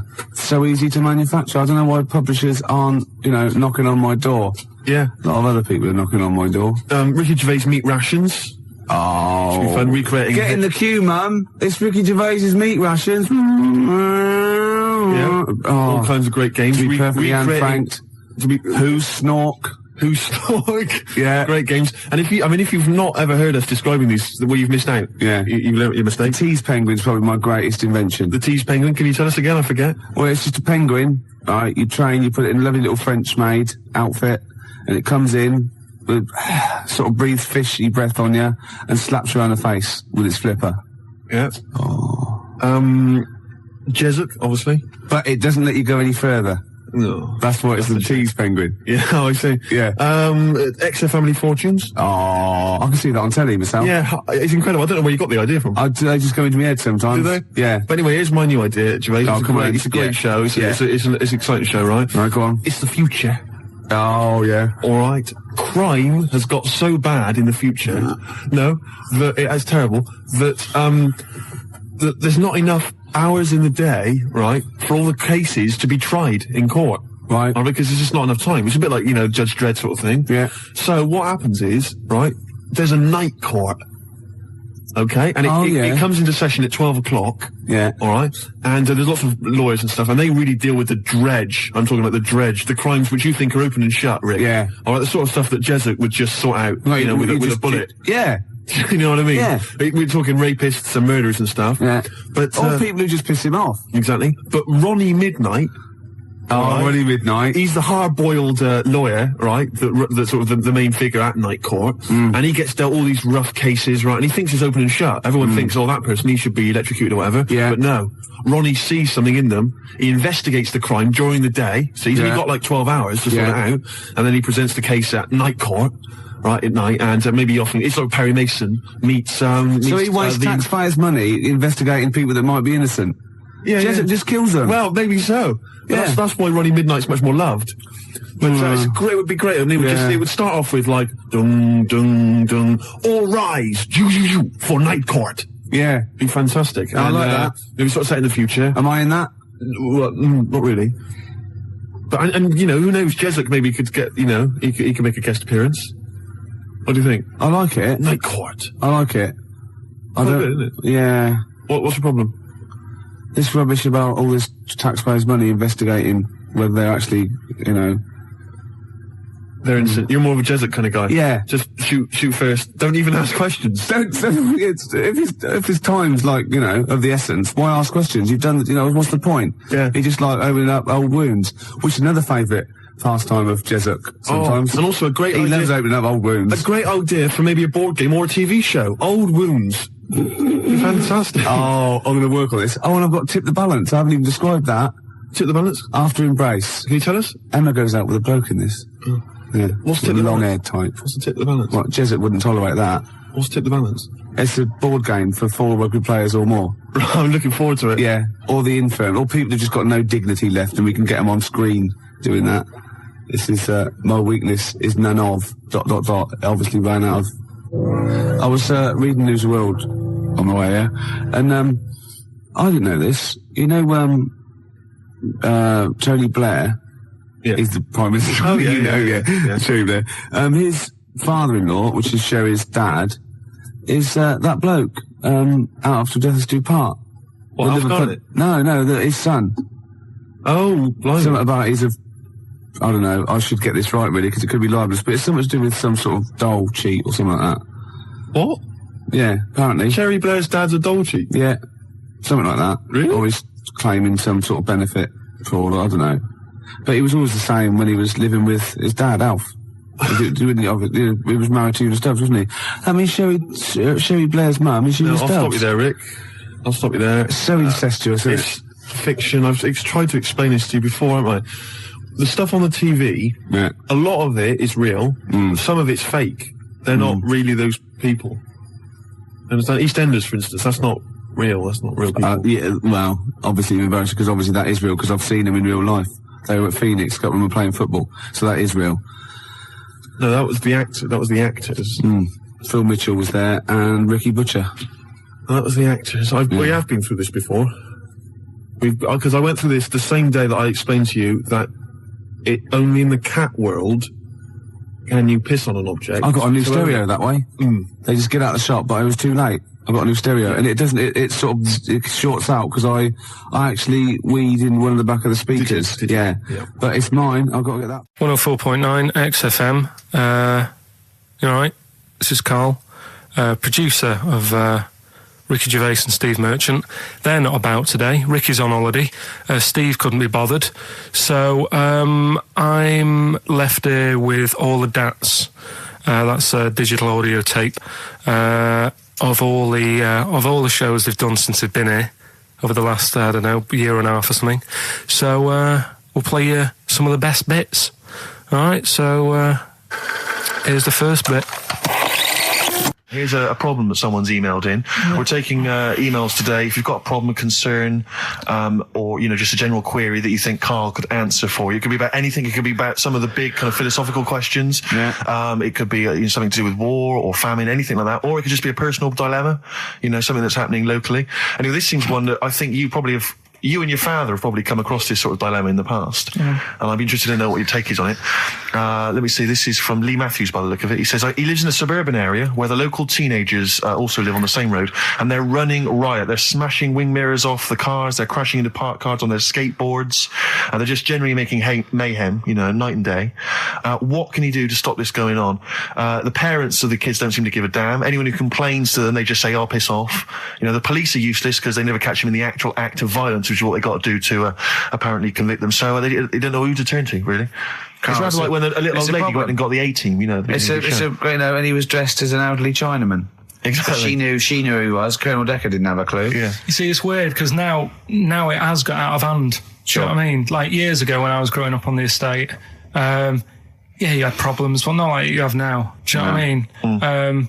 You know, summers were nice as well, weren't they? Well, right. And police are getting shorter and younger. But you yourself kind of admitted in the past that you were something of a tearaway. You didn't do anything like these kids here. The thing is, I was scared that if I got caught doing it, my dad would go mad. Yes. And I remember smashing a car window by accident and legging it in the lounge and sort of pretending to go asleep on the settee. Right? Genius. And I heard a knock at the door. He chloroformed himself just to be unconscious when his dad came home. And there was a knock on the door, and I thought, oh God, this is a fella, he saw me. I was chucking a stone in the air, seeing how high I could throw it. Of course you were. Did it keep landing on your head?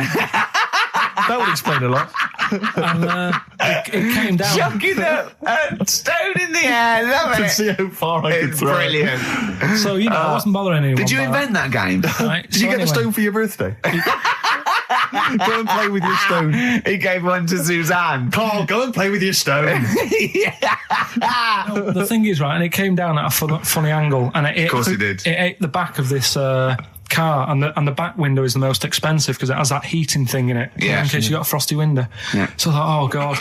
So I legged it in, got on the settee, went to sleep, knocked at the door. Genius. It's a brilliant plan. It's a brilliant plan.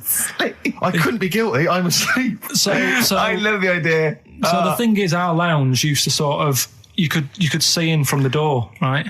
So this family who saw me do it, saw me asleep on the settee, and my mum said, go and get the door. And I sort of went, what? As if I'd been asleep. Yeah. I went to the door, like, rubbing my eyes, and the fella said, what did you run off for? I saw you. I was like, oh no. And I didn't see my dad. I went out. It was when he was working sort of evenings. So I went out so I didn't have to see my dad. And then the next day I came home from school, and my dad said, 45 quid. Ooh. That's all he said. That's all he looked at me. And then you fell asleep and he went, wake up. You know what I said? No, 45 quid. Now the thing Karl. is, he didn't have to do anything. £45, Karl. Now I know you were saving up for a brick, but you can't have it. Yeah. Just So, equally, if you're doing a bigger crime, you know, a bank job or a murder. Remember to take the stocking off your head, because if they wake you up and go, why have you got a stocking on your head? Just go, oh, I had a weird dream. Right. What are they again? Is the tip included? Yeah, go on that one. Right. In Turkey. Nice. It's not, actually. Mm-hmm. That's where I went, and there was little fellas after Suzanne in the kitchen. What? What do you mean? We went to Turkey. You went to Turkey and there were some little fellas? Well, they had quite a few sort of midgets working in the kitchen. Why? Is it a theme? No, was it a theme holiday? I don't know. Might get them cheaper or something. Was it... So they were working cheaper. They were working in the kitchen, and one of them fancied Suzanne and kept sort of eyeing her up, and she was winding me up saying, "Oh, not eyeing up and down, just eyeing her up." Anyway, no. So what was she doing in the kitchen? No, it's like a pick what you want to eat type buffet, but you have people clearing the tables and that ready for you to come along. Are they low tables? And you know, he was just keeping an eye on her. What did he say though? Was he Turkish? So I don't know what he was saying. But he was a little fella, yeah. Did he? What do you mean a little fella? What do you mean little fella? Sort of dwarf-like. What do you mean dwarf-like? He had magic powers, or he was 4 foot? No, what do you mean, Karl? A little bloke, just like a normal bloke, but small. If you stood him in the desert, you wouldn't know. But he's being hot at messing first. around him. Right, Carl. You should watch out for the monkeys. Yeah, underground. There's underground monkeys are Look, dangerous. you can't just say there was a little midget fella who was eyeing up my girlfriend and then leave it. What do you mean? What was happening? This is a story to us. This is much more interesting to us than, and she was deaf, right, and she hit her head. That's much more I don't interesting. understand how it manifested itself. Did he come over and say something? No, do you know when it's like girls know, don't they? When someone fancies them. What do you mean there was lots of them as well? Do then? they? That's worth knowing. Listen, right, come on, right. So you went into this holiday, yeah? Yeah, wasn't And you that went good? into the dining room or something? Yeah, downstairs. And you looked over. You thought, this is odd, there's no one serving. Yeah, and they go, Wait a minute. hold on, you looked down and there was a little waiter. There was loads of them running around busy. Why though? Why did they get It's summer. What do you mean? Because it was in Loads of them. summer. They had more of them They on. come out in summer. They come out in summer. What do you mean they had more? What do you mean? Because it's busy, isn't it? Well, no, but they Summer. hibernate in the Why winter. were they all midgets? I don't know, maybe it doesn't heat stunt your growth or something. No! Well, they just happened to, maybe it was a thing that they did for tourists or something, I don't know. I just got on with my meal, it was a holiday, do you know what I mean? God! Right, So it's a midget serving. I'm not going to ask any questions. Right, okay, yeah. So they're all little fellas running around, and this one always was like, you know, oh, do you want a new serviette? You know what I mean? Going out of his way to sort of... for turning on the charm. Yeah, he was going out of his way, the others weren't. Right. I think what was happening is he'd been working with Santa all the winter. Yeah. This is a little summer break. This one He was hadn't seen your a girl. waiter, and so he was being polite to you. Maybe. But what did Suzanne say then? Well, she was using it to wind me up. What was she saying? Oh, he's... Oh, just like, you know, look he may be small, but he's well, built like a... Yeah, he's all man. So... Were you jealous of a midget then? You were jealous of him? It is a bit annoying, isn't it? Why? It wouldn't bother me as much now, because I've been with her for ages. Right. But at the time, that might have been one of our first holidays, and it's like, you don't know, want to be what's going on? I thrown away paid by for it. this holiday. Yeah. And then you get off with a midget? Yeah. Oh. So anyway. But it doesn't matter, because you got chatted by a bearded lady. So. yeah. Tell you what, no, that's got nothing to do with that. What were you going to say? What were you going to say? I was going to say the hotel was half board, and maybe... Oh, right. I thought you were going to say it's just one of her shortcomings. So listen, right? Play a record.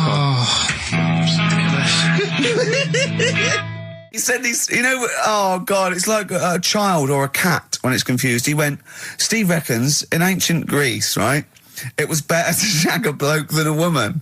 And I went, well, yeah. I mean, that's about the male being sort of a first-class citizen, much better, wasn't it? An aspiration the to point sleep with was, a beautiful Carl, man than a beautiful woman. Women were lower-class citizens, Yeah. so therefore men were seen as higher class. So to have sexual relations with a man there was no shame in that. No. In fact, it was looked upon. And I as a said, good thing. well, you know, ancient Rome. I said, even Nero, he'd sit in his big jacuzzi and he used to get, you know, pretty boy men to just go into the water and just nibble at his testicles while he was having a watch. He didn't do that. He did. No. Yeah. And he's not a gay fella. No, well, no. I mean, you know, I don't know about Nero, but I mean, it wasn't a case of a big delineation between what was heterosexual and what was gay. It was just, you know, whatever you... So what did this fella do then? This one who's having his... Well, he his was little testicles? pretty much top boy, Nero, for a while. He was in charge. And, you know, and you did what you're told. If Caesar or...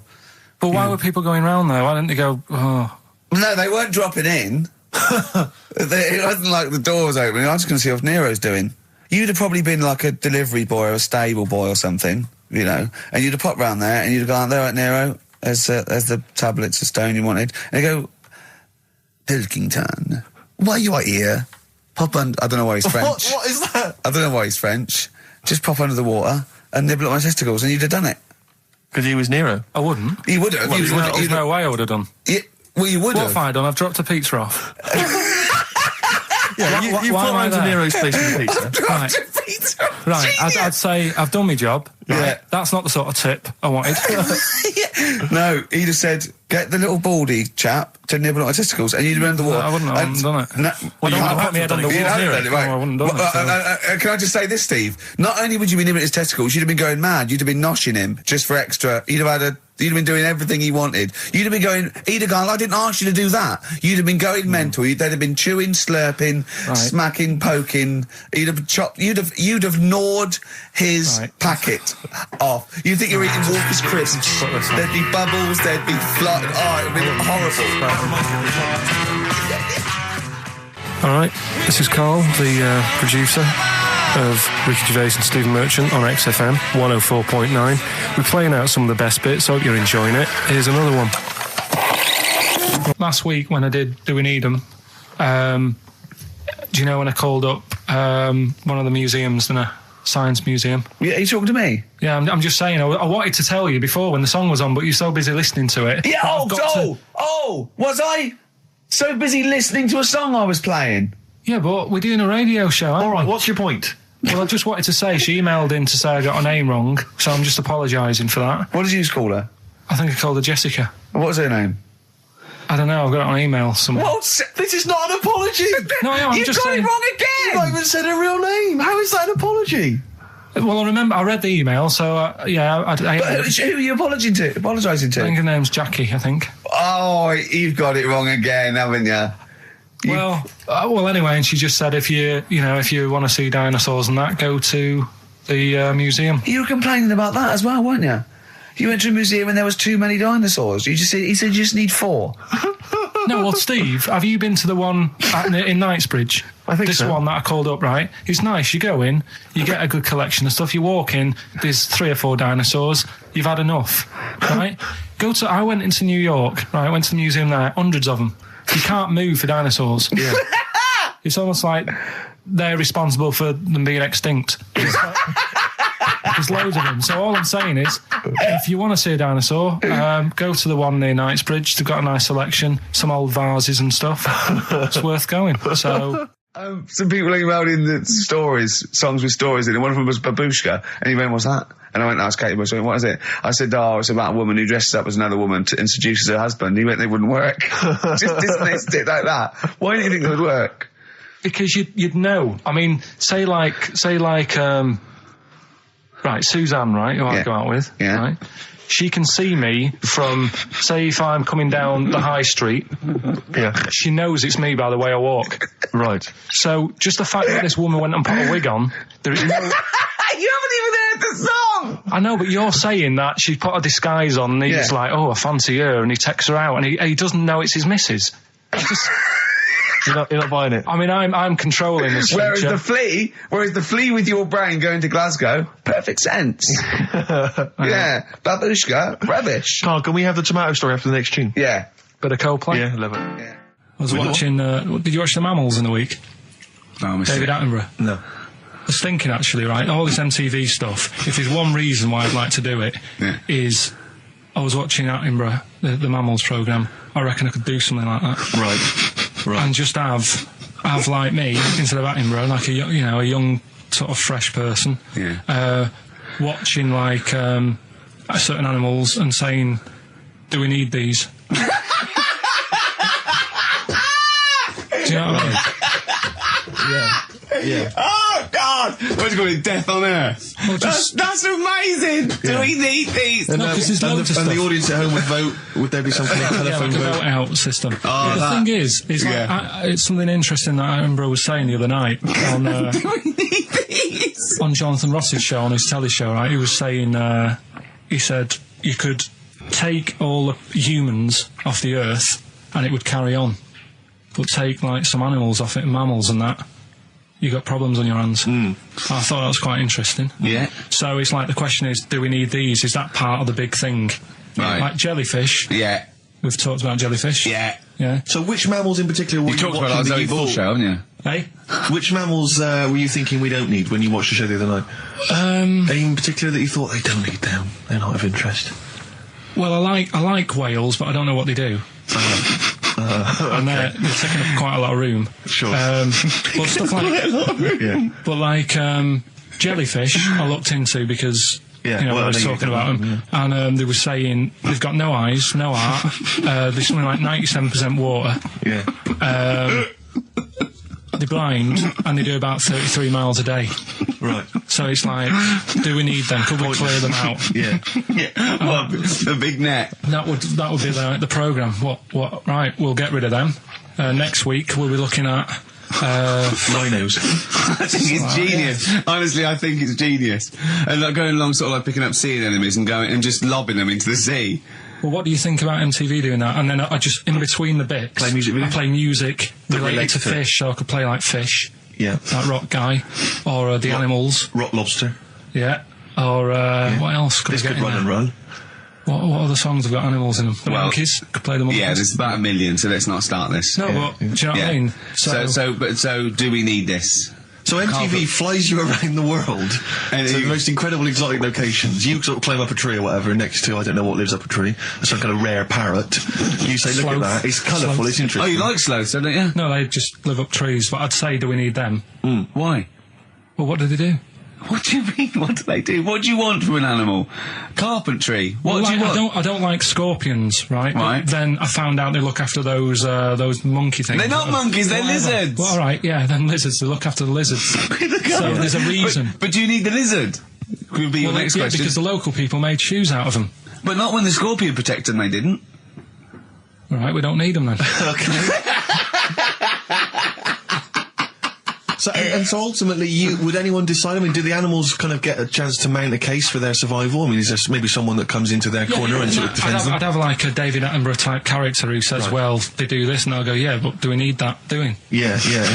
Okay. So what does an animal need to do in order for you to feel that it sort of gets a chance of life? I mean, like a pet, like an animal, like a dog maybe, or a cat, I mean, they give a certain affection to its owner. Is that a valid reason to survive?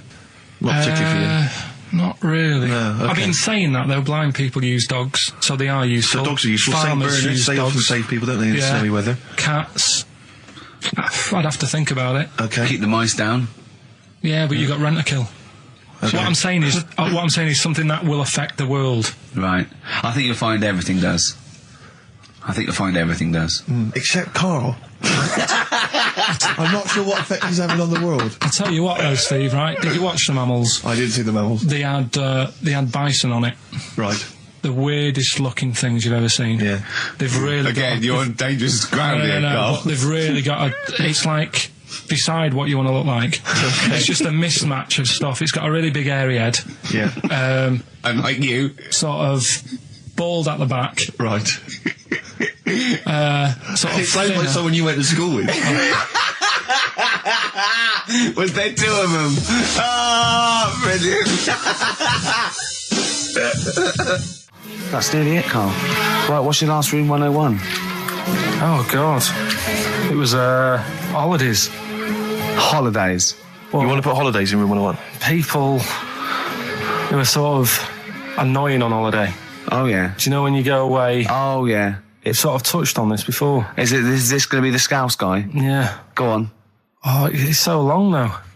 I mean, it was a holiday when we went to Tunisia. And the Scouser pissed you off. Surprise, surprise. Yeah. Yeah. But the annoying thing was, when you go on it was a cheap holiday, and like the lesson here is, if you want a good holiday, you gotta like spend some money. Yeah. And we didn't on this one. We spent about, I don't know, 400 quid for two of us for like a month or something ridiculous. And we got there and, you get to the hotel and you go, we have made a mistake. It's a ropey hotel.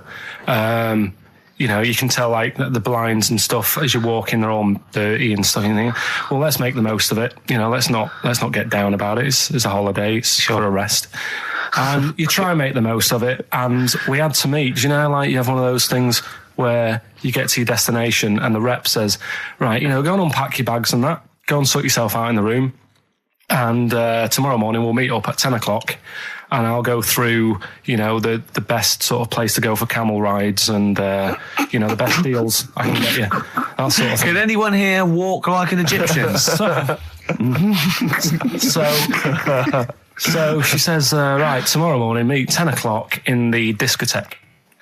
So we get up and we have breakfast, and it wasn't a good breakfast. The kitchen was, like, bit horrible. The food wasn't good, and it was run by sort of midgets.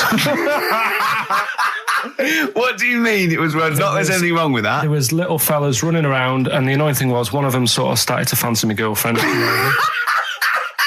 How did he manifest his affection for No, you're not saying there's anything wrong with midgets, though, are you? Just saying it was not strange. at all. There was but even midgets shouldn't be cutting on Karl Pilkington's territory. I know. But it's also that thing of, they've got little fingers, and And it sort of God, I'm ruined- so sorry. No, I'm not. It is a bit of a phobia of mine. Okay. Do you know what I mean? They are nice people and that. Sure. Oh, God. But the annoying thing is... So what was he doing then? How did he... I don't understand how he was chatting up your girlfriend. Was he crawling under the table so you couldn't see? Just kept... Whispering to her from underneath there. Stop it. Just sort of, you know... Wait, I don't want to get a complaint on our last show. There's not many midgets What's going to happen? Can we just finish this and start up again in a couple of months? Oh, yeah. So if you want to know more about the midget theme restaurants, then we'll talk you in 3 months. Yeah. It's just... No, that's fair enough, actually. Oh, You're yeah, absolutely no, right, sorry Carl. about That's this. your producer's Listen, head on. we'll see you in about a really... it's been a pleasure, truly, and thank you for everyone that wrote I've got you a couple letters. presents. Have you really? I've got you both a present, right? Oh. I got Ricky, do you know, like, we've done fables and Yeah. stuff, right? Yeah. This is like Mr. Ben.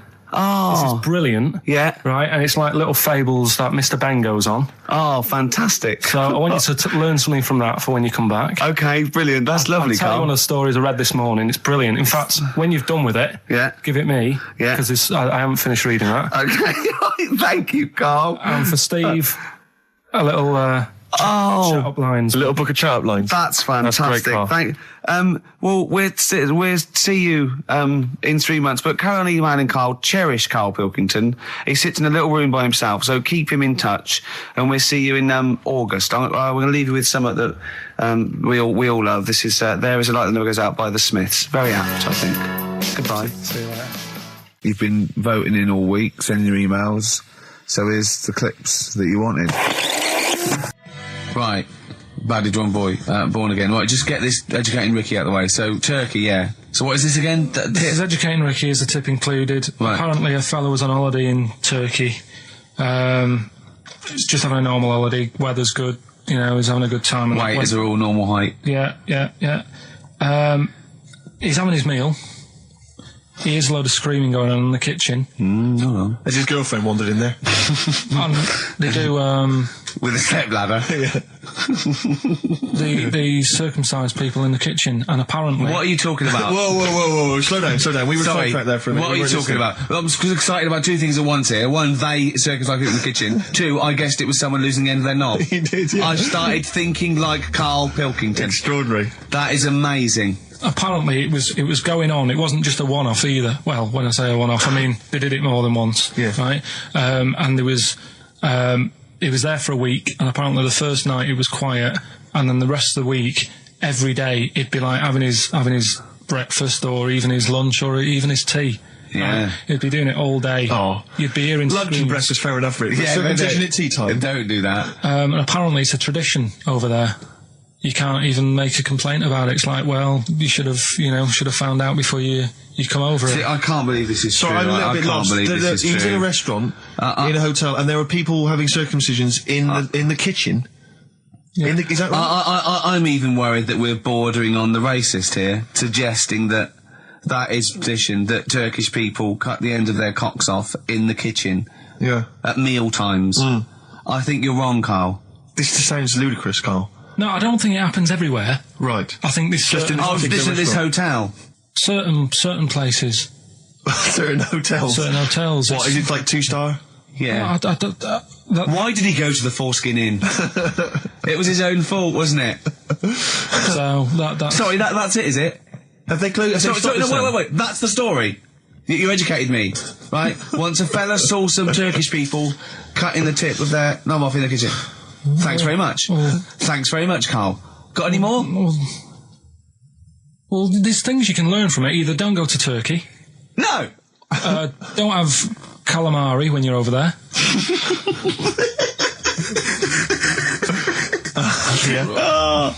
Karl, you've done it again. Well... So we get onto conversations. Talking about, he's asking me stuff about evolution. Tell me that. Why did the giraffe? What's that rubbish about the giraffe getting a long neck? I said, well, it didn't try and get a long neck. It was selected because, Anyway, I went into evolution for him, and he said, but why would evolution do that? I went, well, you think that evolution didn't do anything? There's not this consciousness. There's not this will that a giraffe has to stretch its neck to reach the leaves. One had a long enough neck to survive and pass it in. He was going, yeah, but why did evolution? This isn't. But by the way, this isn't the most stupid thing. This is warming up. This is about 8:45. Sure. Right? He said, "Why didn't evolution make a giraffe good at carpentry so it could build a ladder?" Right. Yeah. Okay. No. All right. Okay. So he's thinking around it. He's trying to pick holes in evolution. Yeah. We get on to, I said, well, things are, I said, we can see the speed of evolution in lower life forms like bacteria, viruses, they evolved. That's why, soon we won't have an antibiotic that can kill some certain bacterial strains. And he said, and this is about, 11:30, then I said, I'm going to bed, right? He said, in the future, they reckon that you'll be able to wake up and eat a yogurt you can have a chat with. I don't know what that means. Let's put a song on, right? No, and we'll come back to it. So you're going to explain that? Yeah. You've got an explanation? The Verve and Sonic on XFM 104.9. I'm Ricky Gervais, with me Steve Merchant and Karl Pilkington. So let's just get this right. What did Carl say? He's just specifically giving those words again. He said, they reckon, and I said, I'm going to bed. He went, no, really? I said, no, I'm going to bed, Carl. There's no point now, because, I mean, it's just like you're talking gobbledygook. You know what I mean? I might as well talk to a pot plant. Yeah. He said, in the future, they reckon, I don't know who they are. Sure. I don't know, people who post things on the internet that he reads. I think the Telegraph. Anyway, complete the sentence. They reckon that in the future you'll be able to wake up. I love it. There's a little scenario, an embellishment, like this little. Oh, hello, darling. It's your yogurt. Hello. You'll be able to wake up and eat a yogurt you can have a chat with. All right. Well, thanks for that, Rick. I'm looking at you. I'm going to throw that over to Carl now. Right. It's when I was away on holiday, right? I got. I don't normally buy the Telegraph because it's too big and that, innit? So, but they were giving it away for free on the plane, so I thought, ding dong, might as well have it. Mm-hmm. And I saw a couple of things in it. I thought that would be interesting. I saw this thing about the future, and it was talking about evolution and what have you, right, which I always find weird, because I always think that maybe we've sort of done it wrong anyway. Do you know what I mean? I sometimes think you can't evolve. By definition, evolution can't get things wrong. Things change, that it's not successful, it can't pass on its genetic material, but if you're around, it's working. If you're around, it's working. Slugs are as evolved as they need to be. Slugs are as evolved as you and me. That's true enough. Yeah. No disrespect, but it works. It works. Sorry, they're around. Anyway, what's your point, Carl? No, I mean, I think we probably would have been better off staying as a fish. Just because there's more water than land, isn't there? Right. And you wouldn't drown. This is why I went to bed. No, I can imagine. I'm thinking of dozing off now. No, but it went. Do you know what I mean? From what was it? It was bacteria. It was fish, mermaid, man, onwards and what have you. So anyway. Oh God! No, there are a few knowledge gaps in your theory of evolution. All right, you generally got it right though. So yeah, I mean, basically, yeah, it went bacteria, fish, mermaid, man. So what's next is the big question. So it was telling you all about this and what have you, and saying how like we shouldn't have interfered, because maybe if we wouldn't have invented planes and what have you, maybe we'd be able to fly and what have you if we really needed to and stuff like that. Okay. So we've interfered with evolution, you see. Right. Well, then it was saying, well, what's the future got? Well, yes, in one way we have interfered with evolution. Yeah, the evolution of the human being in society is changing. It's no longer based on the strongest or the fittest, because medical science can keep us alive long enough. People can pass on their genetic material where without this civilization they wouldn't have been able to. So yeah, there are different parameters, there are different pressures, there are different things that say whether we're going to pass on our genetic material or not. Okay, so in that sense you're right. And that, Rick, as far as I'm aware, has led to a yogurt that you can eat and have a conversation with. So this is what it was saying. It was just saying, you know, we're living in mad times and that. You know, there's a lot of weird stuff going on. One of which is... And the fellow was just saying, you know, with computers and stuff like that, the way it is, we'll be able to wake up... Go on. Have a chat with your yogurt and have something to eat. What do you mean, have a chat with your yogurt? Because of the amount of... I mean, you have them yogurts already, those friendly yogurts. Those bacteria-friendly ones, so this is just a really friendly one. Yeah, they don't... Oh, God! I'm my best! Do you know what, sometimes, Carl, I think that we're having a chat with a yogurt. Do you know what I mean? There can't be any difference. Yeah, but then I'm always reminded that would be more entertaining. That would be more informative. Where, is this something that happened to a friend of yours, or is this? No, I read about it. You read about it, okay. There's this little lad, right? Okay. First of all, it's years ago, right? When they didn't have decent doctors in like every town and that. Yeah. And this little kid is dead ill, right? Yeah. And the local doctor. Well, there's a phone call involved, so I don't really get the impression that it's like medieval times. Yeah. Yeah. But I didn't say that. I just said it's years ago. So this kid's ill, right? Yeah. And he's lying in the bed, and he's all going funny colour and that. Yeah. And his mum says, I'm going to get the local doctor round. The local doctor comes round, and he says, I don't know what's up with him. He said, leave it with me. Leave it with me. He said, the doctor said that. I'll have he said I'll phone up a top doctor. Okay. Who was in America or something like that. And so he goes to the phone in his office and he calls America, and because it's years ago, the phone line isn't that good, it's all crackly and that, right? Yeah. So he's talking to the doctor and he's saying, I've got this kid, he's a funny colour, and he's really weak and that. I don't know what's he's not giving him much to go on. Right? Sure. So the American doctor, right? Yeah. He goes, yeah, what you want to do? And it's all breaking up, right? Yeah. He goes, what you got to do? You got to, it's all breaking up. You've got to give him some, parrot's blood, right? Some parrot's blood? Well, that's what he thought he said, but the line was really bad.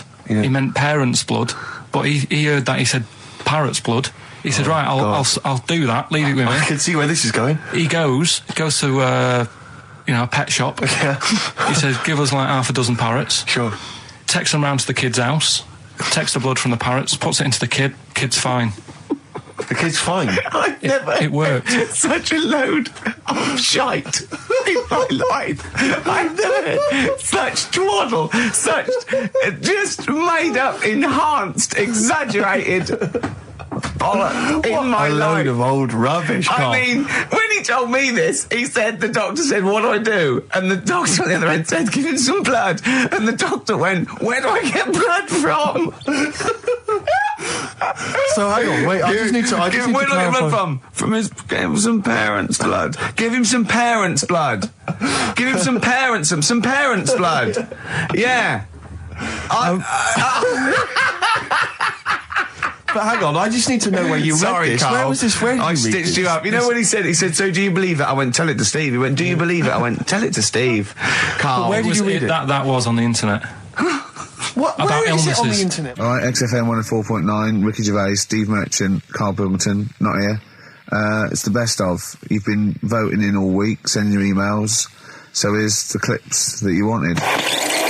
And just remembered recently, actually, I was on a train coming back from hometown Bristol, and I was on the train, and this girl walks on, good-looking girl. I thought, hey, a largely empty carriage. I'm thinking, my luck's in, because I take every opportunity, Karl. That's the thing about me, I don't choose.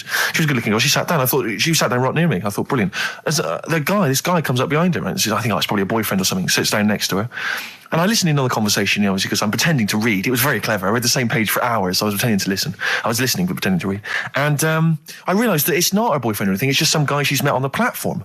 And I'm thinking, brilliant. If she's the kind of girl who's just going to start talking to someone, on a platform, on a train, brilliant. I'm going to be in here. Because he was only going one stop. So I'm thinking, what's the worst that can happen? He'll nick off. I'll get chatting to her.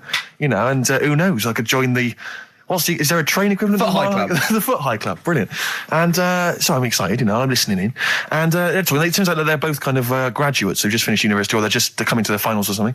And they're chatting away, and he's making a couple of witticisms, and she's kind of tittering at his jokes. I'm thinking, well, I'll tell you this, if she's laughing at this kind of material, I am going to blow her away, with my kind of anecdotes and wry observations, It was weak stuff, I got to be honest. Really? He was coming out with nothing. He was running on empty, as far as I'm concerned. Yeah. And she was loving it. So I'm thinking, brilliant, I'm going to be right in here. And then they get moving on to higher brow things, and I think she was going to study kind of Marxism or something like that, or communism, something. And she was asking him, you know, by way of conversation, she was asking him what he knew about Marxism, you know. And he was fumbling for his vague knowledge of it that he had in his life. And I'm just sat there thinking, yeah, come on, love, in any given capitalist environment, the proletariat will revolt against their oppression by the bourgeoisie, and after a brief period of socialist rule, emerges a classist society governed by community cooperation. Well, if that sort of talk wouldn't get a woman hot, I don't know what you'd use. If then Marx and Engels is not going to get a woman sweaty down below, then nothing is. Then my name is You're not just Steve biding your time. Exactly. I'm just going to go in for the kill any minute. Yeah. So anyway, it comes to his stop. Right, he gets up. I'm thinking this is a piece of cake, and he gets off, and off he goes. He walks off, and I'm thinking brilliant. And I thought, I'll wait. You know, I'll wait till the train's pulled away. I'm not going to leap in straight away. No. And he comes back along the carriage, and I'm thinking, hang on a minute. He goes, listen, do you mind if I give you my email address? Right, and if you want to get in touch, email me. I'm thinking, come on, you loser, get off now. Save your face, please, before it's too embarrassing. She accepts the email address because she obviously doesn't want to hurt his feelings, whatever. I'm thinking, fair enough. She's a good woman. I'm liking her. I'm loving her. I'm thinking that's my kind of girl. So anyway, he gets off. I'm sat there, the train pulls away. I'm thinking, I'll wait a few minutes, I'll just, give it some time. Her phone rings. It's her friend on the phone. And she starts saying it, and I was listening in, and she was going, just met a guy on the train. I'm thinking, yeah, that's true enough. She goes, yeah, he was a good-looking guy. I thought, you're having a laugh, love. To be honest.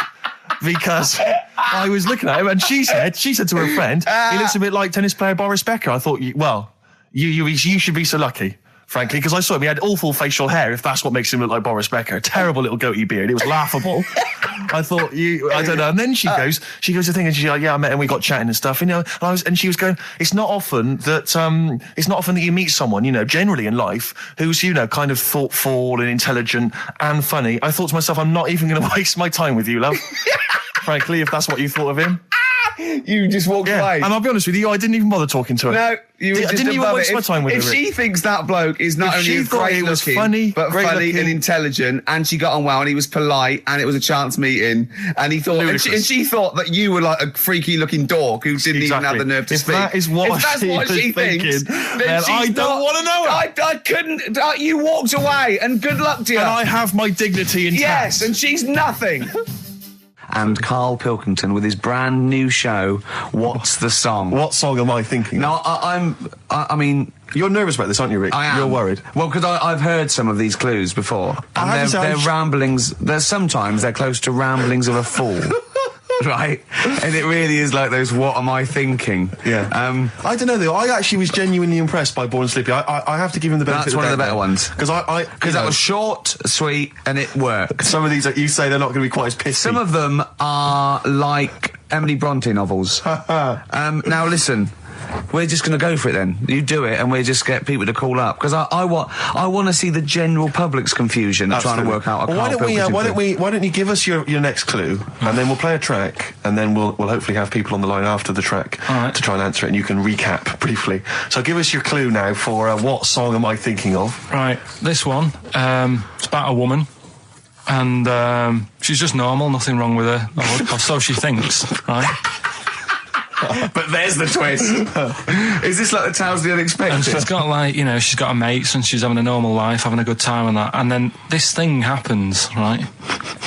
And she starts to stink. And she can't have a bath, right?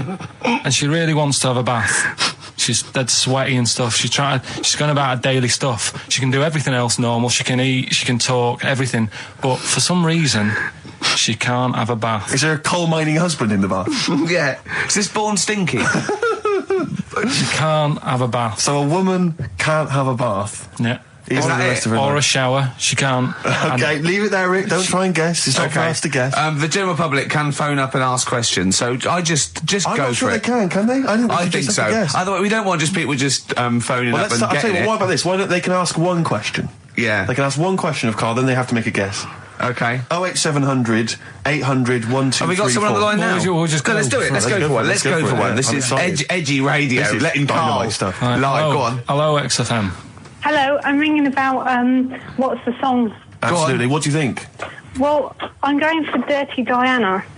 Dirty Diana. See, that works. That's a great guess. It does. Yeah, but it doesn't work because why can't she have a bath? Okay, so the answer is in there. I was going to ask you. Well, that's your one question. That'd be the answer. That would be the answer, I'm afraid. What was your name?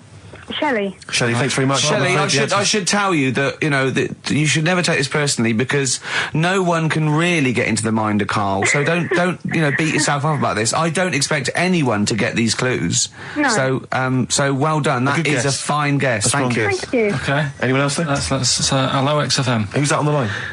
It's Chris. Hello, Chris. A question for Karl? Before you give us I haven't thought of a really good question or anything yet. You just want to go for the guess? No, what I thought was, I'm sure Simon Mayo used to do this when he did the breakfast show on Radio 1 years ago. No, he didn't. So you've just pinched this idea, Karl? If you're going to rip someone off, Karl, do not rip off Simon Mayo. I haven't ripped this off. I thought this was a new idea. I was going to do it with sound effects instead, but that's... he used to do that, and he used to get his team to play other characters. You idiot. Well, no, hang on. Not you, Chris. I'm saying you idiot to Karl. Yeah, but nothing's new anyway, is it? So I'm not getting annoyed about it. What do you think the answer is? Is it Cornflake Girl by Tori Amos?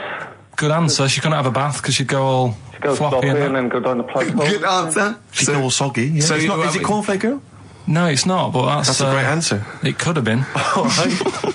Okay. You're already seeing the error of this, aren't you? I think this is great radio. I'm really hooked on this. I'm genuinely excited This is really like that, those so-called lateral thinkers. A man got into a field and dies. Why? Yeah. He ran out of air. No. Not the one I'm thinking of. He was shot. No. Yeah. That was a good answer, but... Couldn't, Simon Mayo, sue you or something for doing it? Will you stop? Don't mention that. Yeah. Listen, I think if you're going to steal ideas from someone, it should be a brain box like Mayo.